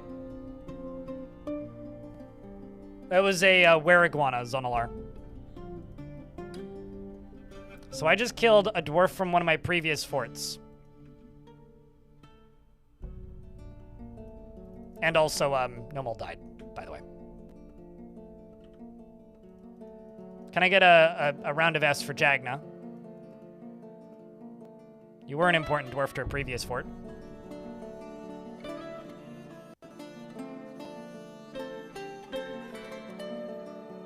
You were getting confused with the VOD you were catching up on ages ago. I mean, if you were watching Squidward, yeah, that's this dwarf.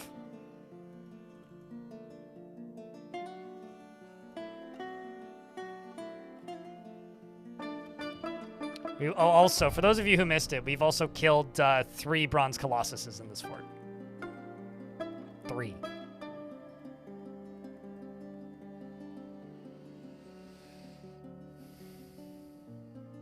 Will he be caught by cage traps? He would, if he stepped on any of them. But he didn't. So he didn't. I should put some dogs up on the surface, I think.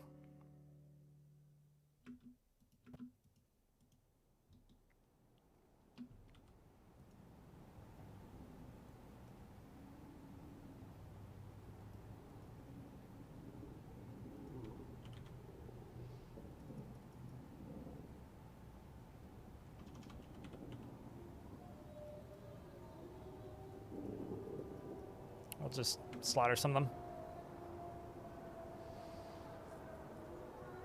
And then also No Mold is going to get buried at some point soon. Who gets to do the honor? Moreb? Poor No Mold. Now the question is, should I go to war with that fort? Maybe not.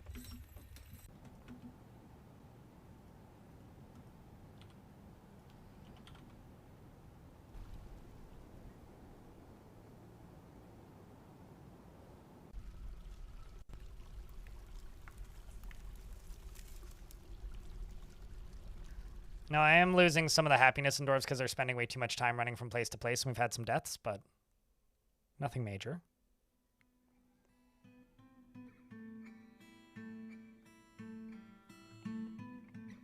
I mean, if that dwarf got raised by a necromancer, Gavos, the one that was a were creature, and the full moon hit, it would become a were creature, but not specifically during the full moon if it was rezzed. If it was rezzed as a zombie anywhere, and then was already a were creature, it would come back like that. But I generally don't worry about such things because it's not such a big deal.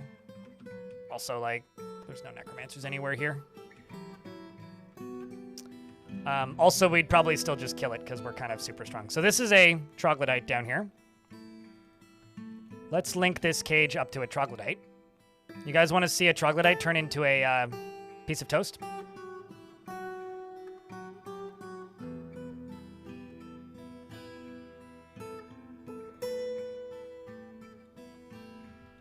Or some dragon fire in this case.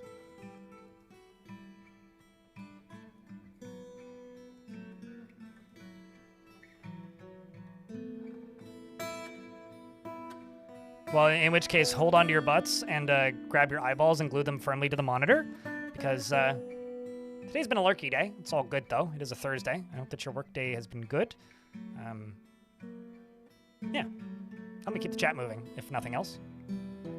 The biggest disappointment I've had with this fort is that the Ettins and the Minotaurs aren't interested in making babies. Thankfully, the rocks have been a roaring success. Waves. Now we just need a dwarf to get over here and pull this lever. Garitoro, thanks for the 45th month check. Can I get Couple extra beers for the 45th month. You want to see some fireworks? We got some fireworks for you. Check this out, dude. Just waiting for a dwarf to get here from God knows where.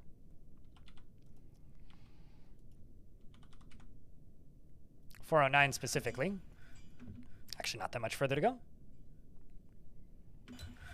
Battle rocks, probably. Come on, breathe some fire, you cowards.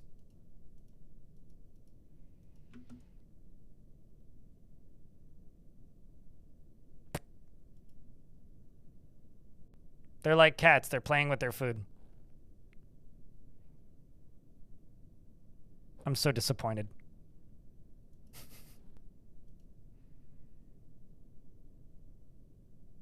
Okay, well, I'll recatch it and do it again. My apologies, chat.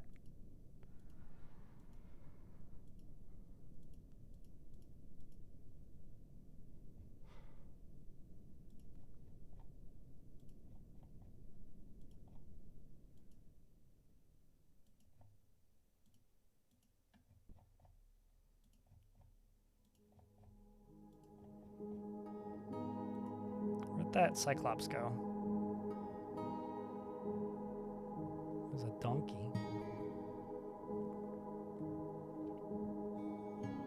Did I not have...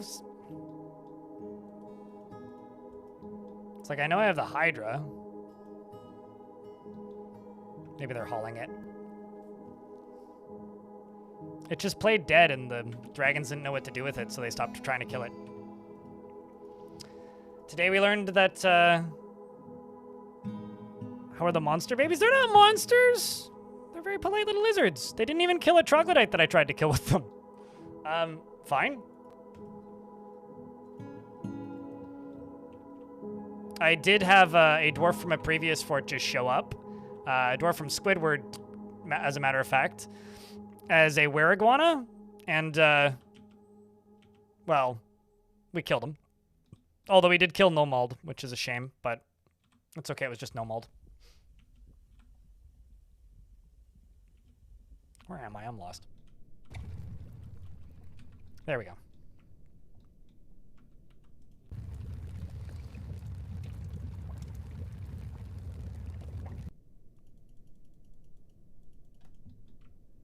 But how's Tibet? How's your day been? Welcome back.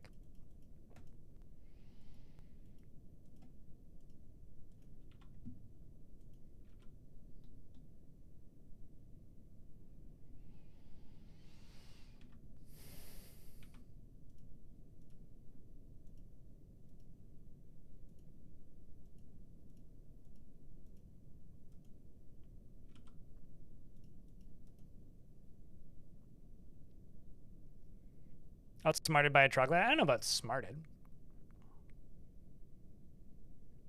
But breed them and probably use them for war. Rocks are easier to raise as a war animal than basically anything else. Because most things that, like, if you raise them as a war animal, like, require...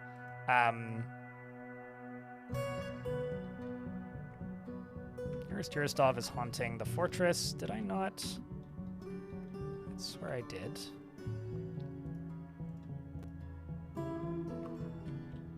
Guess I didn't.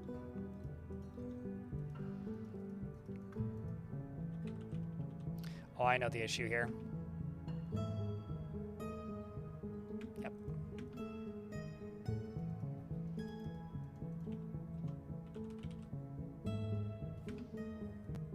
That makes a lot of sense.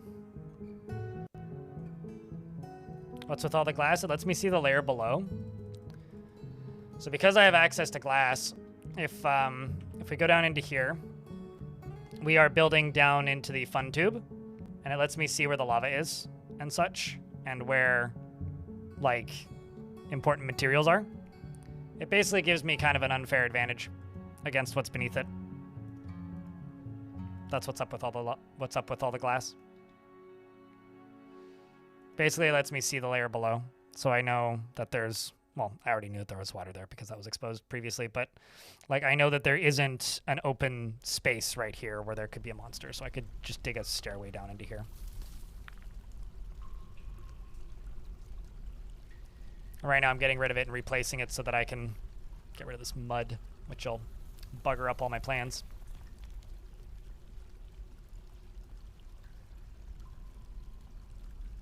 It's kind of a, I don't know, kind of an exploit, but I don't mind. It's one that I don't mind abusing because I think it's fun. I like fun exploits. I don't like unfun exploits. If I had found adamantine, I probably would have said that, but I literally, if you watch for a little bit, you'd see that I'm one layer in. So no, I have not found adamantine already. I did also verbally state that I'm trying to find adamantine, so we're still in that process. Still in that process. All good. Today.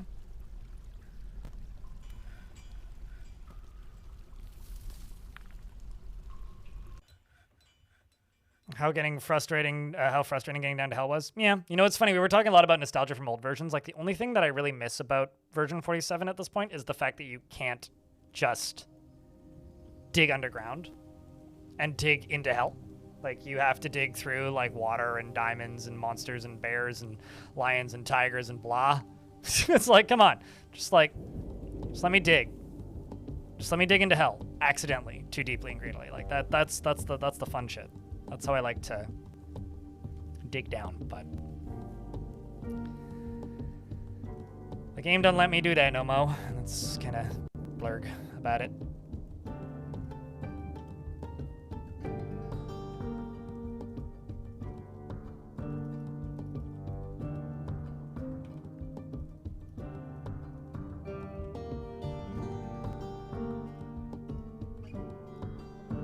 Actually, let's just do this priority number 2 up here.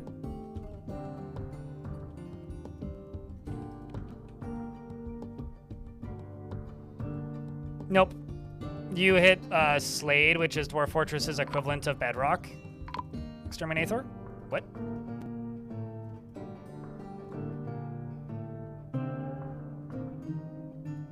Excuse me?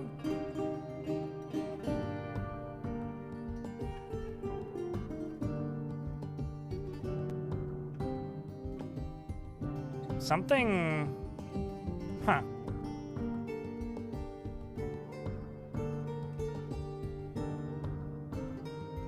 I'm not sure exactly what happened there. It seems... Oh, I see. It was, that bear person I expelled a while ago, for some reason didn't leave the map because they went melancholic. And now some dwarves have been killed by him.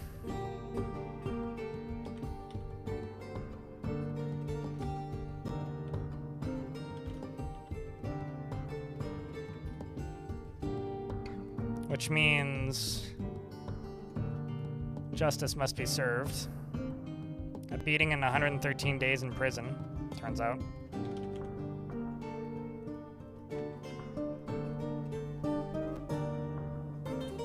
Little? It's literally a polar bear person.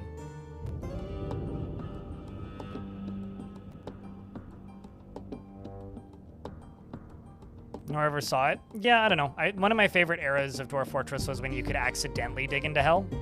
So I kind of miss the fact that you can't do that anymore, but it's okay.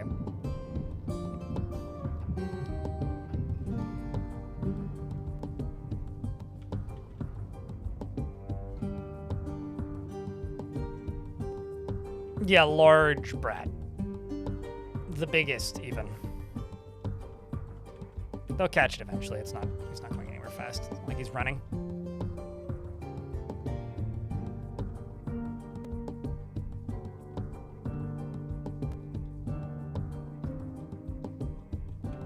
And up here, we'll fill this with blocks that are not clear.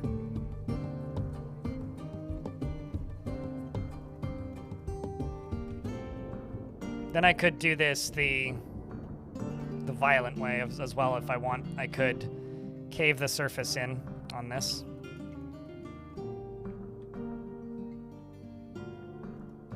Marketing around polar bears has really softened the threat of them, hasn't it? Like you being like Polar bears aren't that scary, and I'm like, uh-huh. If they ain't scary, then what is?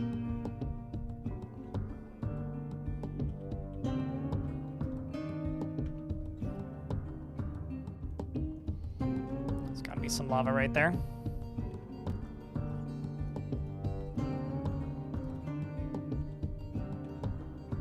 There's definitely lava beneath this.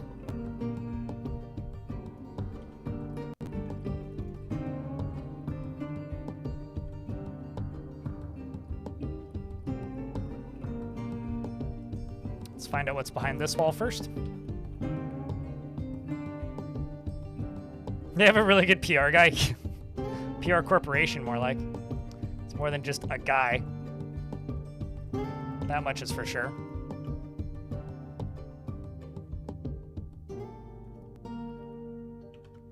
Also, thank you very much to everybody who's tuning in today. We got actually quite a big crowd today.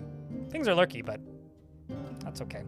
I'm just gonna check something real quick. We will be okay, I think, even though something evil is emerging through the newly exposed pocket. And this, my friends, is why you smooth your way and fortify your way through a wall before you just go take a peek, because we've got ourselves a Sauropod devil. And I've got my Marks dwarves nice and close by. Meaning they just need to run from over here.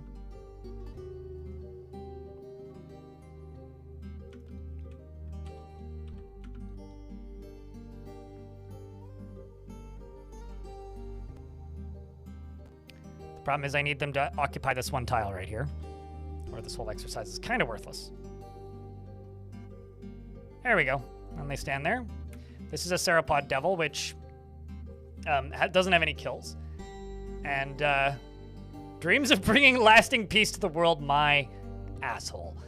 Personally believes that peace is preferable to war. I don't believe that is true. She is a large eyeless Sauropod with large mandibles and a gaunt appearance. Its cream scales are round and overlapping. Beware its deadly spit. And it's dead.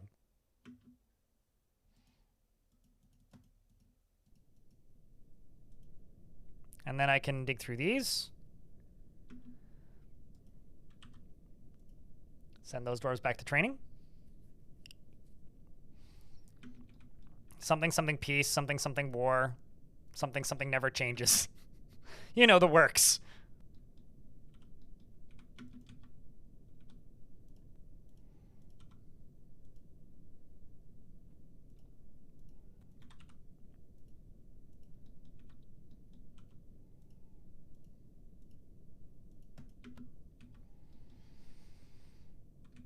So that'll help me figure out what I can dig out under here safely.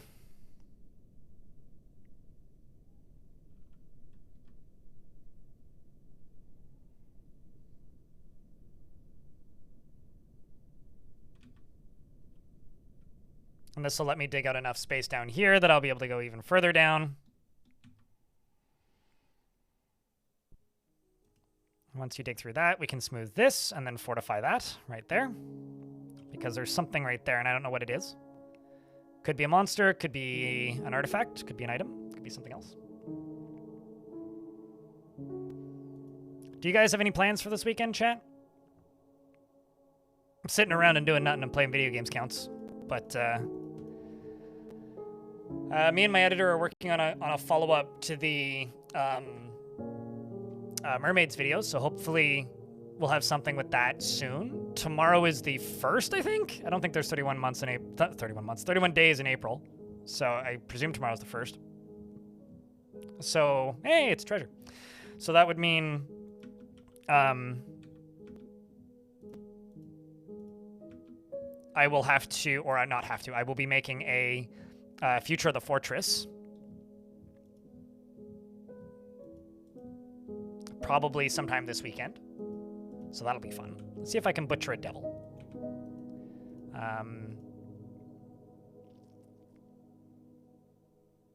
Aside from that, I guess I will just be trying to work on other projects. I've been, if you follow my blog, I threw a post up on my blog recently talking about how I'm kind of dealing with a bit of writer's block or creative block. I don't know. Writer's block makes it sound worse than it is in reality, but I've just been like having a hard time being creative as of late, which comes and goes periodically for me. Like sometimes it's worse than others. Right now it seems to be a little worse than it has been in the past. So I'm hoping that soon I'll be able to get through that a little bit and get the next video that I'm working on, because I've got a couple of projects that I've been like toying around with and testing and seeing if I want to continue with them. So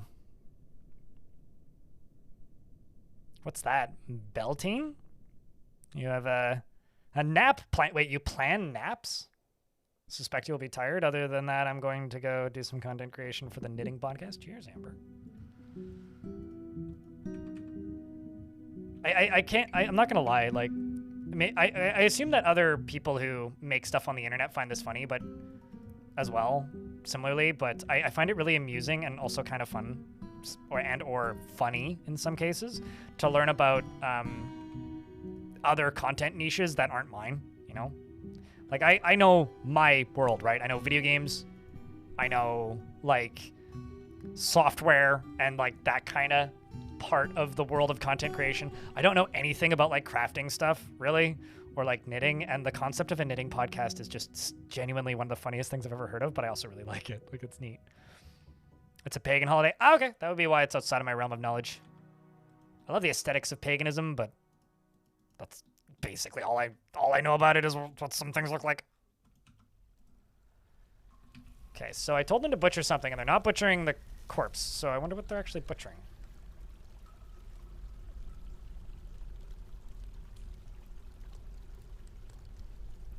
Huh. Well, I guess I will throw it in the trash then. I didn't want it anyway.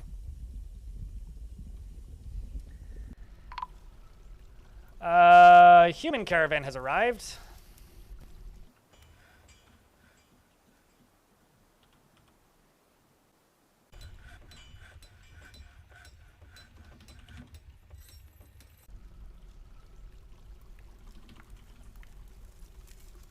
We've got so many adult rocks.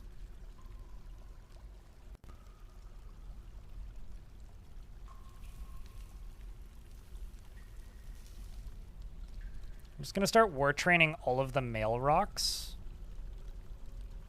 that aren't chained.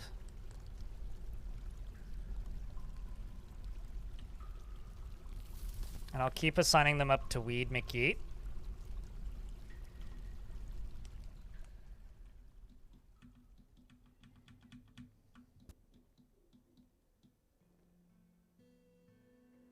Plan to take a break and have a nap. I think like I've just never been able to nap. So like the concept of napping is already kind of foreign to me, because to me napping is like the equivalent of ruining the day. Like if I take a nap, I'm not going to be functional for the rest of the day. Actually, I don't need to do this one. I can just dig through it. Like if I take a nap, my day is ruined. And I hate myself for it. Because like I will sleep long enough that I won't be able to sleep that night.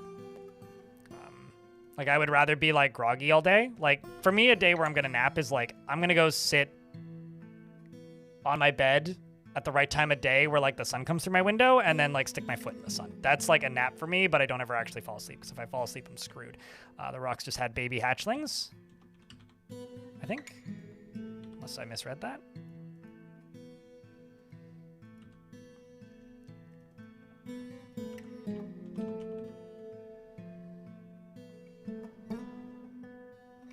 Must have misread it, maybe. Because we're all trained already.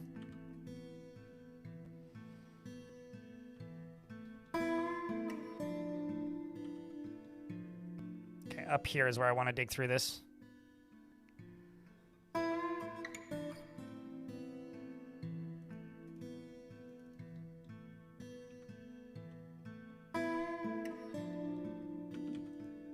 Let's just get rid of that. That's just obsidian, that's what I want.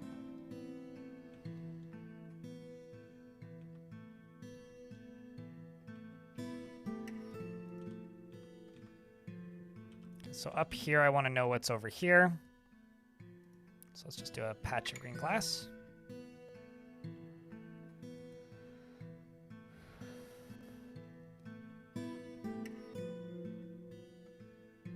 You had a god the bad? Wait, is that the full title, or is it like name of god the bad?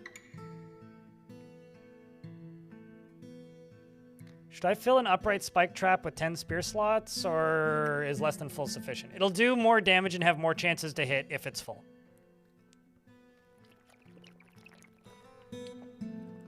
But you don't need to fill it up all the way.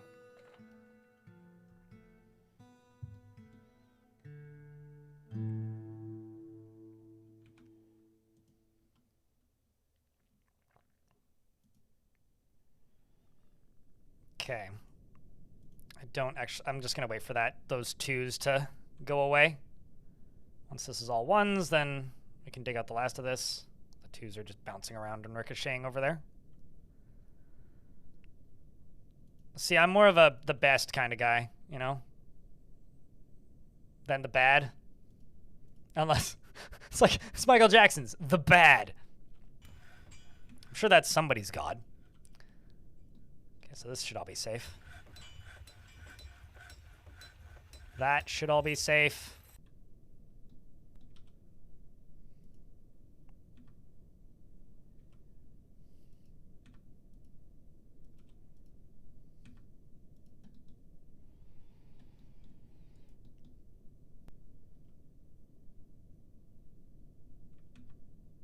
I wonder why it looks like that's being dug out when it's not.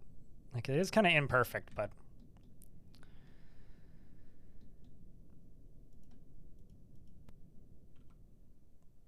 Which means up here I can dig through this.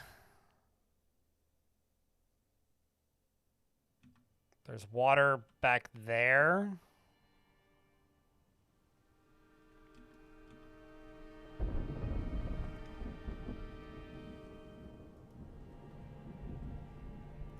Let's just dig through that as well.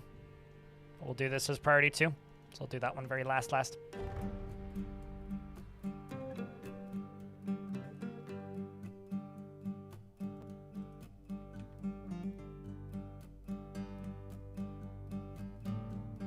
The good, the bad, and the ugly. Yeah. I've never... I wonder if gods can have the title, the ugly. That would be fun if they could. I've seen the gruesome. I'm sure the ugly, it has to be a thing. Something evil is emerging from the newly exposed pocket. Where did I fuck up? Oh. Well, I fucked up.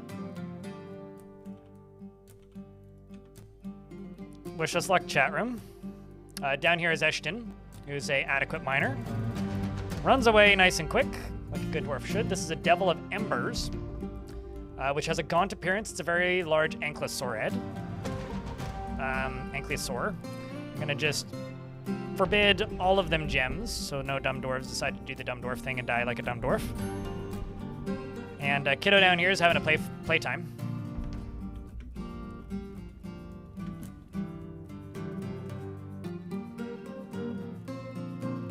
The squatties come down. Okay.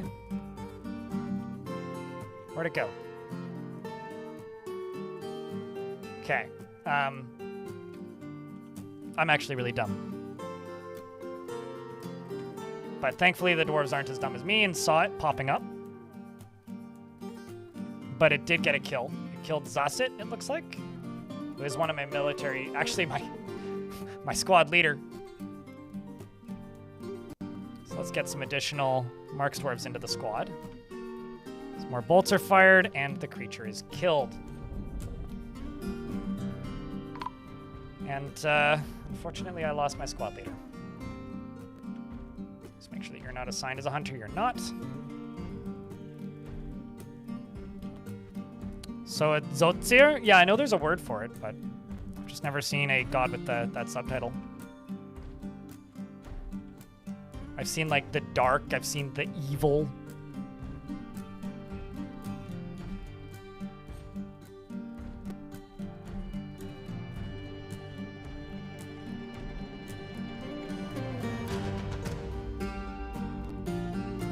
Yeah, this was where I fucked up here.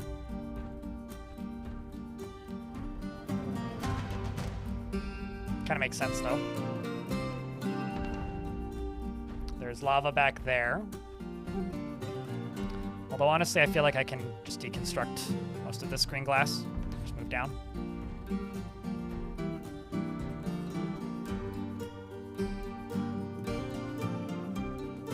Just move down to here.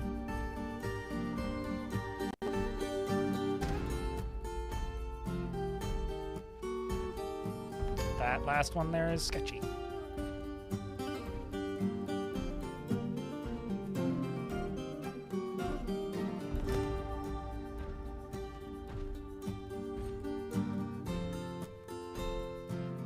Come all those gems, which they carry multiples of.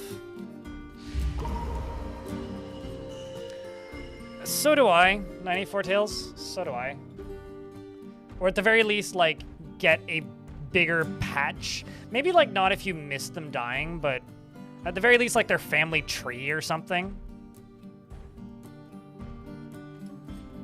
We're getting an artifact made. Got a couple of upset dwarves. Is anybody chained? Yes, you are.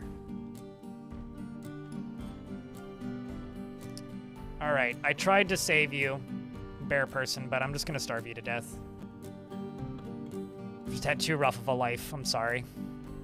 And I've got a metal crafter who's claimed, or a gem setter who's claimed a gem worker's shop and is making an artifact out of a rough, clear diamond.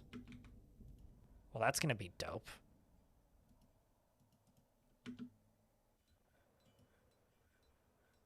Two thumbs up. Any bets on what they make? Could be almost anything. Make me like a diamond sword. Wouldn't that be cool?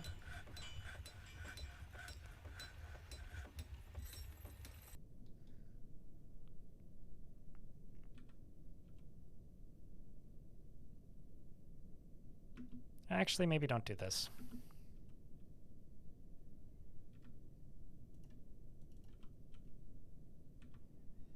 I don't know if there's anything behind this, so I'll just smooth and fortify through that.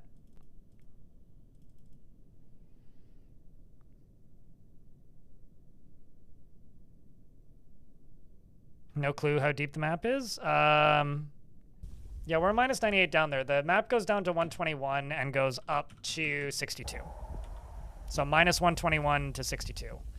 And the fort start layer was around layer 3940-ish. So it's pretty deep map. It's one of the reasons the moods have suffered a little bit is because they're spending so much time running up and down.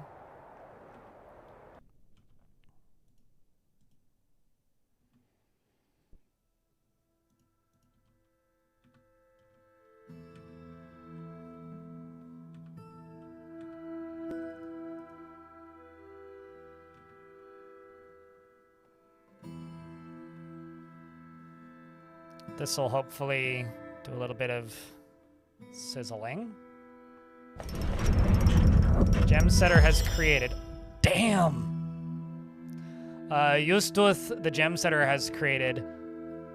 Does Babin a clear diamond chain and offers it to Thunderfire, the crystal storm. I'm gonna put this.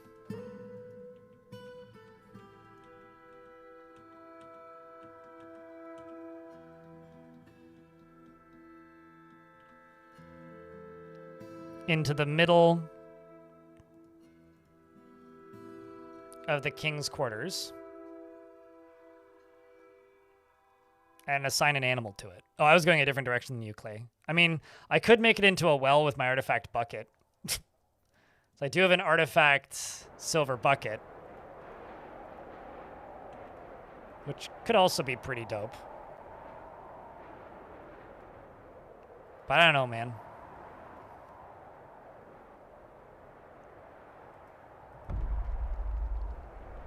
What do you guys think? Put it in a well or tie something to it?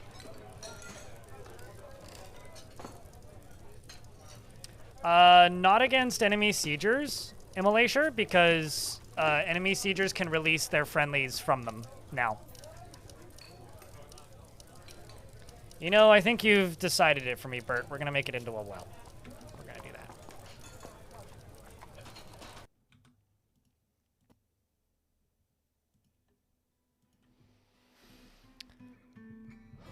It's very, very simple. We have a self-filtering infinite water bucket. Yep. It's an automatically purifying well that removes all contaminants from the bucket. Definitely. It's like I'm gonna do the one thing. Well, I like the kinky bedroom thing. It's like, well, nope. I guess in that it's that settles it. Then we will do clear glass blocks, a fancy bucket, and a. Where the fuck my fancy chain at?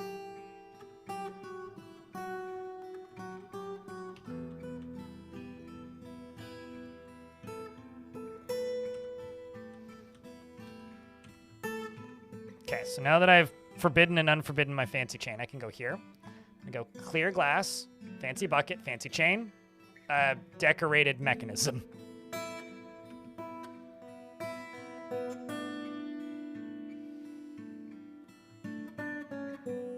We got other metals we can do that with. Speaking of metals.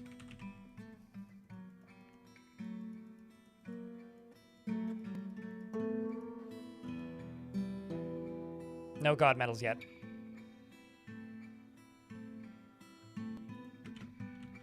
We're about to get by ads. I will pause the game until the ads are done when the ads start. Have I found? I'm gonna go check my prospecting. There we go. That's what we need. Priority 2, maybe? That's all lignite.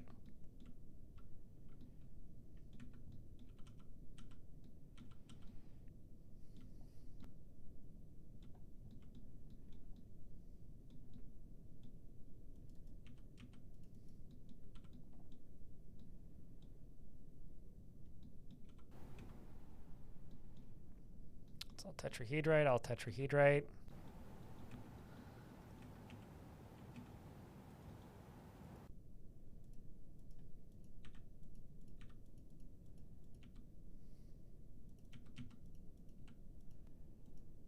Also, bullshit aside and whatnot, having a fancy chain with a fancy creature on it in the king's throne room makes sense.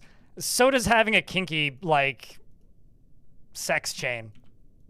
Both of those things make sense for in a king's chamber. I've seen Game of Thrones. I know what those rich fucks are into.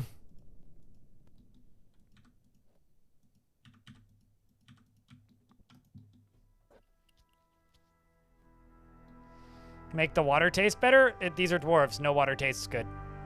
It's like, it turns the water into Perrier. It's like, it makes it bitey.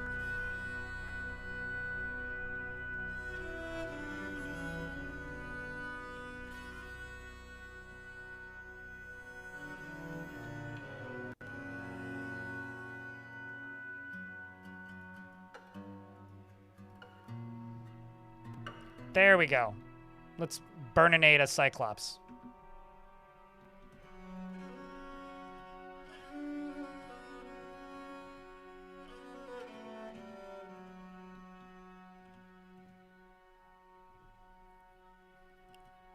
Do we have eggs yet?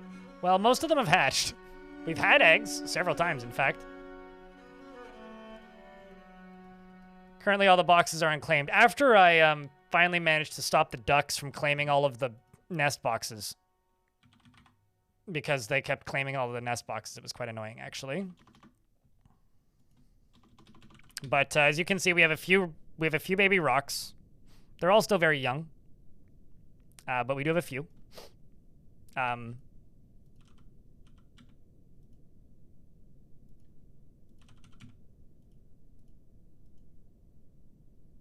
I just assigned this rock to the wrong place, but oh well.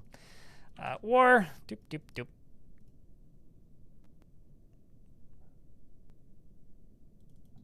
You didn't see the little ones? I love the look of the baby rocks. Although I do have to complain that baby rocks don't have a better face picture.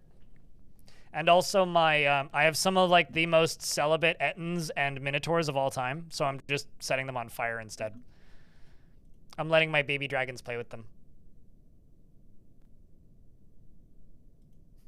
instead. They're pretty good at it, turns out.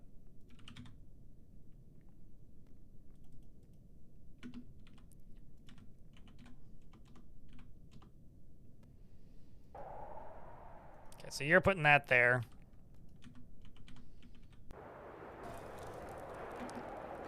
And Four Tails, tax battles. Does that train the baby dragons? If you're trying to reference the movie, yes. In the game also, yes. I am training the baby dragons. And now I have a very, very, very, very, very fancy well. ×2. So I've got a clear diamond chain. All craftsmanship is of the highest quality, menacing with spikes of clear diamonds, so don't cut yourself when you're pulling it up. And then down here we have a bucket, which is very fancy and made of silver. And on top of all of that, we have just a ridiculously gem-encrusted siltstone mechanism.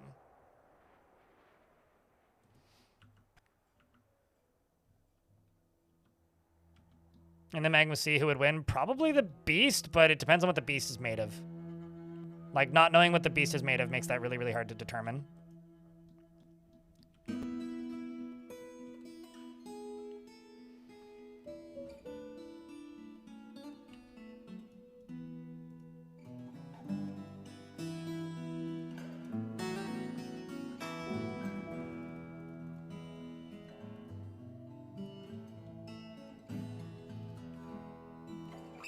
Oh, that I don't need to fill up. It's fine. So I kind of need to do like this, and then dig through that. And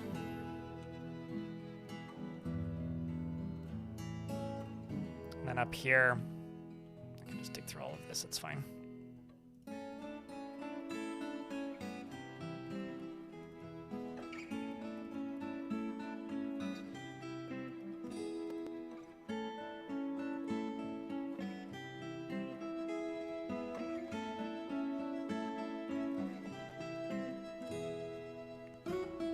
I have no idea. Maybe? I'm going to try, Tibe. On their own, I don't know. I am going to make a whole bunch of bolt throwers regardless, but will we put a couple dragons in the line of fire and hope for the best? Absolutely. Oh, absolutely. I mean, why not? How often do you get this opportunity? The answer's not very. So yeah, you bet. We're gonna try. I don't know how successful it'll be, if at all. But that doesn't mean we're not going to try.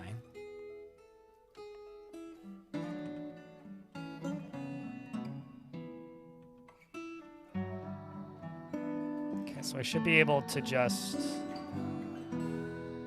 dig through this.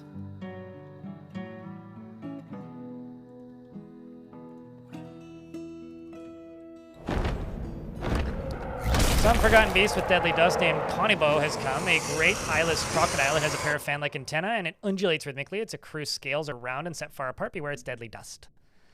I may actually chain up a baby dragon around here somewhere, but I don't really. They're too valuable. Like, I don't want them to die, you know?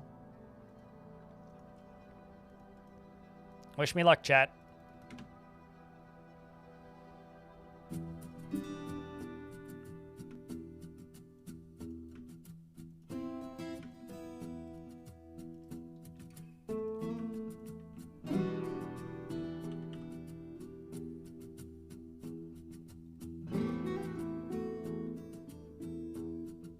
Dragonfire is not fire. Dragonfire is dragonfire. Dragonfire is hotter than the sun, and also dragons are very large. Some of them might still be immune to it. Bert Kules cheered. But X100. Dragonfire does not equal fire. Are they immune to fire? Yes. Are they immune to Dragonfire? Asterisk maybe. And one of the things I did for World Gen in this world is I increased the number of demon types because, I don't know, I feel like the last few worlds I've had haven't had enough different kinds of demons, and I wanted variety, okay? I wanted things to be interesting. So, thanks for the $1, Bert. That's actually the first bits of today. I just went and checked. Appreciate you. Just a reminder, we did very well yesterday, and also the day before as well, so I'm not worrying too much about the daily minimum today. But if you do happen to have a Prime sub, do think about me. Help keep the channel funded. That's what does that. But it's been a pretty good month, so I got no complaints. Second best month of the year, because technically the best month of the year was December, because December is my first paycheck of the year.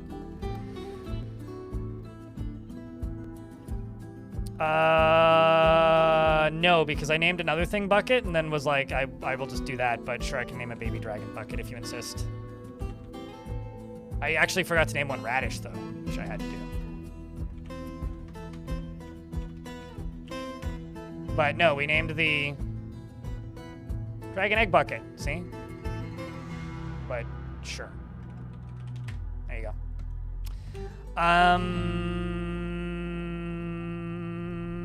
Where was I? Sorry, I'm more concerned about this beast right now.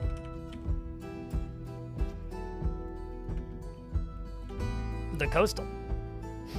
The surfer beast. Of no kilobums.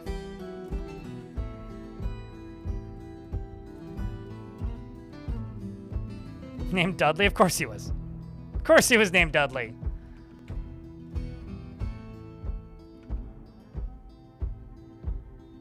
It's like one of 3, like, appropriate dragon names.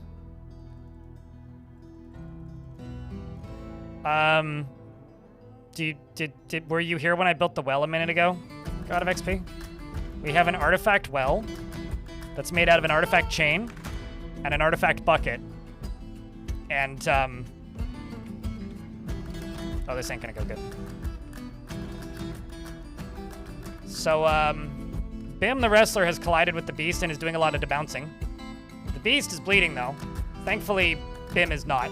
The beast is bleeding because it keeps getting hit with his shield repeatedly, which is good, and also bolts keep hitting it. So as you can see, the beast now has 2 bolts equipped in its head, or 1 in its head and 1 in its upper body, which means the dwarves are pretty good at aiming. Thankfully, Bim here is doing a very good job pretending to be a pinball, and also being deflected and soaking up all of the hits. Is also becoming numb, because clearly that's what the beast's body does, or its dust does. So I will give this dwarf a nickname, which is very, very, very important, so that we remember his great deed of defending the fort from the beast of numbness, also known as Lincoln Park. Meanwhile, some random rock has arrived. Can you have some fucking manners? Christ almighty.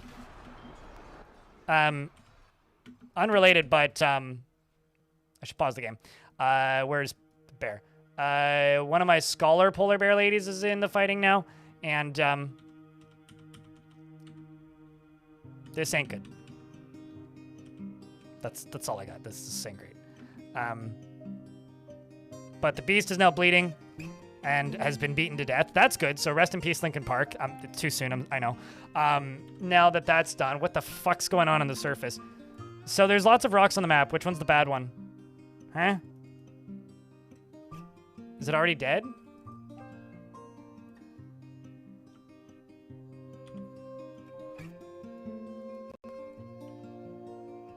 Oh, I see. There we go. I hit the wrong letters.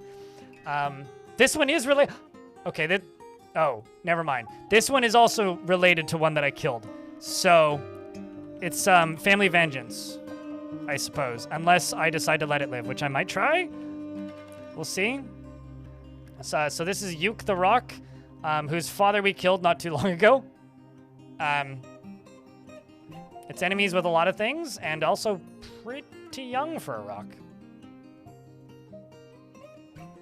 Unrelated, but Polar Bear Lady has named a hammer. Bim, how you do? He's numb and injured. Hasn't made it to the are you being called? No, he is walking to the hospital, but he's numb. Does that just mean he doesn't feel pain? That's probably not bad.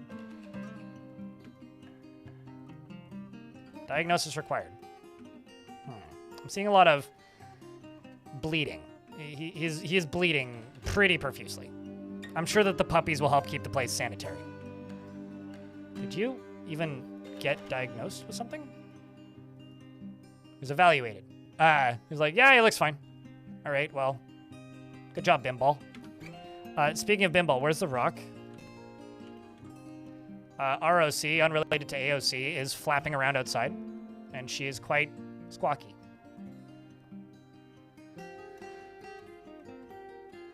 All right, Madam Squawkins, are you gonna flap your big ol' chicken wings over to the fort and get stuck in a cage trap, or am I gonna stab you repeatedly in the head with a pointy stick? I didn't do it, the dwarfs did, Bert. Speaking of starving, how did that minty rock turn out?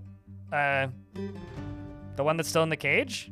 Probably not starving, because they won't starve to death until I train it. Or rather, it won't starve to death. That's a good question. Cage.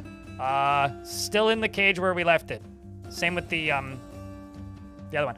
I'll be honest, what happened to, how did that rock turn out, Stivik? I'll be completely direct. I forgot about it. That's how it turned out. So, whatever that means. I completely forgot and I'd caught another one. There's kind of a lot going on. All right, so how did it turn out? Well, it's hanging out with the other one. We got two in there. We got Ted and that one. So they live there, I guess, is how it turned out. And let's turn off the burrow. And I'm just gonna plop a chain right there. And a chain right there. Let's go cage. Train the other one. And then we'll get them stationed. So, I've got this Cyclops.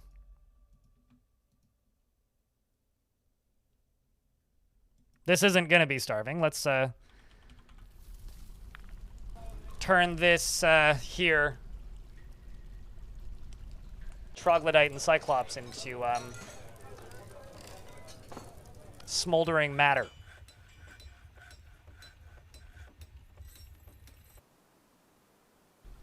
Yep, Lance Maker. That was the last Tarn talk thing that they released, yeah? Yeah, it's those unless they released something else today, which I'm not aware of, which I don't think they did. I'm assuming you're talking about the Tarn talk from a couple weeks ago, which was real cool, which was alongside of 53.12. Yeah, I think I speak for everybody here when I say I'm at the very least very curious.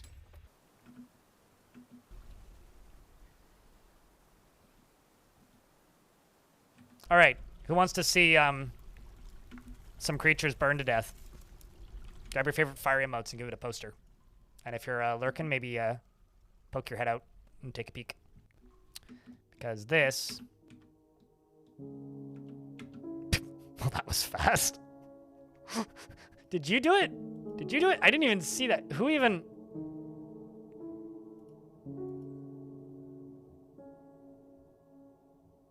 So they fought each other. The Cyclops stabbed the troglodyte immediately. Also, this Cyclops holding a bunch of elven artifacts, which I think are not flammable. Oh, and there's just like a baby like right there. So this little dragon, Mice Nerd, was all like, I'ma claw this troglodyte. Did you get it? And then there was also this one here. I like how none of them are getting credited with the kills. I was like, oh God. I'm like, Mom! They put a monster in our house. Very frustrated. This dragon can't actually get close enough. So I actually have to deconstruct and get rid of these. Sorry, Mama Dragon, but we're gonna have to confiscate your egg.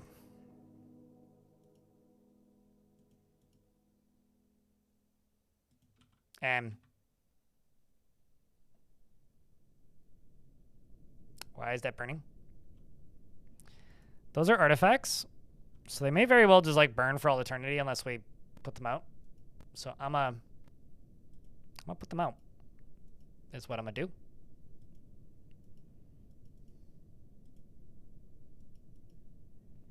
Problem is Dad Dragon was chained too far away from that nest box, so I kind of fucked that up.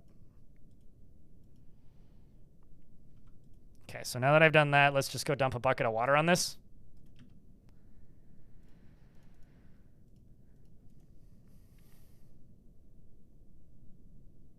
That'd be a great omelet. I'm throwing them out and crushing them because I don't want to have to enable and re-enable and micromanage my food supplies. Which kind of sucks, but you know, it is what it is.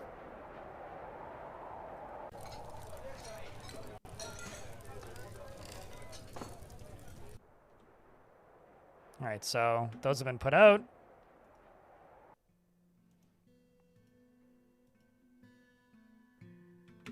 Which means I can get rid of that. And rebuild this. If a dwarf bites a were creature, they do not become cursed. This is one of those questions, Tank, where I'm like, I wonder what's going on in your fort at the minute. I know that you had a were creature thing going on, but like... No, it does not work in reverses. It's a one-way... It's a one-way issue. It's like, also, in order for it to matter, it also needs to,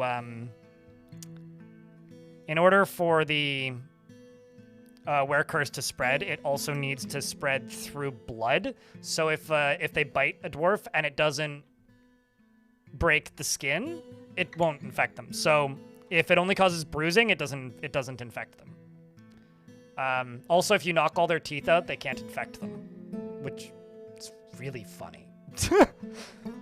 But they do regenerate them the next full moon, so I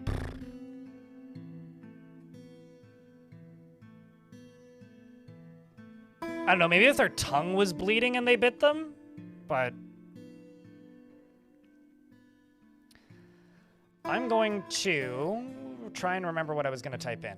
Rock pedestals.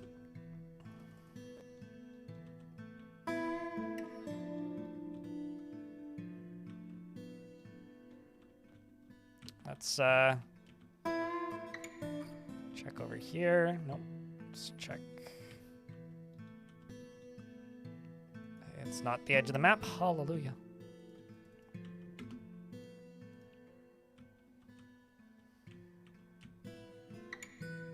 Got more coal.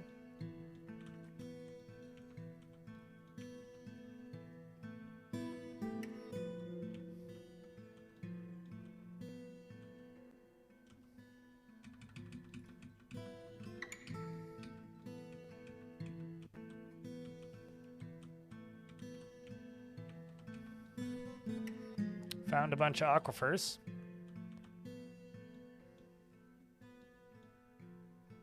Whole bunch of magnetite.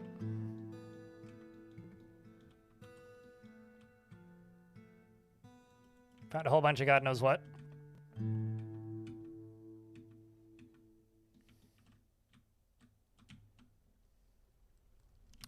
Bunch more coal. Hallelujah. Hallelujah, dwarf. Hallelujah. Bismuth. More coal. Bunch of coal down here as well.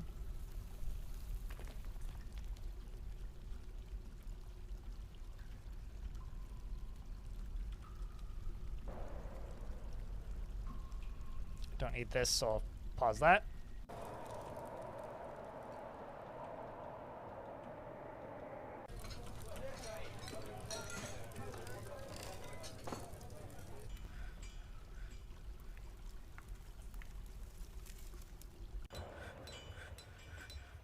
Okay, let's just go up to here and go bars. What am I sitting on right now?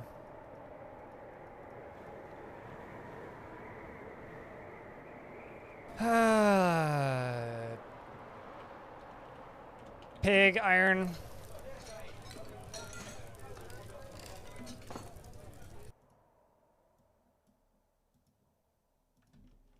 Let's do 40. 35. Steel bolt.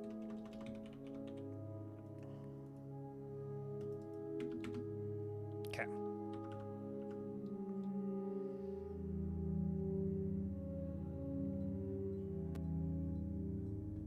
You had people gather fruit, and the were chameleon popped up right in the middle of them. Oh, that's always fun. And instead of running away to the burrow, they all just jumped on. They're brave. If you had cowardly dwarves, they'd run away, but because you had brave dwarves, they fought. Like, it's really fun when you start noticing, like, the cultural differences between factions. Like, the Fortress of Squidward that I played was a very brave faction. So, like, basically anybody could be put into the military with almost no consequences. Like, no negatives to just putting every single dwarf into the military because they were all just really brave. But, like, sometimes you'll have, like, cowardly factions where, like, very few dwarves have any kind of brave traits, and it's really, really nice when you find one dwarf that's, like, brave. And, like, can handle stress and stuff. It's like, oh my god, finally have a brave dwarf. Like, I do sometimes wonder about people who, like, you know, only ever play one world or give up on the game really quickly because they think it, for one reason or another. And then in the time where they gave up playing the game, they, maybe don't. In the time where they gave up playing the game and are like, oh, all these dwarves are cowards or whatever, and was never able to get much done. I always kind of wonder, it's like, did you just get really unlucky and just have a very cowardly faction and play like 2/4 or something? Because it's like entirely possible, if not plausible and probable.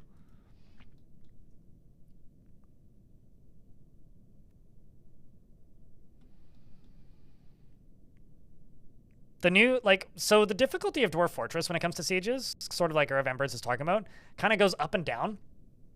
And we were at a low point for a while when around the time Steam launched, but I do think that we are getting through that low point of difficulty. Like, the game's been pretty easy for a while. I think we're getting through that, and because or rather, we were at a low point for a while, and now we've kind of stepped out of that with the Siege update. But I think we're gonna, like, swing back towards, like, balance-wise in the game a little bit soon, because we will be going from, you know, the game being less ridiculously hard with the sieges, because it kind of is at the minute, to easier once we get some sort of magic made for the game. So the difficulty of this game kind of ebbing and flowing has always kind of fascinated me. I think there's something right there. Looks like it.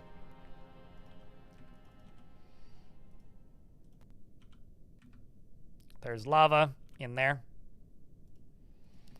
Why don't I do this? See what's in here.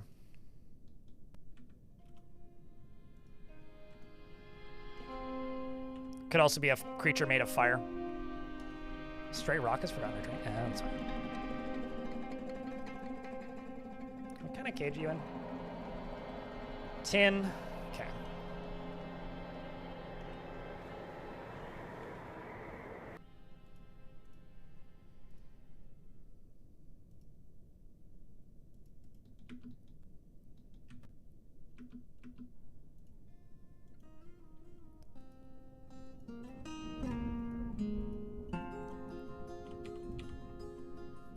Magic sieges are going to be interesting.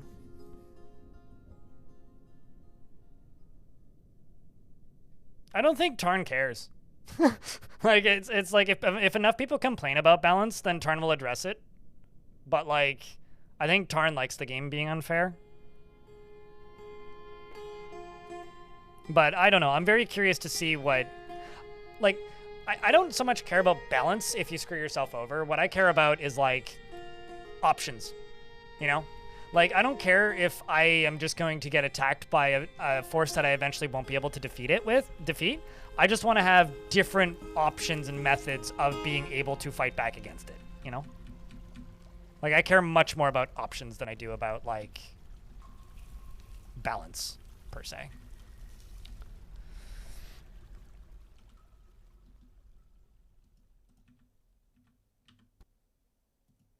I think that makes sense. At the very least, in my brain, it does.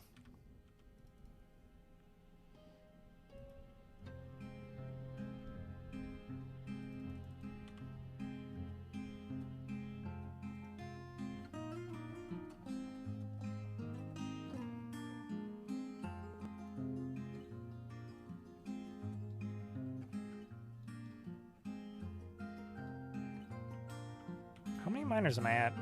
Not as many as I thought.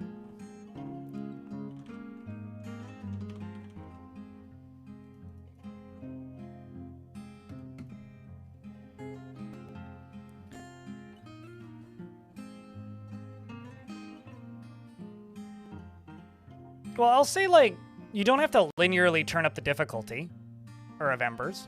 Like, I am playing on normal difficulty, technically, on this fort. But I have the frequency at which Mega Beasts attack me cranked way up. Right? Like, that's technically me changing the difficulty. It's not really making the game harder. Like, difficulty in Dwarf Fortress is kind of a misnomer. Like, if you increase the frequency and size of siegers, yeah, that's, like, about as close to increasing the difficulty as you can get. But it's still not really necessarily making the game harder. It's just making it kind of less fair, in a way.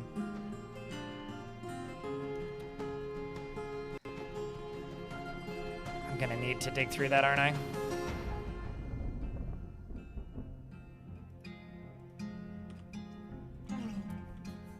I'm confused. Why you know? Go down here. Oh, you did. That's why.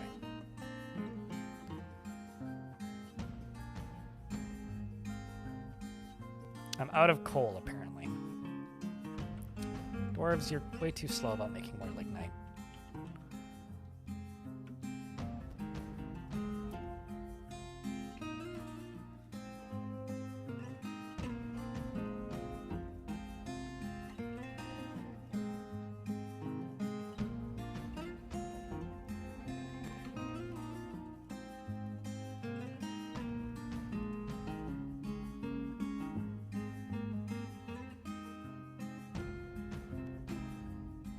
You don't know how to deal with early super large sieges? Settle somewhere that you won't get sieged by a large siege super early.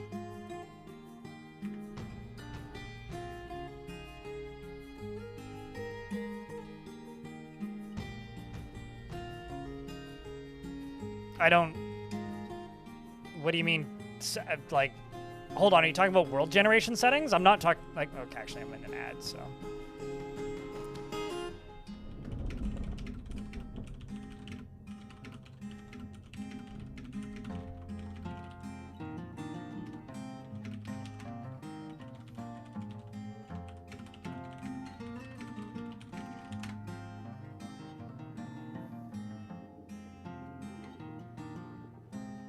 I don't know what that is, Blackwinds.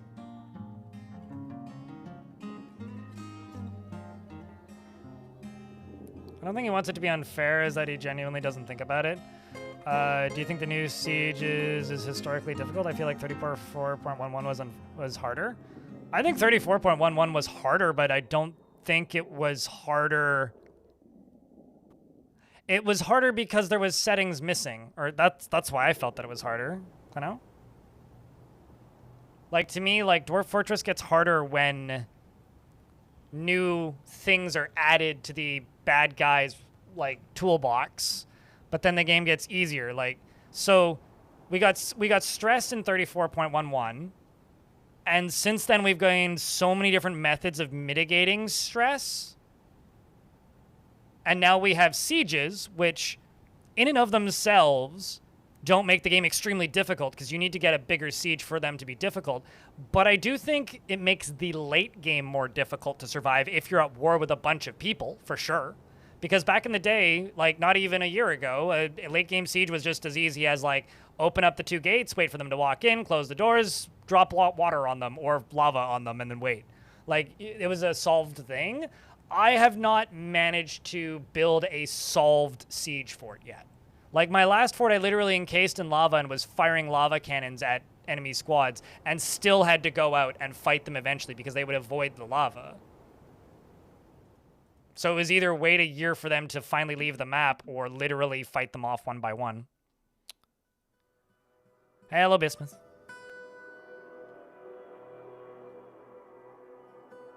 But if you're getting super large sieges, Emmy Gilman, you're settling too close to baddies. Settle further away from them.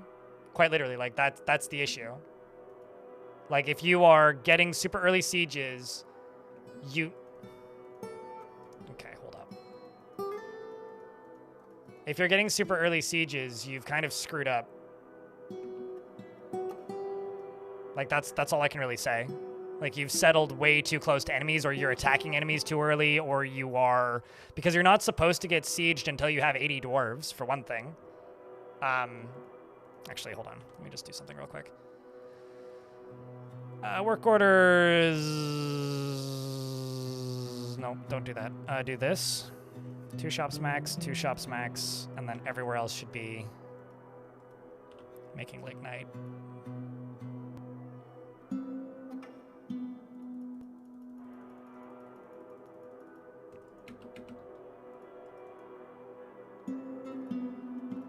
There we go.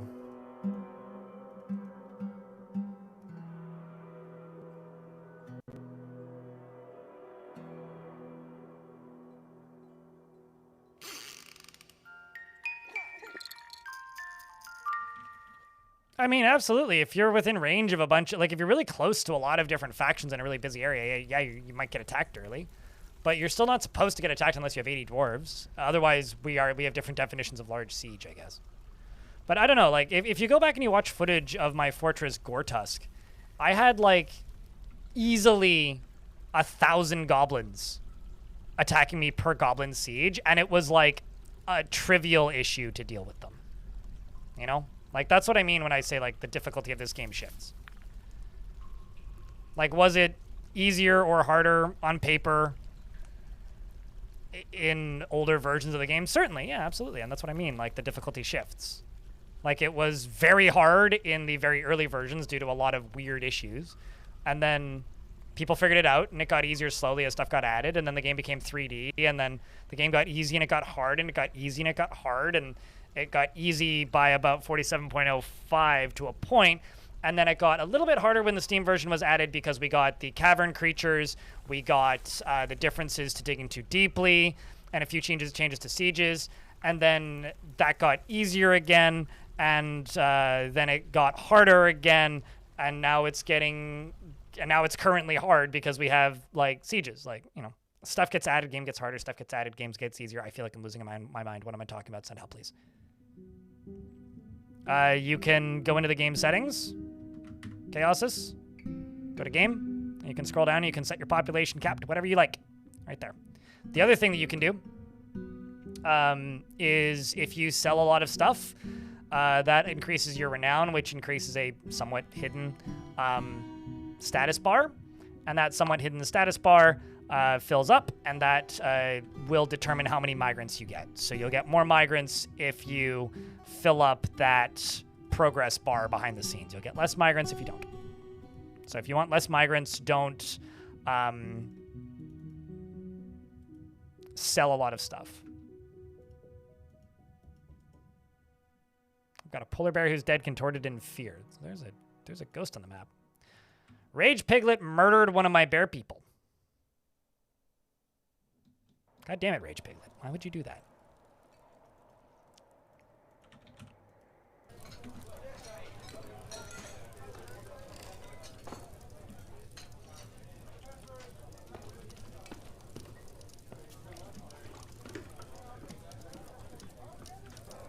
But yeah, so if you're selling a ton of stuff every time you trade, you'll get a lot more migrants.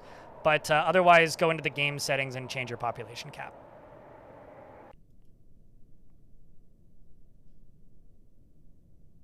Something evil is emerging from the newly exposed pocket. Another one. So this is another Sauropod devil. And I'm sending the Mark Dwarves down here to go shoot some bolts into its forehead. And I've got traders here to trade. It's actually very convenient. It's like the water's pushing the dwarves towards it to make sniping it easier. That's kind of nifty, actually.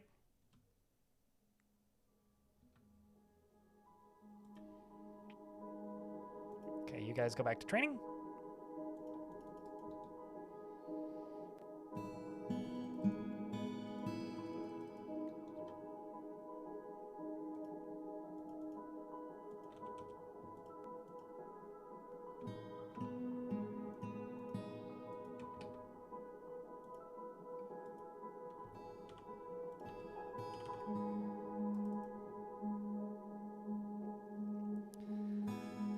Okay.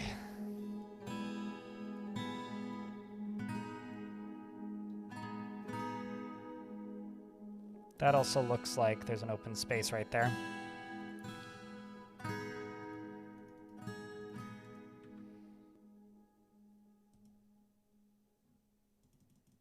So let's just get that poked through.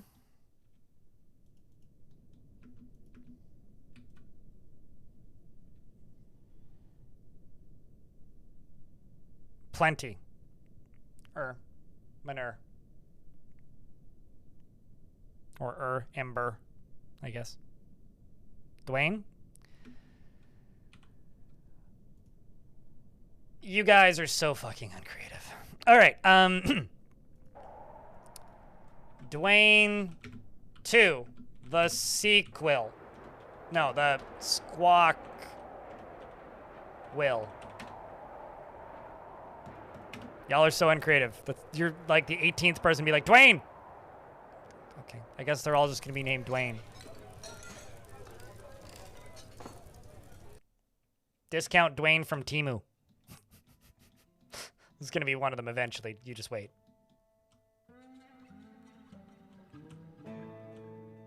And then we'll get Dwayne from State Farm and Dwayne, the other Dwayne, the wrestler.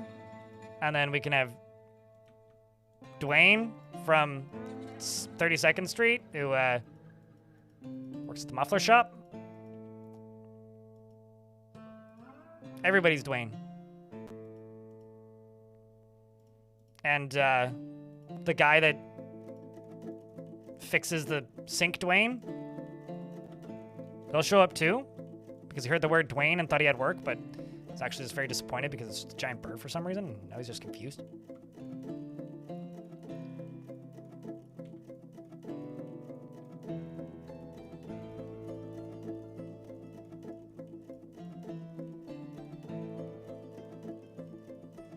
We're all Dwayne. There's a little Dwayne in all of us, you know?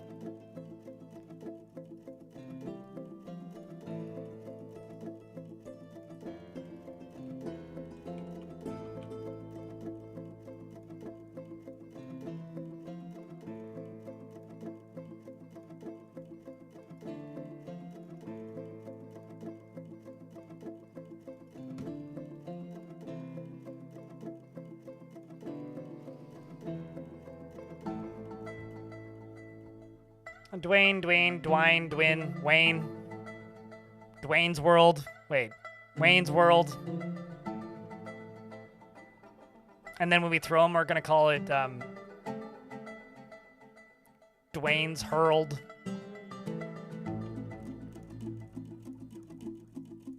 Anyways, what were you saying? It would be fun if Tarn sampled the reactions of Dwarf Fortress faction traders so that when they admire a sublime seat or whatever, it added the migrant numbers or conversely the trade area.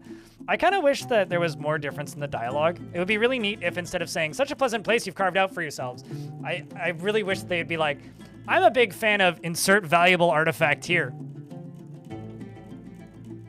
Have you had any offers on it recently or something? Especially if they're plotting to steal it. You have a good night, Dulkin. I'm a little loopy all of a sudden. Maybe my allergy meds are wearing off.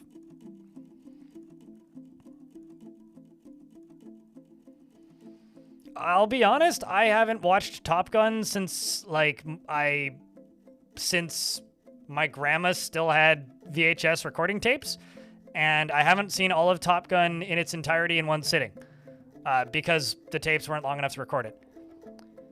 So, I don't know the names of the people from Top Gun, Hilmar, in YouTube chat. The original, and I haven't seen the new one either, so. Oh, that old thing? Yeah, you can absolutely have the 5 wooden swords that the Cyclops dropped. That or if they could, mention a famous criminal that's around. It's like, you haven't seen any tale of so-and-so, the so-and-so goblin. He was last seen skulking around one of our trading markets. He's been running some gang activity out there. You know, stuff like that. That'd be cool. I wonder if Tarn's ever thought about that. And then Goblin with that name appears and you look at the others tab and it's like, oh, that exact goblin is in my tavern right now. Well, stab him in the head.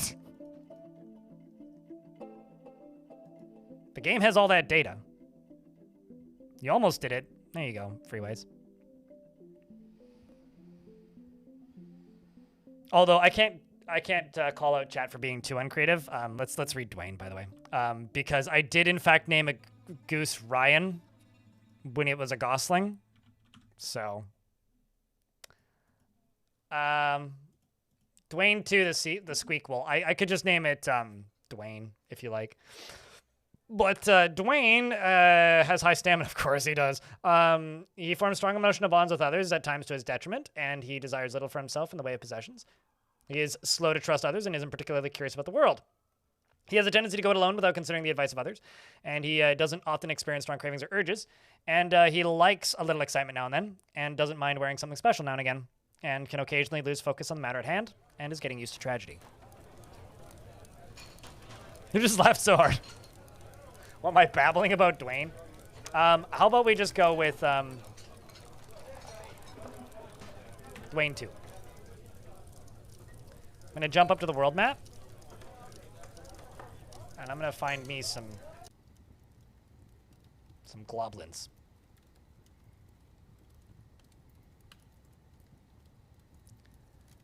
I think it is time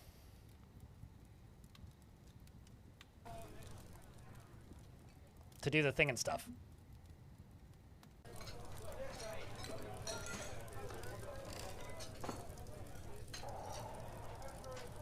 Consider luck wished, chat.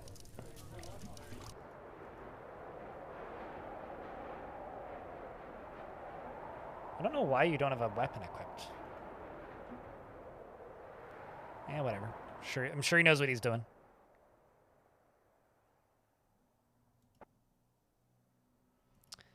We are, in fact, invading with 4 war rocks, including Moses, who we will name Dwayning.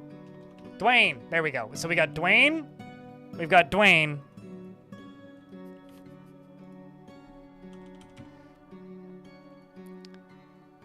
We've got Dwayne, Rocky, and Pebble.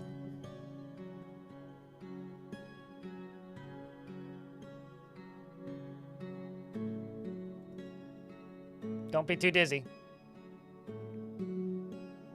The 4 Dwaynes of the Apocalypse? We don't have 4. We only have 3?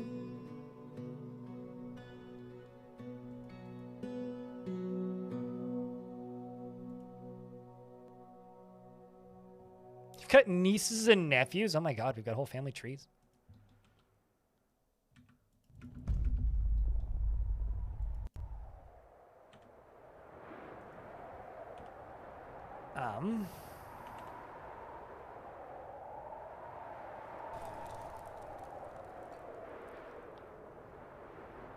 So how are you leaving? Are you going up the underground?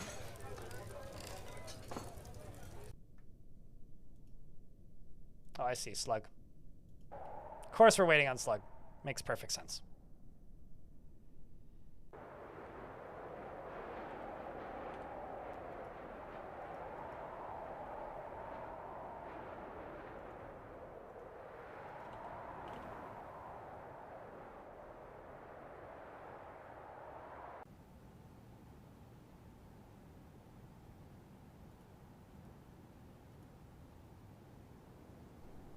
So there goes Pebble, flapping after Bossy McGee.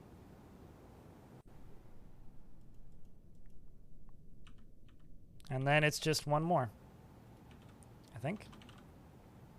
Yep. Oh, no, never mind, not you. So they've all left.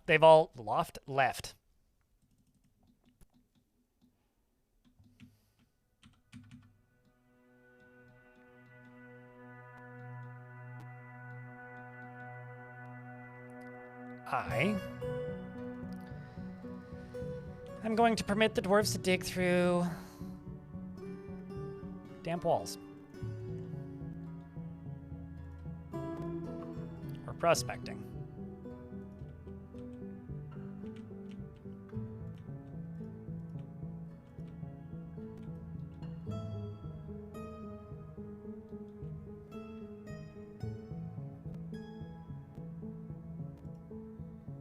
Oh, hey, platinum.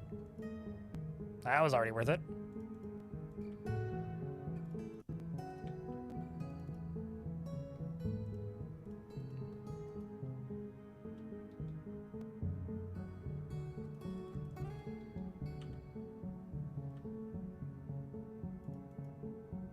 So now we're going to find out how good those off-map war rocks are.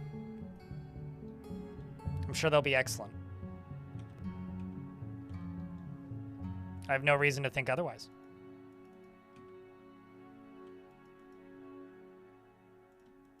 I mean, why would I?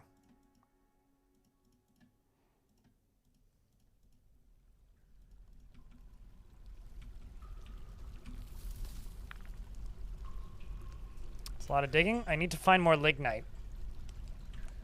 So, yes.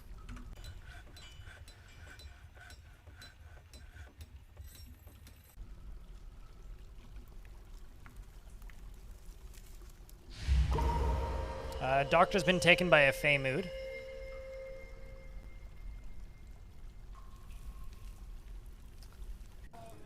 The only issue with attacking enemies with war animals is there is no way to be stealthy, which means you're guaranteed to fight them. So don't try and sneak into a place and be all stealthy and sneaky about it, unless you are planning to fight. That's a lot of Forgotten Beast leather.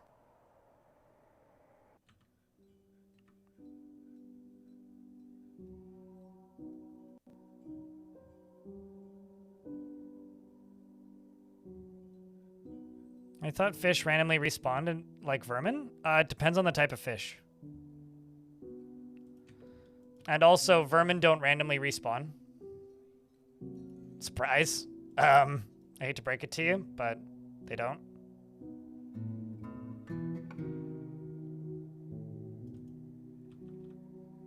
Deep within this place, we've uncovered what must be treasures of God.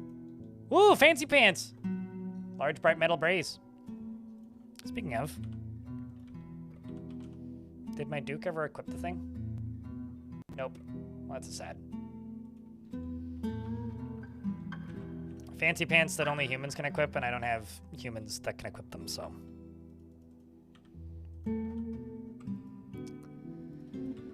Alright, King. You can have them.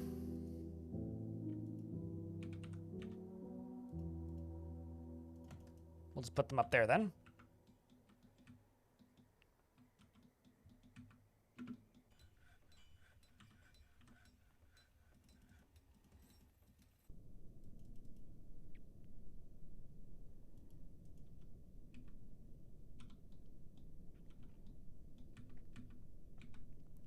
So down in here, shall we begin?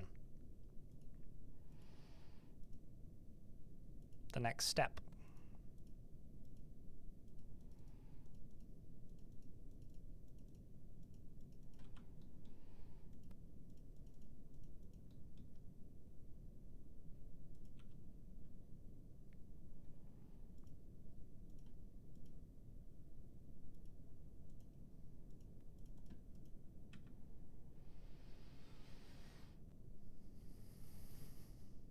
I've got bad news, Nomald. I got bad news. The bad news is you got into a fight with a were creature. The good news is you're dead, so you don't have to be a were creature. But there's other good news too. The were creature that you got into a fight with, Nomald was in fact here. The were creature that you got into a fight with was a dwarf from a previous fort, which is kind of cool. For those of you who don't know, Nomald named a workshop, so because he wanted a metalsmith and I didn't have any, so I named the workshop Nomald was here, XD, and the number of times dwarves have claimed Nomald was here, XD, in order to make an artifact is very fucking funny to me, because that's actually like, you know, it's a very dwarfy thing in my opinion to just write, you know, like this is a forge, right, and then just put like, or maybe not that, like, just, you know, penis. Like, that's the sort of thing that a dwarf would put there. I feel like there has, like, a dwarven child has definitely scribbled a phallic-shaped object on the queen's bedside table before. Like, who wouldn't? It's the most dwarfy endeavor.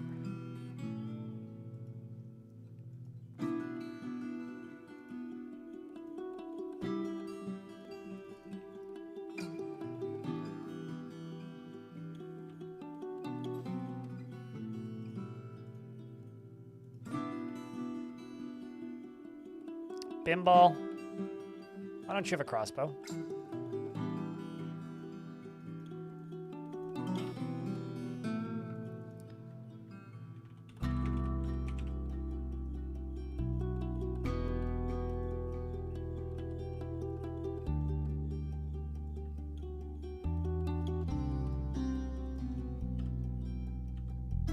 Oh.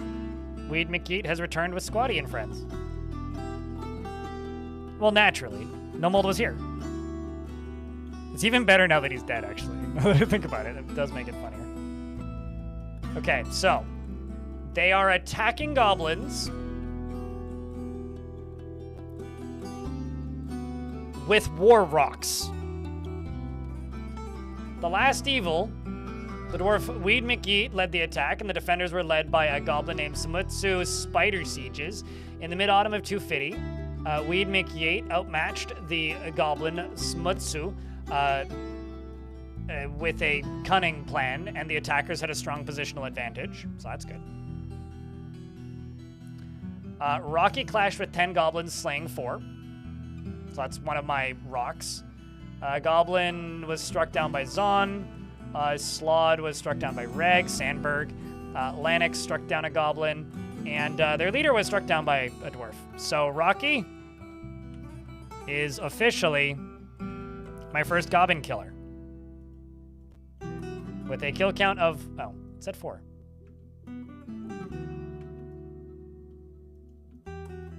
Oh, I see. The whole squad of them fought with them, and they slayed 4 combined.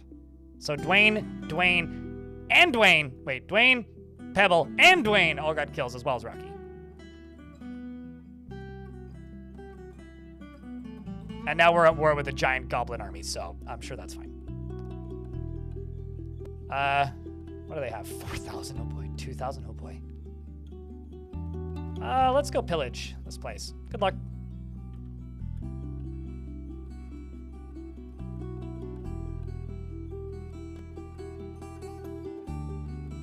I like how Weed McKeed is still dizzy from all of the sun.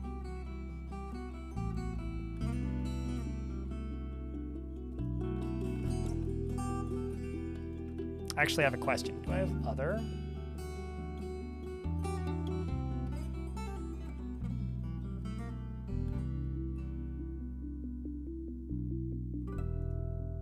Let's give you Adil as well, and we're going to name you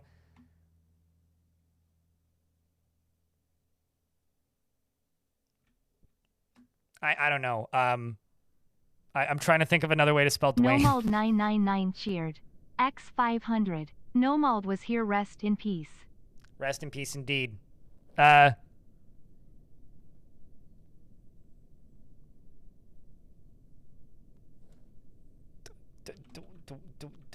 Dwayne.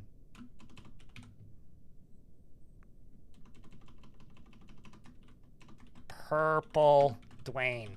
There we go. Maybe Purple Dwayne. There we go. That's the best I could come up with. I don't have a DU. I'll work on that next.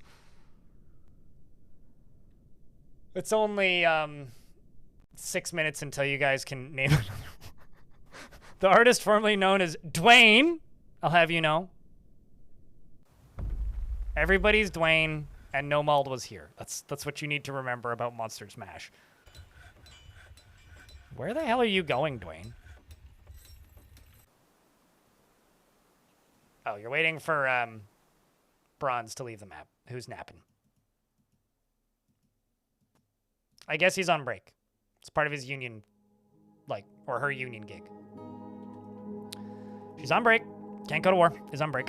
Speaking of claiming leatherworks, what have you claimed? 3 Forgotten Beast leather and tourmalines. We're about to get hit by some ads. I'll pause the game when the ads hit. Oh, that's why it's taking so long, because you're carrying the entirety of a Forgotten Beast worth of bones. That would explain it.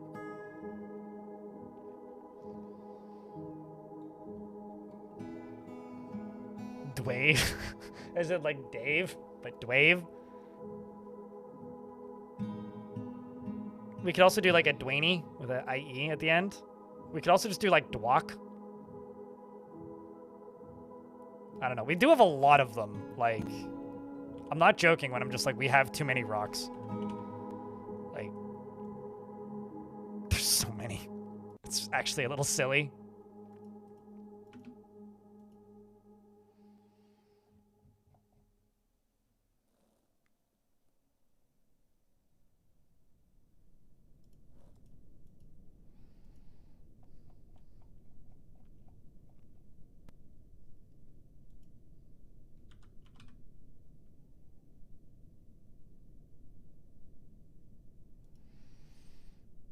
So you're Ted and you're Uni?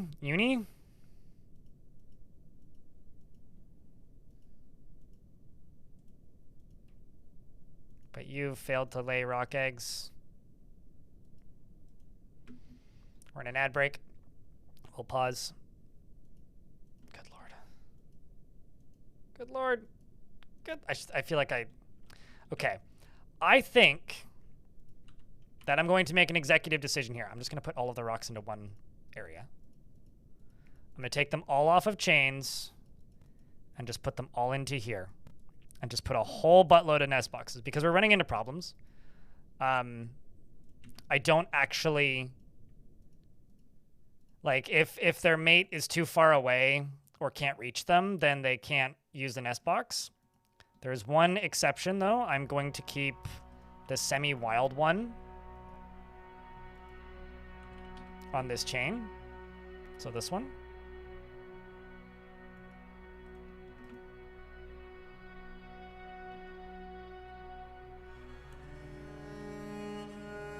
So here comes the mosh pit.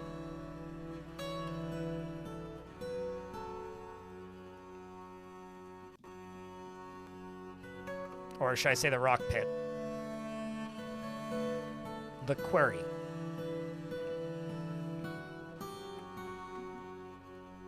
And I'm also going to go here.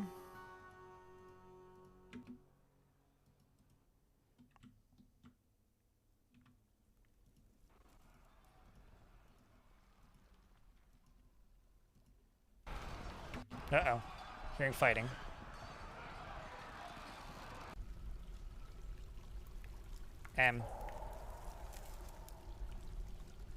What with? Oh. So I have a rock somewhere around here who just, like, beat the shit out of this elf. I don't know why, but it did. So, clearly you were plotting something.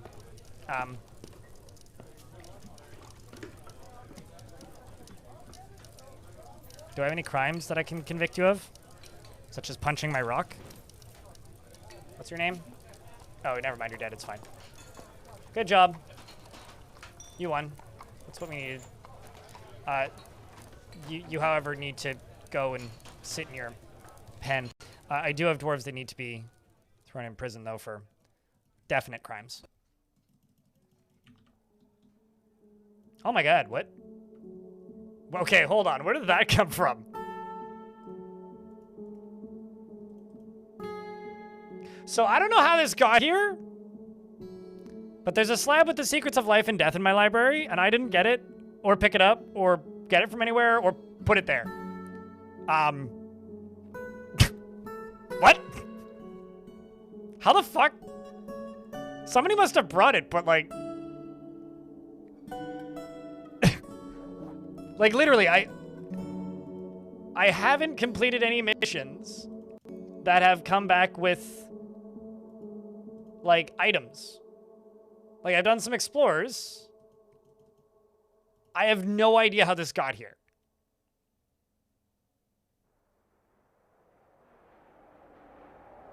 It is splattered with elf blood.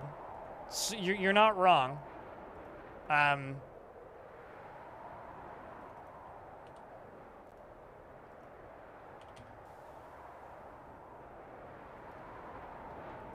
Well, okay, you have a combat log. Did you do anything? No. You do?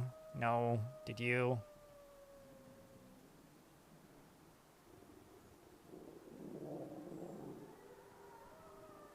They missed. I mean, this elf... I mean, maybe? It's possible this person brought it. You guys could go look in Legends and see if Valleycraft happened to be the owner of, you know, any such product.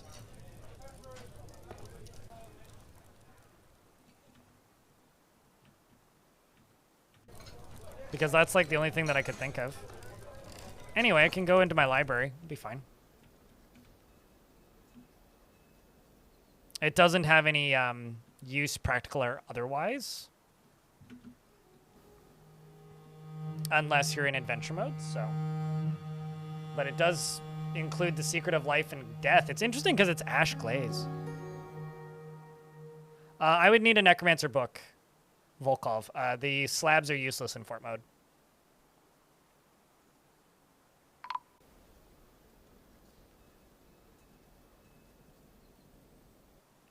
So, it's just kind of a neat, like, side thing to have in your fort. Like, it's just a neat item to have more than anything. But it's also a spot where you could become a necromancer in adventure mode. But for fort mode, it doesn't serve any purpose. Yeah, it's a cute decoration. Exactly. It's a good way of putting it, actually. I feel like I can dig into this safely.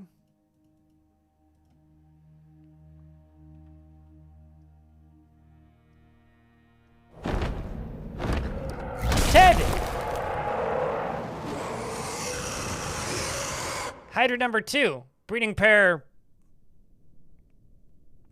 part 2. The Hydra Ted has arrived. A giant dragon-like monster with 7 biting heads. And no lighter. He forgot his lighter. He left it at home. Now would be a really bad time for my squads to come back. I don't think I've chat. I don't have a female Hydra. I have 2 male Hydras.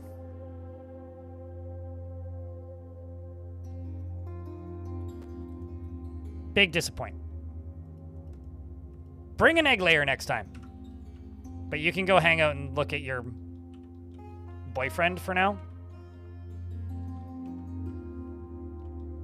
I'm much disappointed. Yeah, see, 2 male Hydras.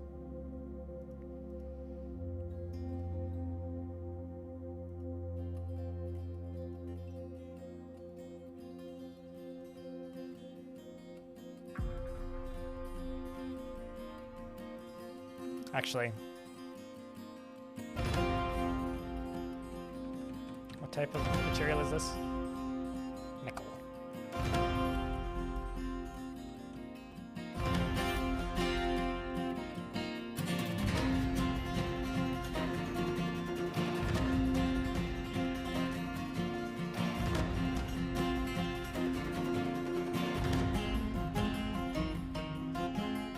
Nickel silver. Progressive rock. Yikes. Okay, sure.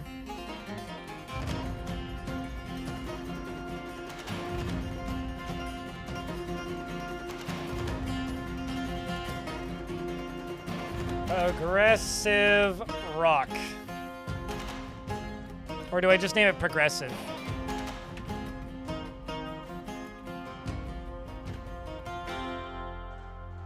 Something evil is emerging from the newly exposed pocket. Oh no! It's the Stay Puft Marshmallow Man. Probably not. It's actually probably worse than that. Uh-oh. Ah! It's a Steam Wraith.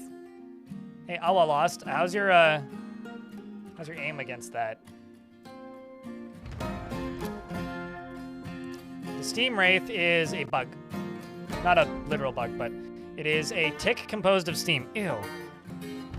And the dwarves, and it hungers for warm blood. Well, it is a tick, so I guess that checks out.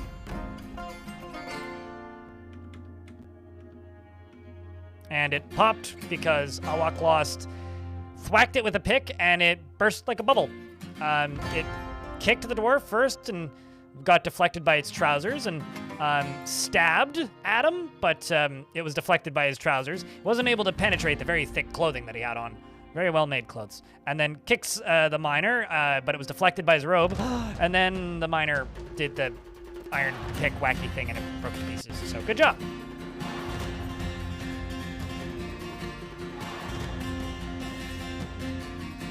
Enjoy the lurks. Deflected by trousers. That's always my favorite. It's just like, man, that really shows just how weak that thing is.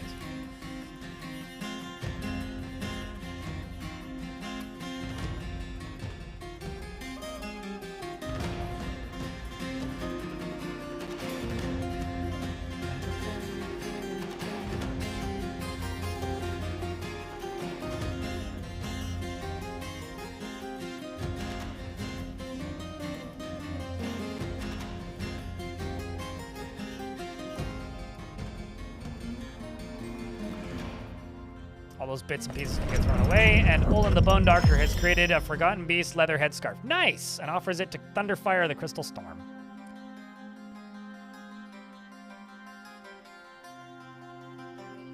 You know, I think that that's going to be the Chief Medical Dwarf's uniform. Because you are a Bone Doctor, you offered it to us. And to me, that would make some sense, you know? The Chief Medical Dwarf can... You don't need that fancy helmet, just the other thing. So Forgotten Beast leather headscarf. All craft store ship is of the highest quality. It is decorated with Forgotten Beast leather and encircled with bands of Forgotten Beast leather and Forgotten Beast bone. This object menaces with spikes of a green tourmaline, and on the item is an image of dwarves and Forgotten Beast leather. Surprise. Guess what it's made of? The dwarves are traveling. The artwork relates to the foundation of Forgotten Beast leather and Monstermesh by Thunderfire, the crystal storm of Forgotten Beast leather, and the bolt of contests in the early spring of 239. On the item is an image of Erel Lancersmiths, the dwarf in tetrahedrite. On the item is an image of Odom Rough Mystery, the dwarf in fine pewter.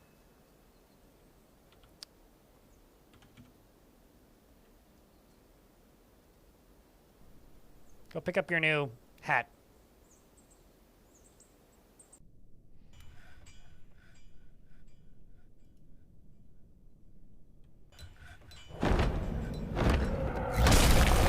Forgotten Beast Captain, or no, Forgotten Beast. The Wereskink Captain Kivish Ficodnacus has come. A large skink twisted into humanoid form. It is crazed for both flesh and also blood, in case you forgot. And its charcoal scales are blocky and closette. You will know why you fear the night. How about the ghost that just toppled my coffer?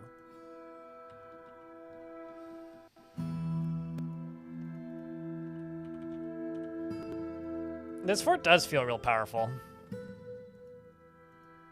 But let me tell you, it's not so... It's not untouchable. Also, I lost a... Okay, I may actually have to expel some dwarves.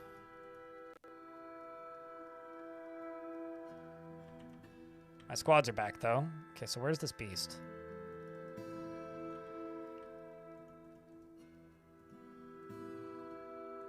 Please go stab this thing to death. Thanks. How old are you? Do you know any of my dwarves? Glazenjoy. He's got 5 kills. All in one of them in violent hunger? Oh, you've shown up in my previous forts, have you? Fun. Okay, so it's fighting with Rocky. And soon to be Pebble. My first 2 baby rocks, by the way. Who now have 2 kills and 2 kills combined. 4 kills together. The beast immediately starts bleeding heavily as the rock grabs it by the left wing and bites it in the foot. That severed part sails off in an arc. Bites it again in the other foot, and the other foot sails off in an arc. The other rock comes over next to it, and they shred it. Hot damn, dude.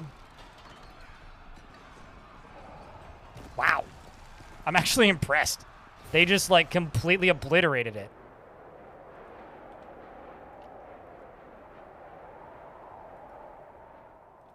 Well, I say to that, hats off to you, big birds. Speaking of big birds, how did we do? This was a pillage attempt. Rock doing... You know, the fact that you haven't named the rock a rock stone yet is kind of surprising, so that you could rock in stone. The Bolt of Contests attacked the spider. Weed McKeat led the attack, of course, and the defenders were led... the defenders were led by a goblin named Bolsa. Weed, of course, outmatched the goblins' pathetic little simple brain. And the attackers had a strong positional advantage. And they killed a goblin, killed another goblin. Donut got a kill, it looks like. Another goblin was killed.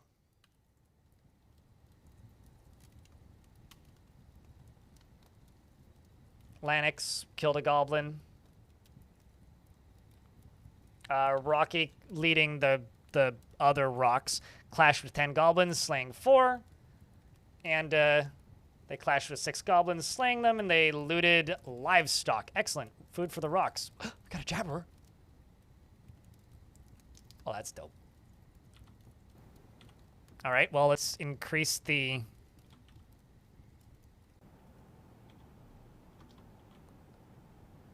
malicious size of Weed McGeat's onslaught army.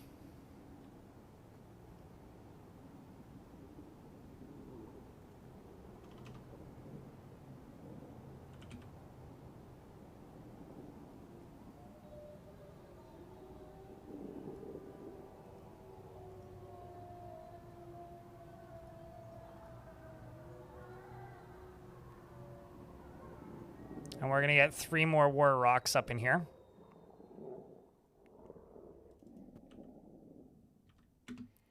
And a war jabber. And I must satisfy the slab needers, I suppose.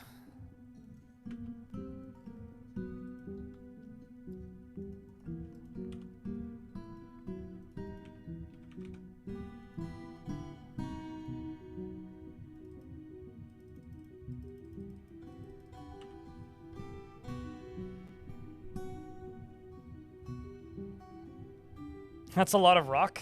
Oh, yeah. Virtual spaceman, but check this out.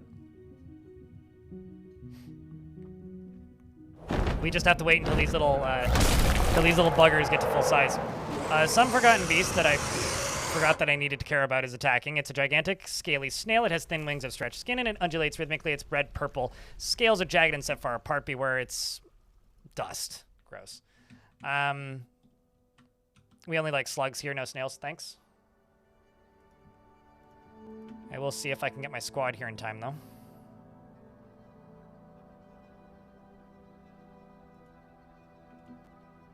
Let's hope it's slow, because it's a snail.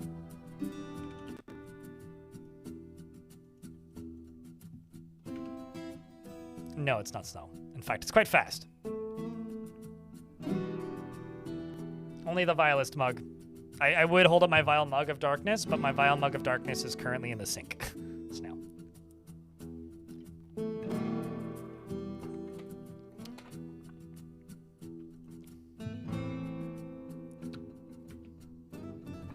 What are you killing? Random dwarf hauling something?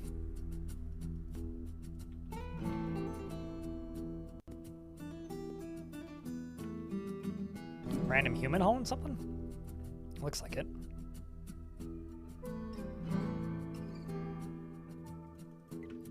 I'm just gonna grab you.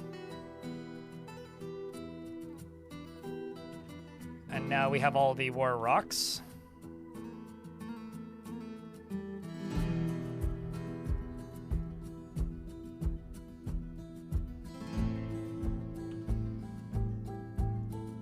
And so we are going to go...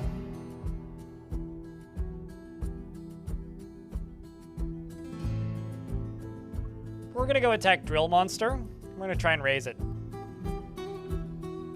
So now we have a War Jabberer plus the War Rocks.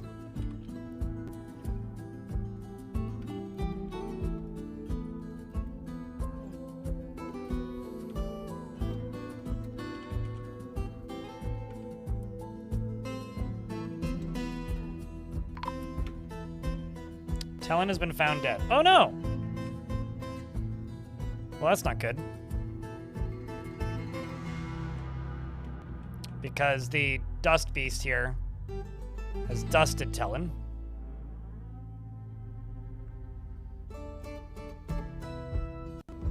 But it is injured. As for why, that I don't know.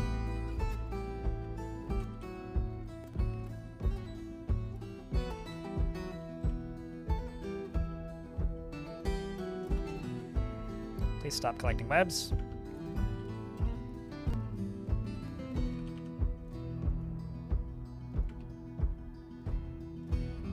Got dwarves moving past it. It seems like it's rotting, so the curse that this one has is body rot, which kind of sucks. It's choking on its own dust. They tend to do that, yeah. That's not too abnormal. It's not great for it, but...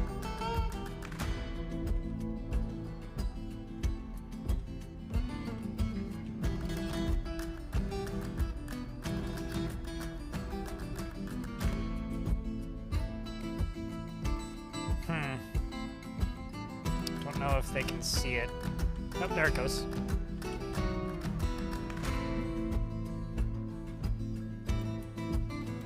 Where the fuck are you going? There's a dwarf over there. Thankfully he's running. Heh. Well, that was easy. Some dwarf just sniped it and now it's dead.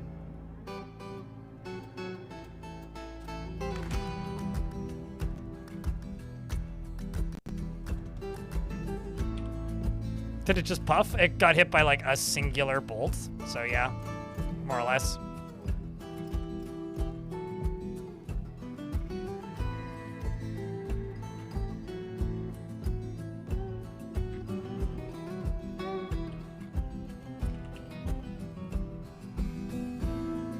Let's do 10 steel helms. And steel bolts. We like to see lots of lignite lying around.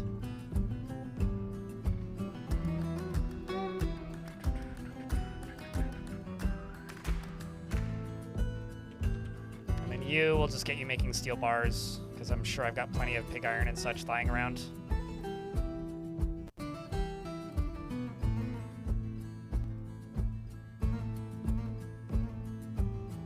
Arash is leaving the map. What are you doing for... Oh, you went to go fill your water skin instead. Oh, no. What are you murdering? It seems like the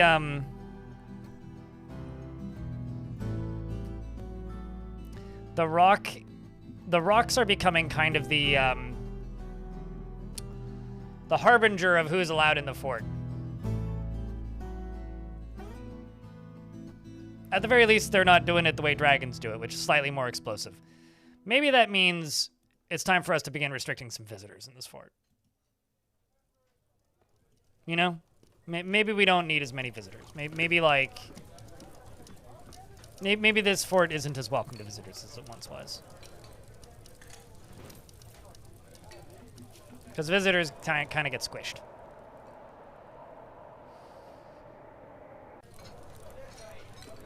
You figured they were immune? Not always, sometimes.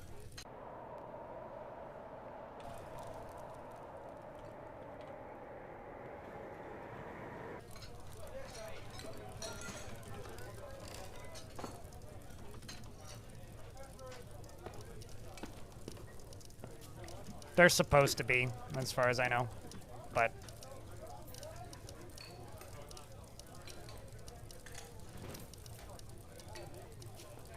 All right. Just do that. Do that. I could just throw the giant grizzlies in with it.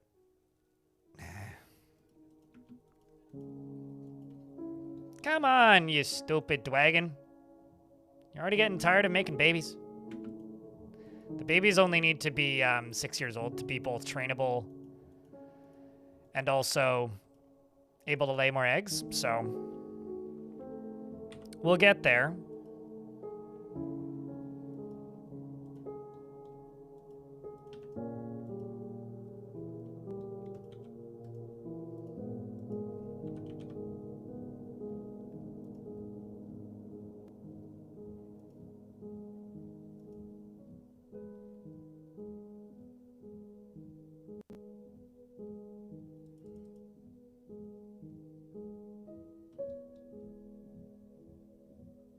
Some dwarf wasting slayer was born, or has arrived.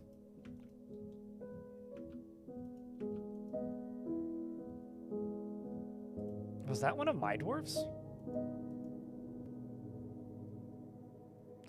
Okay, maybe I do need to keep these.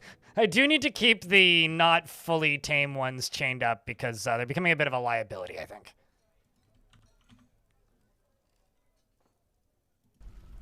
They keep, you know, exiting the premises and causing issues.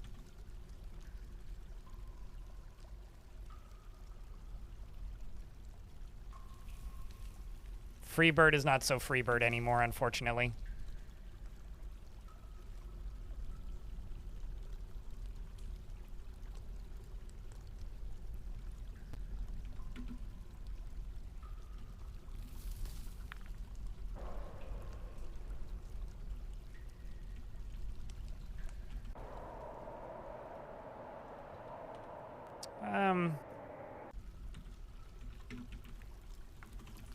Coffin. Let's just make, I don't know, 40. Did I finish that slab just yet? Yes, I did.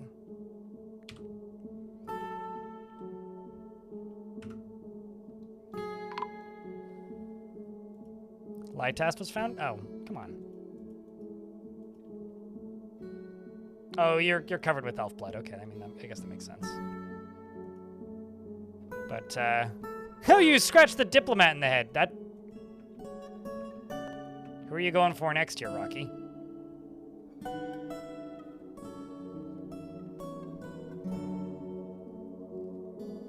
You know, I'm kind of thinking about just butchering these ones.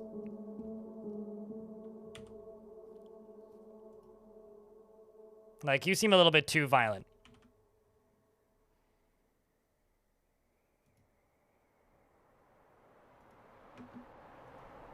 Let's make you into some crafts or something.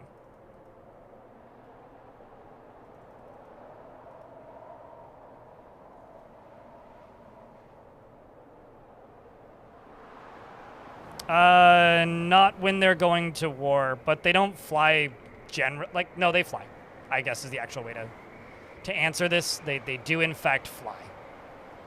They'll fly. They don't just like float at the top of the map. They tend to stay in the fort, and they obviously can't fly while they're in the fort. But they fly over my walls to get out of the to the edge of the map to go to war and such. So yeah, no, they fly.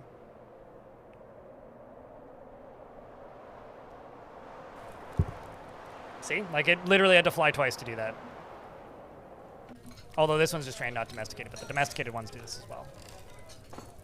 I see it's flying.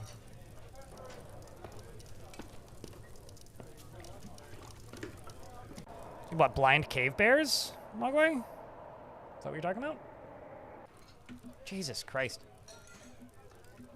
I don't think that was my dwarf, though. Yeah, these are all just, like, merchants. I'm pretty sure. Yeah, so, like, this dwarf's just killing merchants. As far as why, I don't know. But we're gonna... try and butcher you.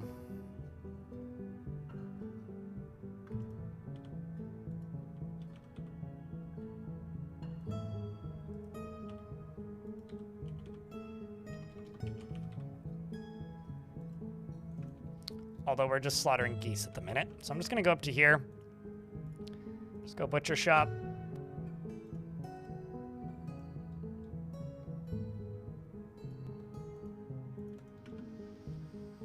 Speed this process up a lot.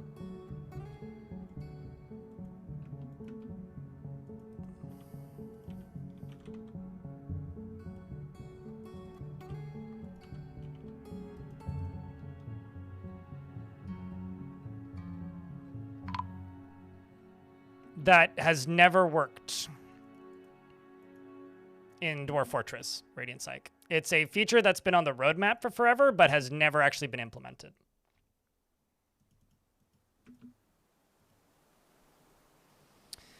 All right, so Dwayne's back, which means has this whole squad not left yet? Were you not supposed to be with? Weird. Also, Idle, are you ready to be placed yet, for fuck's sake?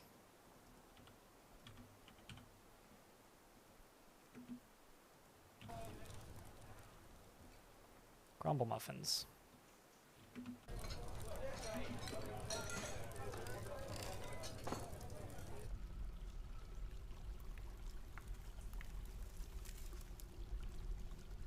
Just remember having unlimited money because of skins. I can't remember the last fort I didn't have unlimited money.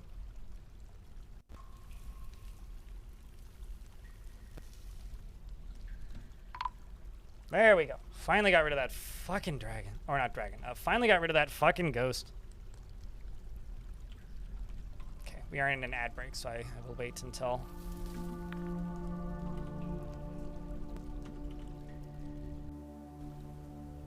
the ads are done.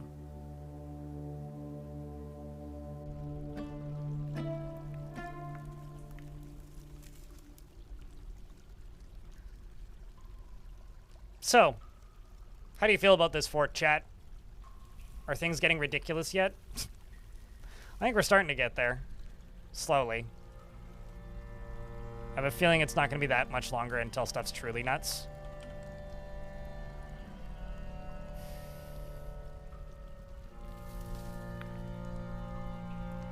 I mean, it's starting to get a little bit ridiculous. I mean, they have started killing the visitors, but thankfully not too much. Only a little bit of visitor murder, you know?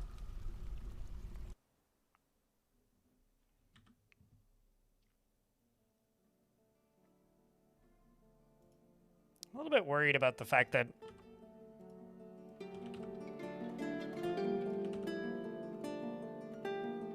Purple Dwayne hasn't left the map just yet.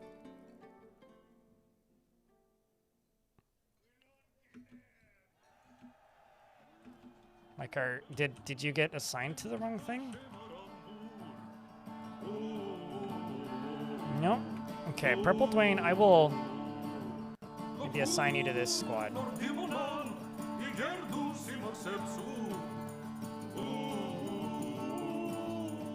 Dwayne.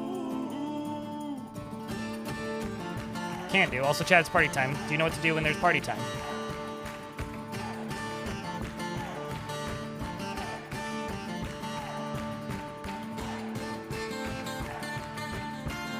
Dwayne, you're welcome. Eric also has a pet rock now. Purple Dwayne.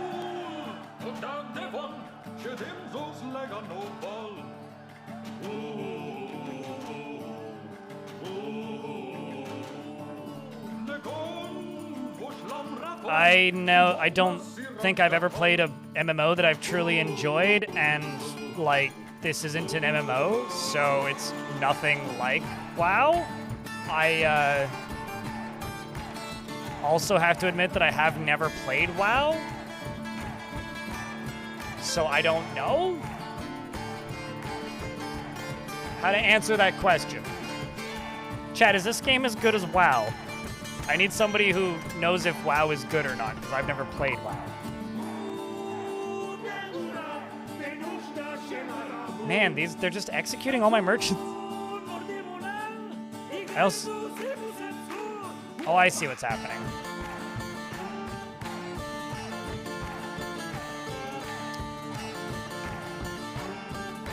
They're executing the nobles, is what's happening. They're not merchants. Generals keep arriving, and the rocks are killing them. But specifically, it's the trained rocks that are killing them. So we just need to slaughter them. We need to kill the trained rocks.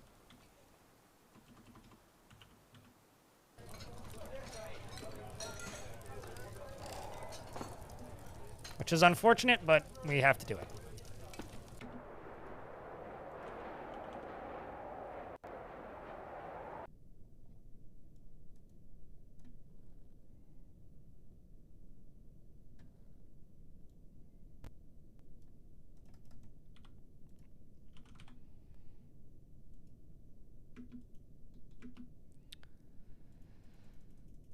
Okay, how did that raid go? I got some loot, so that's fun. They're doing a public service? No, they're ruining my reputation with my faction, and my faction is already dead. So if it starts a civil war in my faction, this faction becomes unplayable. They're doing the opposite of a public service. You watch your mouth. I will set you on top of a puddle of lava if you say that again. Where was I?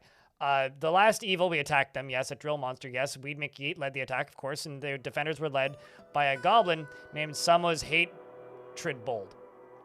An elf was struck down by Dwayne, of course, and an elf was struck down by not Dwayne, and a elf was struck down by a jabberer named Adil Bow Relic. Another goblin was struck down by Dwayne. And a goblin was struck down by not Dwayne. And a goblin was struck down by Rocky. And a goblin or an elf was struck down by not Dwayne. These rocks are doing all of the killing right now. This is like the equivalent of like a World War II bombing run. The Jabber is also doing quite a bit of work.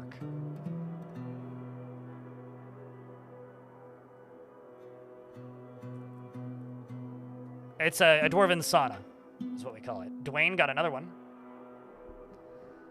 So I might be getting cocky here. Should I tell them to go attack one of the 1,000 population sites?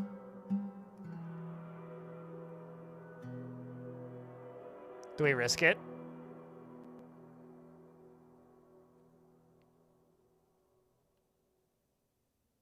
Dreadfinger, what a good name. Cuts Mob Dreadfinger was struck down by Slug.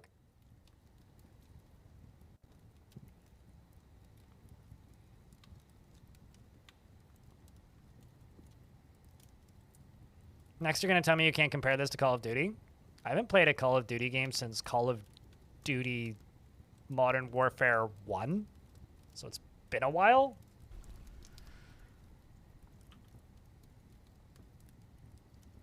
What are you trying to equip here, Dwarf?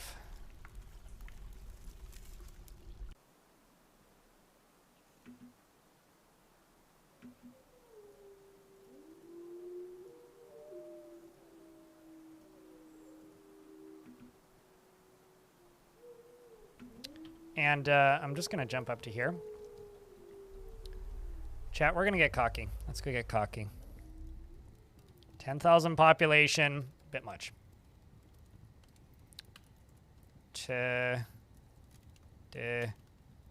4,000 population, still a bit much. 2,000. Let's go for the Goblin Fortress up here and say raise it. I'm going to send in 2 squads. So the one that I'm going for is up here on the end. And it has a population of 200. We're going to go attack the Humid Black. We're going to send Eric for the crimes against my generals. And Weed McYeet.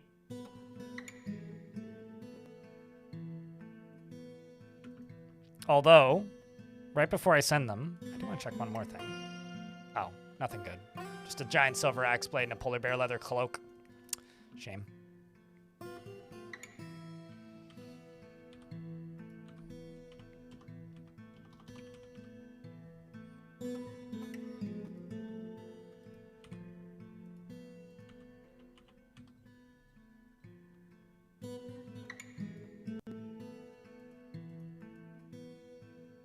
Okay.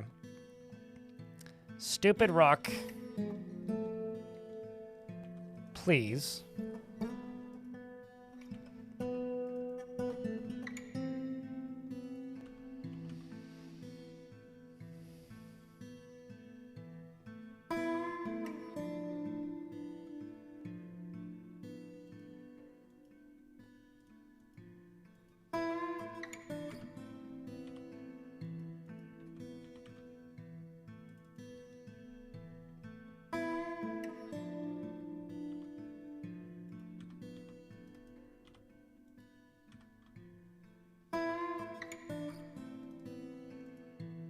I'm actually getting a little annoyed with this. Because it's just going to go kill another one. It's going to, like...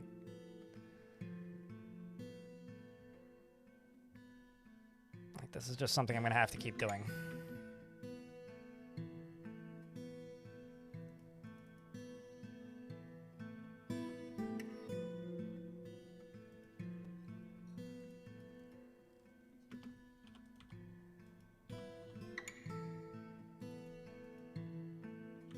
It's either that or I just tell my entire army to go kill it.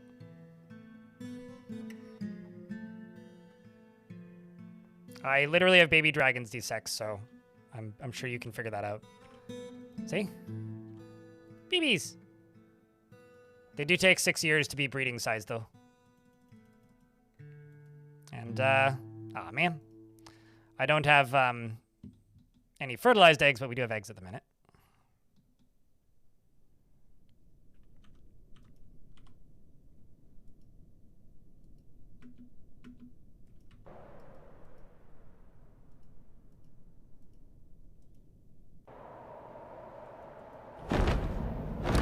Some Forgotten Beast has arrived. It has a round shell and a bloated body. Its long hair is straight. Beware its noxious secretions. What is it? Where is it? All right, well, that's not too bad. Go get it, dwarfs.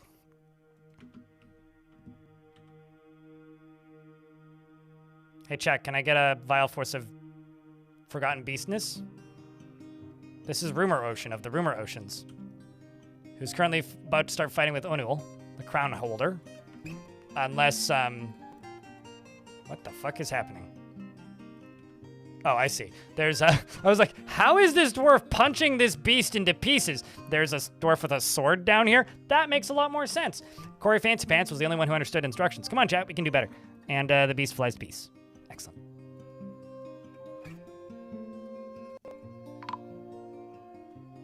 Coolette the Merchant has been founded. That's it. Every single dwarf... What? Okay. I might actually scream. Can I war train you?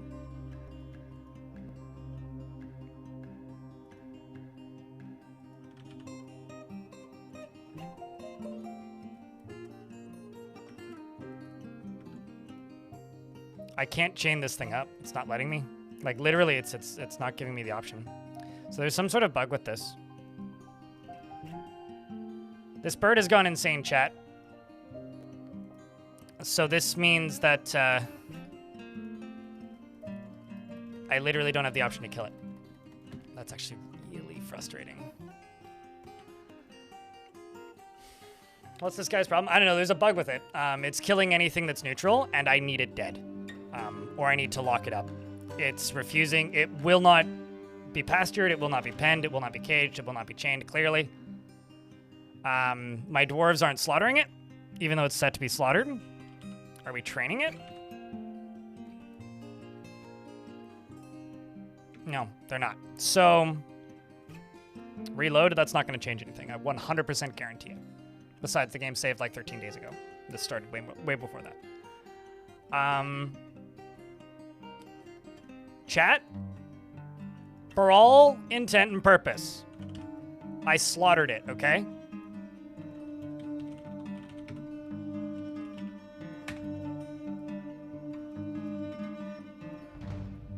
If anyone asks, I slaughtered it.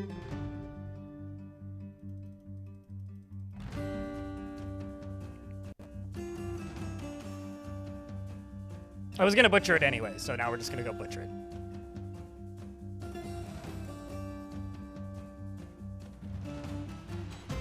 I mean, it killed like 12, so Fred Durst. I could name one of the dead ones after you in spirit, if you like.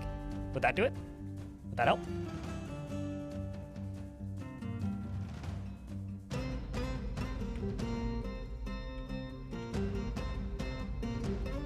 All right, well then be careful what you wish for.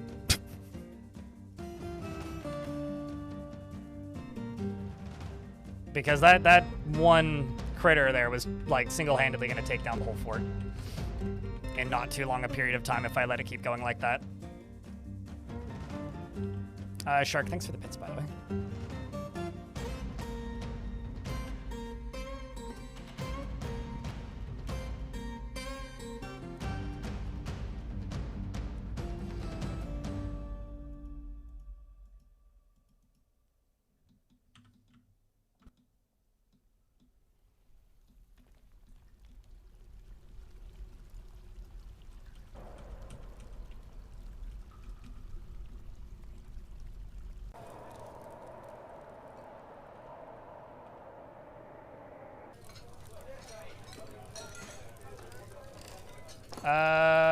Well, the redemption will be up in about 10 minutes. Corporate robot.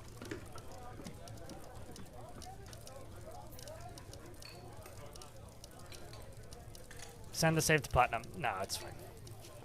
There's plenty of known bugs that like aren't worth reporting, and I am not a god, and don't have like absolute authority, so I don't just send every save to Platinum. If I find something game-breaking that's easy to repeat, that I'm certain 100% is a bug, I'll send it to Platinum.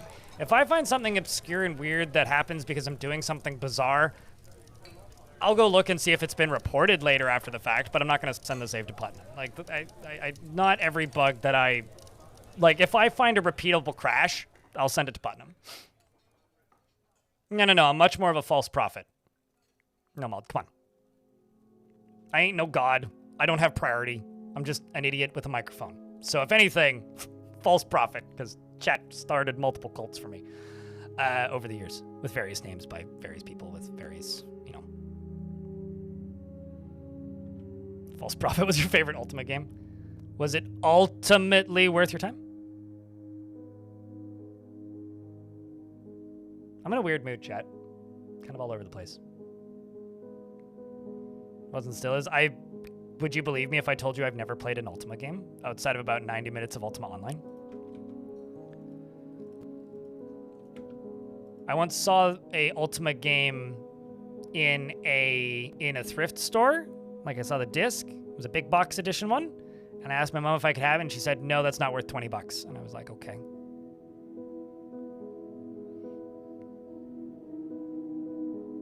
Loved Ultima Exodus. I've played games that were inspired by Ultima.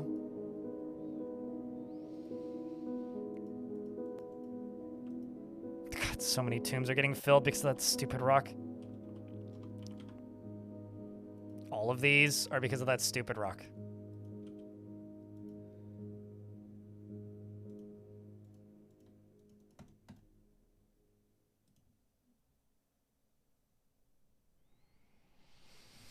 I've ended up on that website a couple times because people have recommended it to me, and then I always just remind myself, I really fucking hate MMOs, and then I don't bother. Glad. But glad that thing's still going. People still enjoying it. Makes me happy.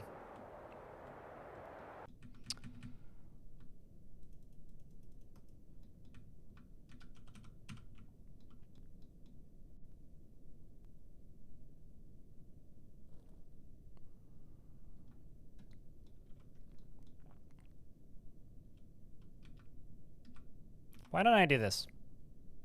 So I don't know what's in here.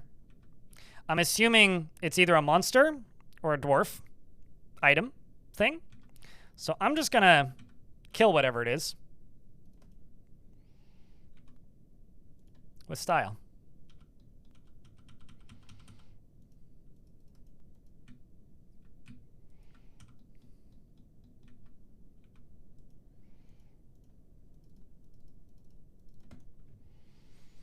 Although, actually, no, I need to leave one of these.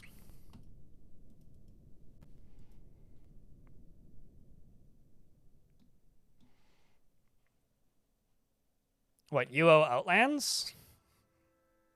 Sounds like something that you'd, like, some medication side effects? Yeah, I guess. Could see that.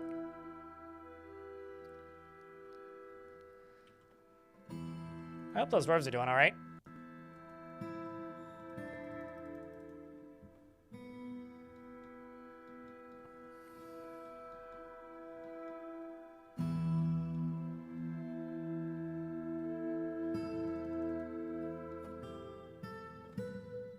But yeah, I'm not certain that that rock was bugged, but whatever it was doing, it wasn't acting normal. So it's better to just get rid of it than have to continue to struggle through it like that. Oh, they're all back. Let's see how this went. So this was us attempting to raise a location.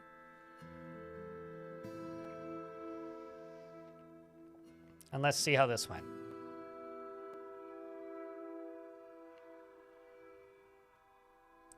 The Bolt of Taunt contests. Weed McYeet led the attack, outmatching Usmo.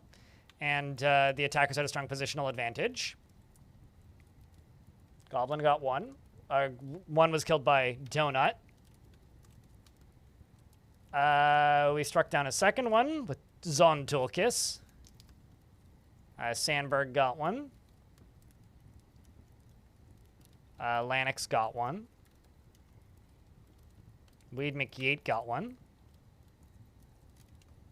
Wolf got one. Lomox got one. Also, Wolf is named Wolf because Wolf killed the werewolf that attacked us early on. Another dwarf was killed. Eric got a kill. Sharing the love. More goblins, more goblins. The rocks haven't even done any damage yet. Dodok killed another. Damn. Well, I've made a pretty strong murder squad, I think. Oh, there we go. Rocky clashed with 20 goblins and slayed 8. 8 of 20. Rocky and the rocks, because the animals attack in their own squad, clashed with 20 goblins and killed 8 of them. The Reigns of Creation clashed with goblins, slaying 10. 12 goblins slaying 10. Rocky clashed with 2 goblins, slayed both of them. They looted treasure and livestock and rampaged throughout. What did we get? 5 elk birds, beak dogs, elk birds, and a beak dog. Nice. Well, did we actually destroy it? We did not destroy it. But they went from having 200 population to having 20.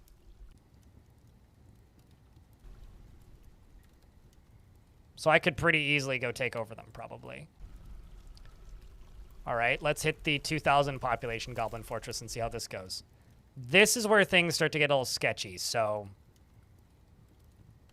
cross whatever you have to cross and cross it good, because the good dwarf, Weed McYeet, and Eric on other squads are about to meet their match. And also, Rocky here. That's quite a few kills so far. For a 4-year-old rock, that's pretty good, man. I'm pretty sure they're full size at 6 years old, if I remember the wiki correct. Or maybe it's 10 years old. It doesn't take them that long to get full size.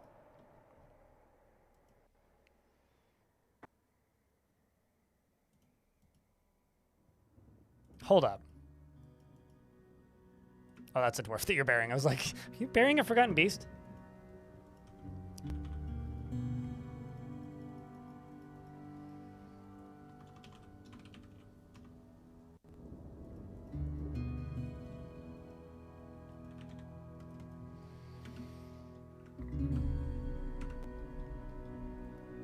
And then you. And link to that.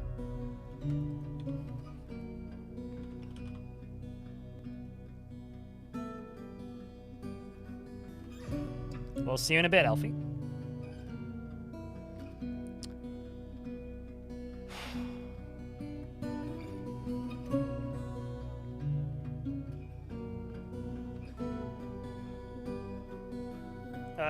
Hilmar in YouTube chat says, wood degrades over about 400 years. Correct. Have you ever made wooden coffins in a long-standing fort and revised the fort to see if the wood revisited it? I've never revisited it, but I have made wooden beds in every fort I've ever played. And in Long Death, we would have to change the beds every 150 years or so because the beds would start to degrade and dwarves wouldn't sleep very well and be drowsy all the time. So after about 150 years, you have to swap out a mattress in Dwarf Fortress. But I've never seen anything release 400-year-old ghosts, although you want to know something hysterical about ghosts? I don't actually think that would release ghosts. Because, actually, chat, let me know if you know this. Did you know that ghosts in Dwarf Fortress die of old age? They can also be hit by a minecart if it's going fast enough, and that can also kill them. They can also be crushed by drawbridges. So if a dwarf is older than 150 years old, and they die, and they come back as a ghost, and the ghost is like 160. When the ghost hits 170 years old, the ghost disappears and never comes back. And, so I don't think that you'd be able to, like, have 400-year-old ghosts. At least, I don't think.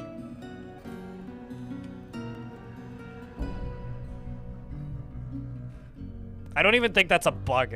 I think it's just, like, you know, ghosts extend the natural lifespan to the end of that ghost's existence. They go to heaven when they would naturally die, you know? Like, that's when they go to Valhalla, clearly. Yeah, you just have to outweight the ghosts. What if they're an immortal, though? What if they're immortal? So if they're, like, a goblin, then I guess they would never go to ghosts. They would never go to ghost heaven, then. Yeah, so if they're like a human, then they would be...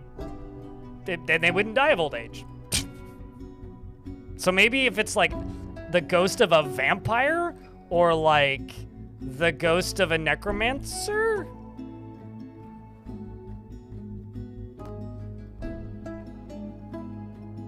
Why would I need to DF hack an elf into living my fort? They like, all these elves that I have in my fort joined from, like, musician squads. Same with these goblins. But if they die, I mean, they won't die of old age because they're immortal, right? But if they die of natural causes or blunt force forehead trauma, whatever, or because they've been arrested too many times, like this goblin is getting arrested for some reason, then yeah, they need to be buried because they're citizens of your fort. All citizens of your fort need to be buried.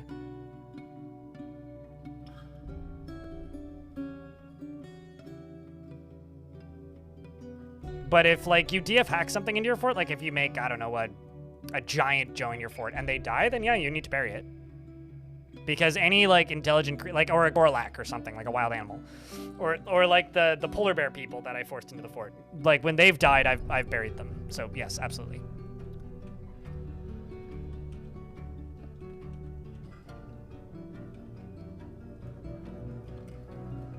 To answer your question. Absolutely.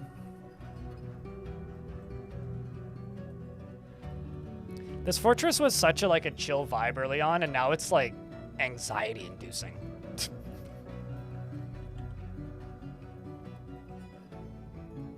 And when we continue this fort, we're also, and as we continue this fort, I guess, we're also going to be at risk of fighting with goblins now.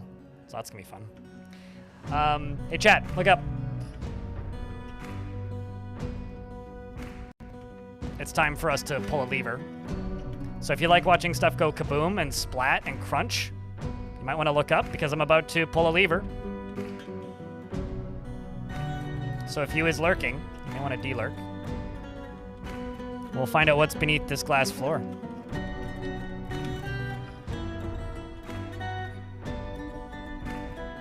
What?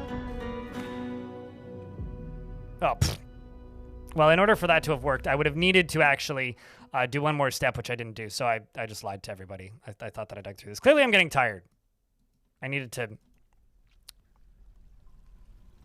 It was a test run, okay?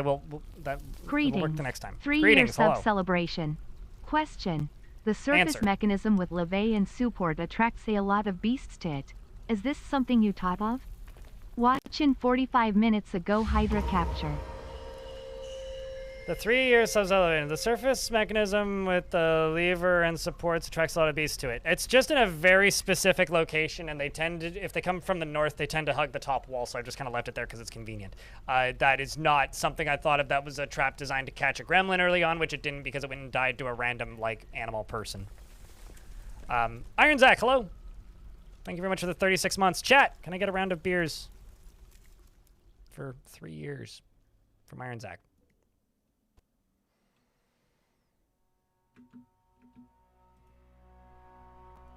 I could use a Dorito nap, so appreciate it. But if you're wondering why there's so many Mega Beasts in the map in general, it's because I turned up the odds of them appearing in the fortress.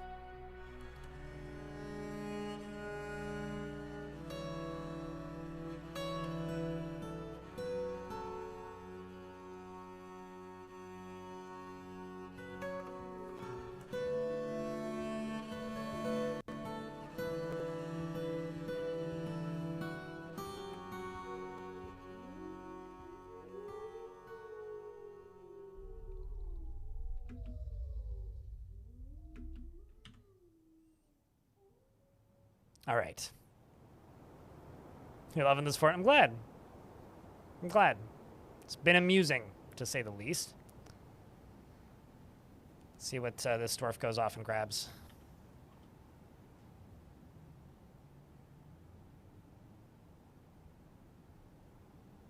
Have you done stuff with necromancers before, Bismuth?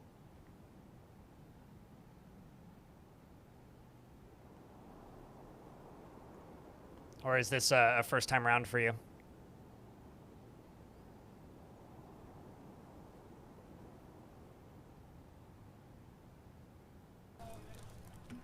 My one piece of advice in that case is just be cautious about letting them in your military.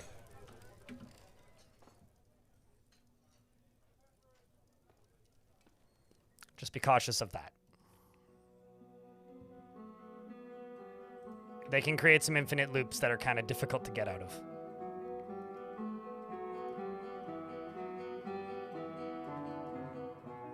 Claystone, gizzard stones, eh?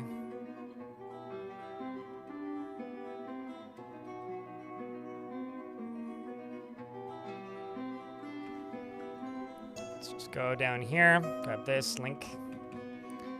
Try this again, because I'm a dumb. Dig through that. And keep following you.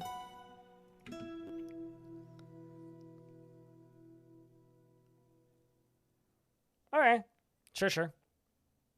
Sounds like you know your way around things then. I just wanted to check that. Although, out of curiosity, are they summoning nightmares at all?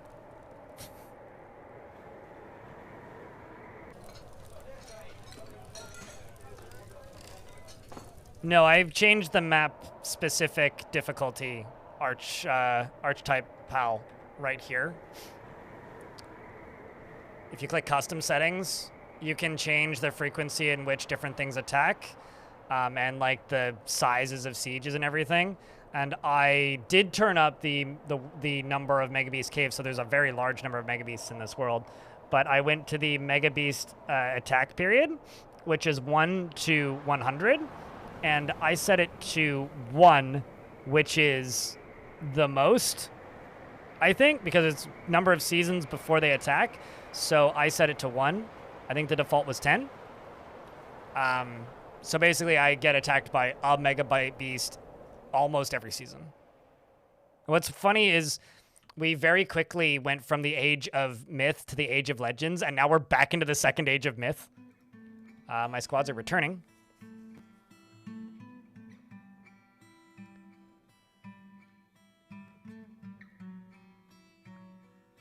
like that I've done. I don't do a lot of livestock stuff, Iron Sack. I think Face Punch or Head Punch or whatever had a bunch of added 2 dragons in it, but I eventually I just retired that one because I got tired of it. Tall took out 1. Goblin was taken out by Thigh Cut. Tall is fighting with Aztrog, the Goblin. The defenders are led by a goblin named Nako, who's now dead, killed by Eric.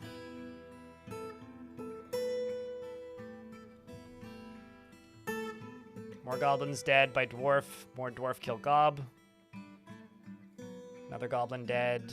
Rookie got that one.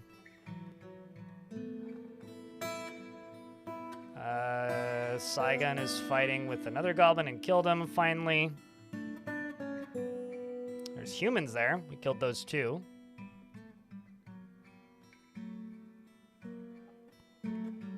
A couple.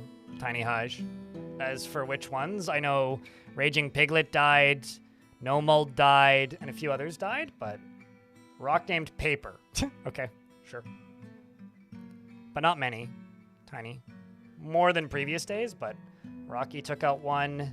The Jabberer took out 1. Dwayne took out 1. Another rock took out 1. Another rock took out 1. Took out multiple goblins. Nice, nice, nice. Yeah, I'm invading goblins with rocks now. Tiny. Oh, trust me. If naming a rock Paper is too many puns for you, then you're for a bad time. Weed McYeet clashed with 142 goblins, slaying 20. Rocky clashed with 122 goblins, slaying 16, and then again slaying 16. And then they were brilliantly led by Weed McYeet, clashed with 90 goblins, slaying 20. The Gilded Portals, led by Eric, clashed with 70 goblins, slaying 20.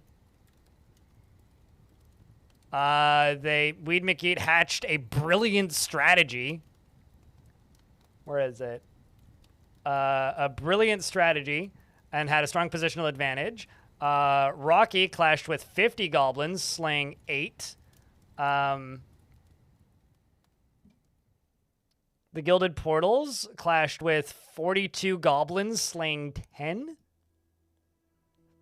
The Reigns of Creation, inspiringly led by Weed McYeet, clashed with 32 goblins, slaying 10. And I think that was it. Holy shit, dude.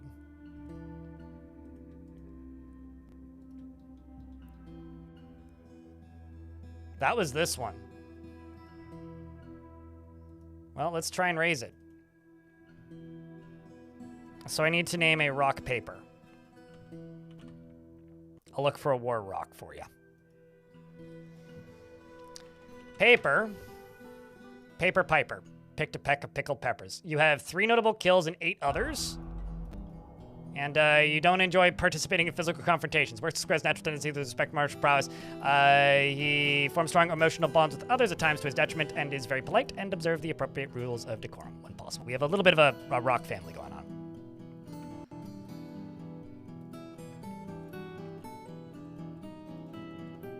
It's a bit intense.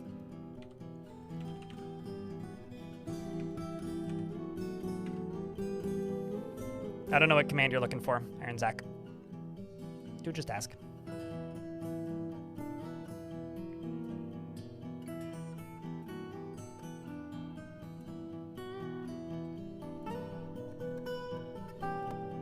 Dwarf naming?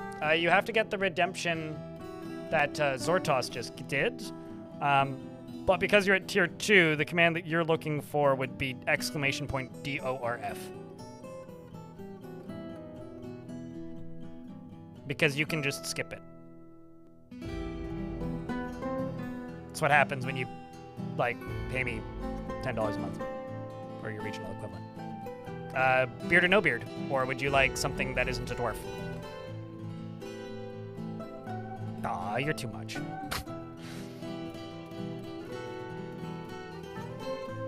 take into consideration things like Dragon's Breath, it's strictly like stats versus stats plus gear hanking. So like a dragon would be a 1v1 fight of a dragon versus whatever it's fighting against.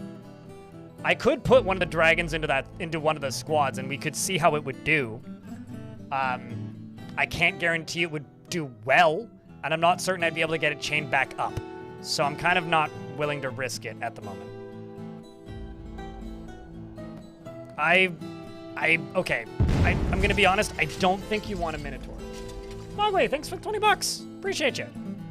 I don't think you want a Minotaur, because I've had them in there for like 4 years now. They're both kind of stressed, and they're not making babies. So I don't think you want a Minotaur. I can give you one. I don't think you want that, because they're not doing anything. I'm eventually just going to feed them to the dragons when I get bored. Farming Dwarf.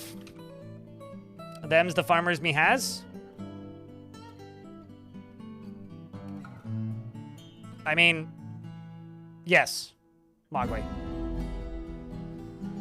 We're trying to. It's not been very successful. The rocks have been very successful. As you can see. Not all of the eggs are fertile, but plenty of them are. And I don't know how a rock egg got all the way over here, but it did.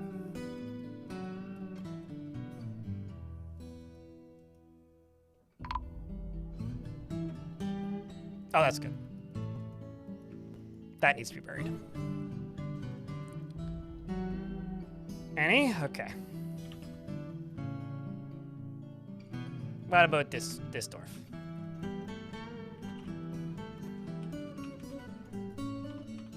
Iron Zack. I'll also just make sure that you have planting. He drops any activity at the slightest hint of difficulty or even the suggestion of effort being required. He finds this troubling since he values perseverance. He is a private person to the point of paranoia, unwilling to reveal even basic information about himself, rarely trying to insert himself in conversation. He has a low sense of self-esteem, and he is quite uncomfortable around those that appear unusual or live differently from himself. He tends to make a small mess with his own possessions, and also, your last name is Gatestab. As we refer to him in my part of the world, Bill Gatestab. You could look this dwarf up by typing in =legends in the Twitch chat, or going to legends.blindrl.net, and then you look at the last name, Gatestab, and then you can find out what this dwarf has done in history.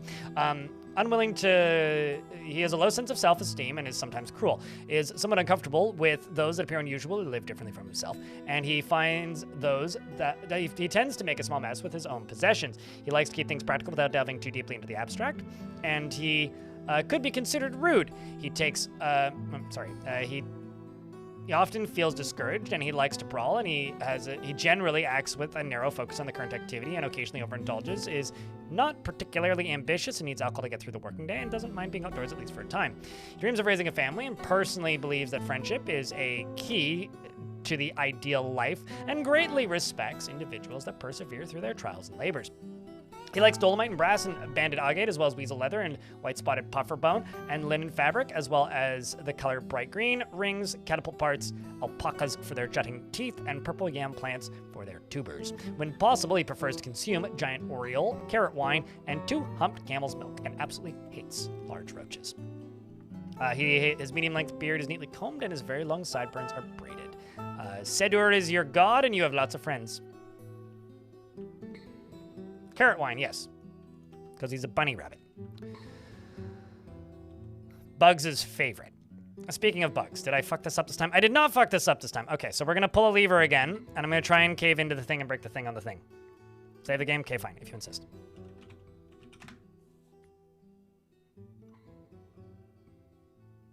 You think this fort looks cool? Yeah, except for when the dragons get a little sneezy, then it's very hot, in fact. But, I also like the look of this fort. I think I've done an okay job on it.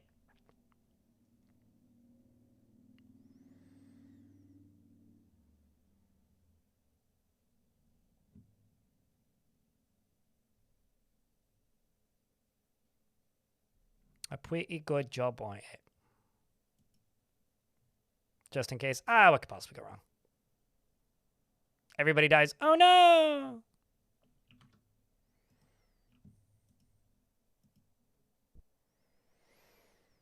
Okay.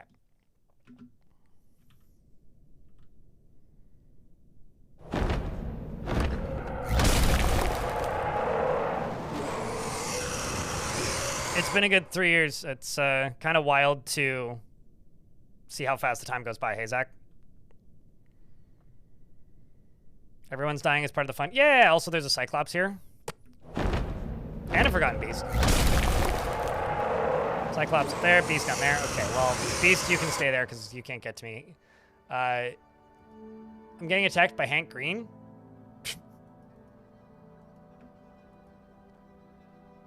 It's Xbox 360 years old and has 2 children. Well, they're starting a new one in the same world today. I got attacked by a were creature, which was a dwarf from my previous fort, like a little while ago today, just res, and the were creature got like, oh there we go, pummeled into absolute pulp by my rocks, which was very funny. But thank you so much for keeping that sub alive, Zach. Seriously, appreciate you, man. Uh-oh. We've unlocked an Echo of Forgotten Divine Retribution with the cave-in. Did I quick crush it, though? So I've got a Warfighter Swordsman. It's got wavy rusted metal blades. And it is a chameleon in humanoid form composed of ash. It always tries to embolden any fighting in its presence with exhortations of bravery. So it's like, huh. Exhortations of bravery. Even its foes. It was created by the dwarven goddess Dastos the First and is part with war, valor, and death. That is a cool as hell sounding thing, I gotta say.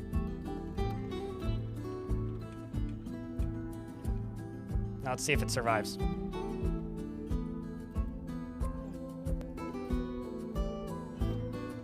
Doesn't look like it's surviving.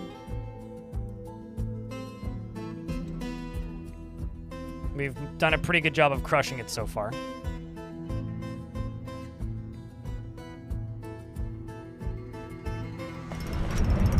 A few bolts fly out, and the creature is dead. And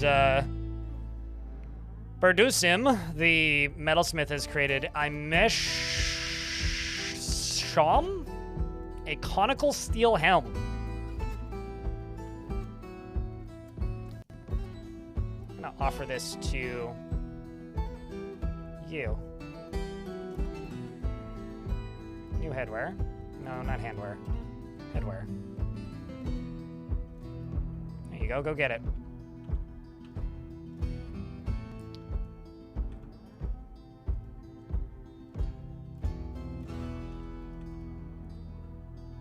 Whole bunch of stuff in there that we can. A lot of gloves, shoes. Maybe rusted metal blade. Let's see if I can go down into this. I think I can.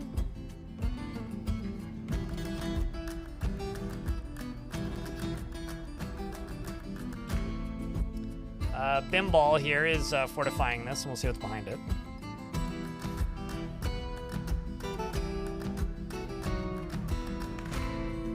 What the shit is that? Hey, chat. I think we found a biblically accurate angel. Something evil is emerging from the newly exposed pocket. There's no way that isn't missing assets. Absolutely no way that isn't missing assets. It's a very large Cody twist with external ribs. It appears to be emaciated. Its black hair is long and straight. Beware its poison bite.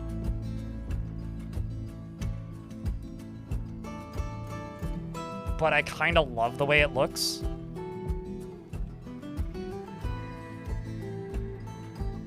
Yeah, I've never seen that before, Tank. I've never seen like any of the procedural beasts straight up like missing a chunk. It's like it reminds me of like the skinless, like, children. Kind of awesome looking though. We just uncovered missing no. Yeah. It's more like a missing its core.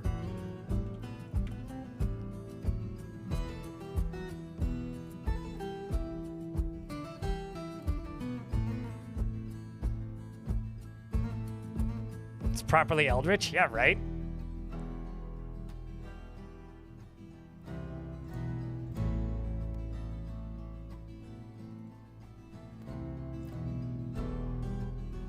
Okay, here comes Elfie the Brave, who's gonna... Whew! Immediately starts bleeding. Got a scratch in the lower body, which bruised the muscle and the kidney. Got a scratch in the upper leg, which goes through the trousers. She immediately starts crawling away. She lost the ability to stand due to heavy injuries to her legs, but should be fine aside from that. Dwarves start shooting bolts downwards. The creature starts bleeding out of something. Oh, I named it E. Oops.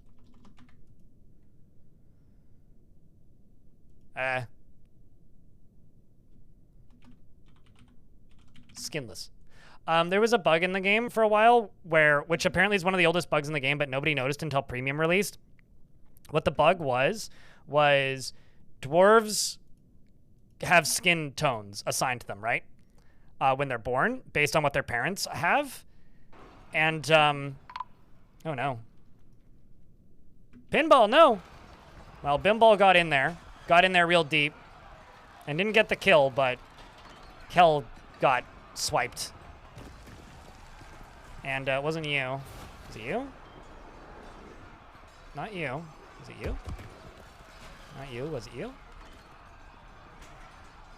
It seems that Kel, who got the kill, also died in the process, so rest in peace. Anyway, so basically dwarves can have a skin tone, so just about any color. There was many different colors that could be assigned as a skin tone, and there was a bug where if a dwarf didn't have a skin tone assigned when they were born, then they wouldn't have skin. So they would be invisible.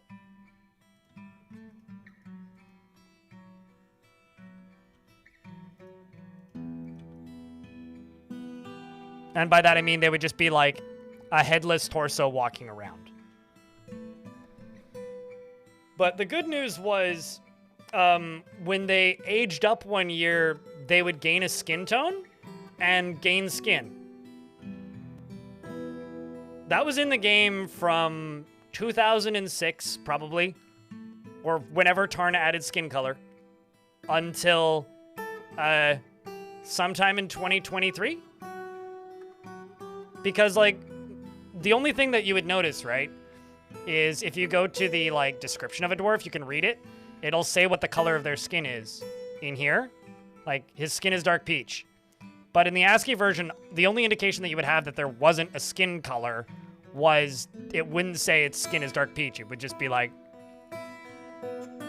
nothing. Like, no note. No notes. No details. Nada.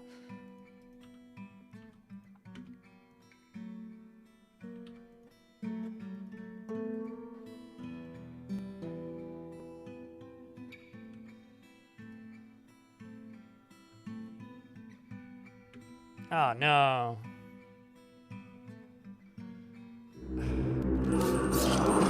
An ambush. Curse them. Well, you know, I may not be a smart dwarf, but those goblins ain't very smart.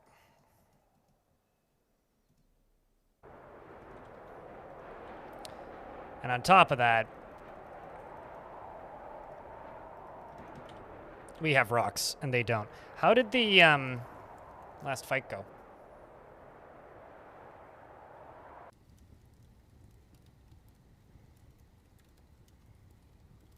Anyway, that's one of my favorite bugs in the game ever. It's just like when you have naked visitors, they're not naked because they're strippers or because they want to be naked. They're naked because they're not part of a faction, and clothing is assigned to different entities in Dwarf Fortress based on the faction that they're part of. And if they don't have a faction, then they don't get clothing assigned to them. So when they walk into the map naked, it's not because they want to be naked. It's because they don't have a faction, so they're not allowed clothes. Rocky clashed with 156 goblins. Slayed 8. Weed McYeats clashed with 100 goblins and slayed 20. Rocky clashed with 118 goblins and slayed 16. Clashed with 102 goblins and slayed 20. Good lord. Ably led clashed with 82 goblins, slaying 10.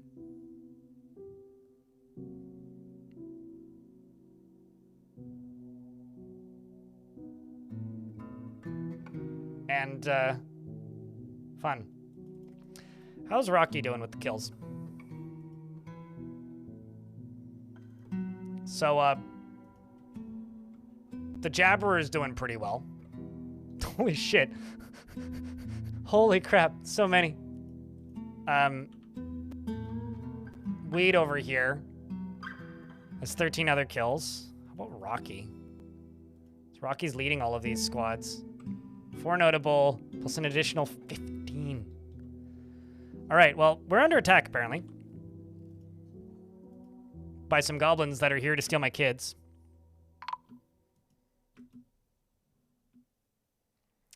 So, I think we need to show them who's Dwarf here, because it's clearly not them.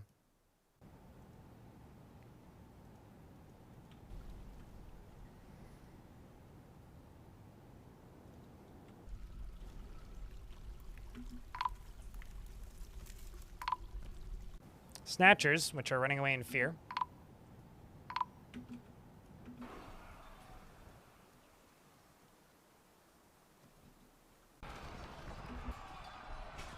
Bronze is in a martial trance. Having tried to kill at least one.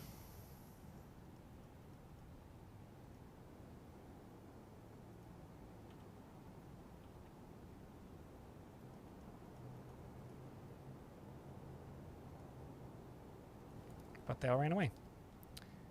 Let's go hit them again.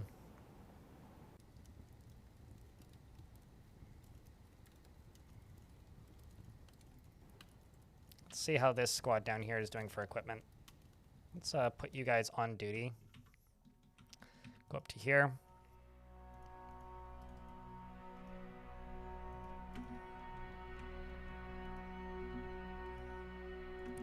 And I need a in-fort. What the fuck? Okay, that's not good. It's still happening.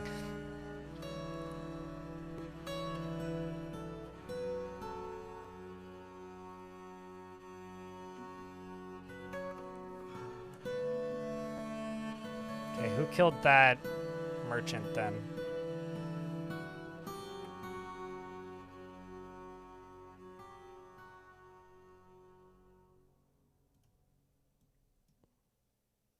Oh. My militia captain, apparently. Why? I don't know. It's a good question. Dunno.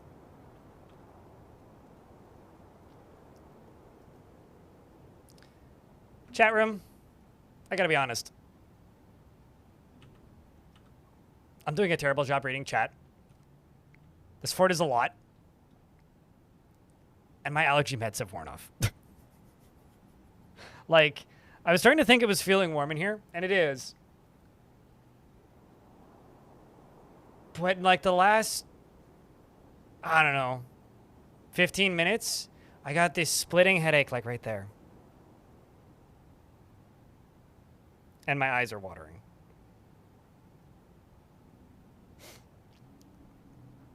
This fort's been fun. We will pick it up next Tuesday, because on Saturday I'm going to be playing Forbidden Solitaire. I think I'm going to call it here. I will update Legends for those of you who want to see it. But I think that's me for the day. We are gonna raid somebody, so don't run off just yet. Do give the fortress and stream today a rating out of 10. I'd love to know what you thought of the stream.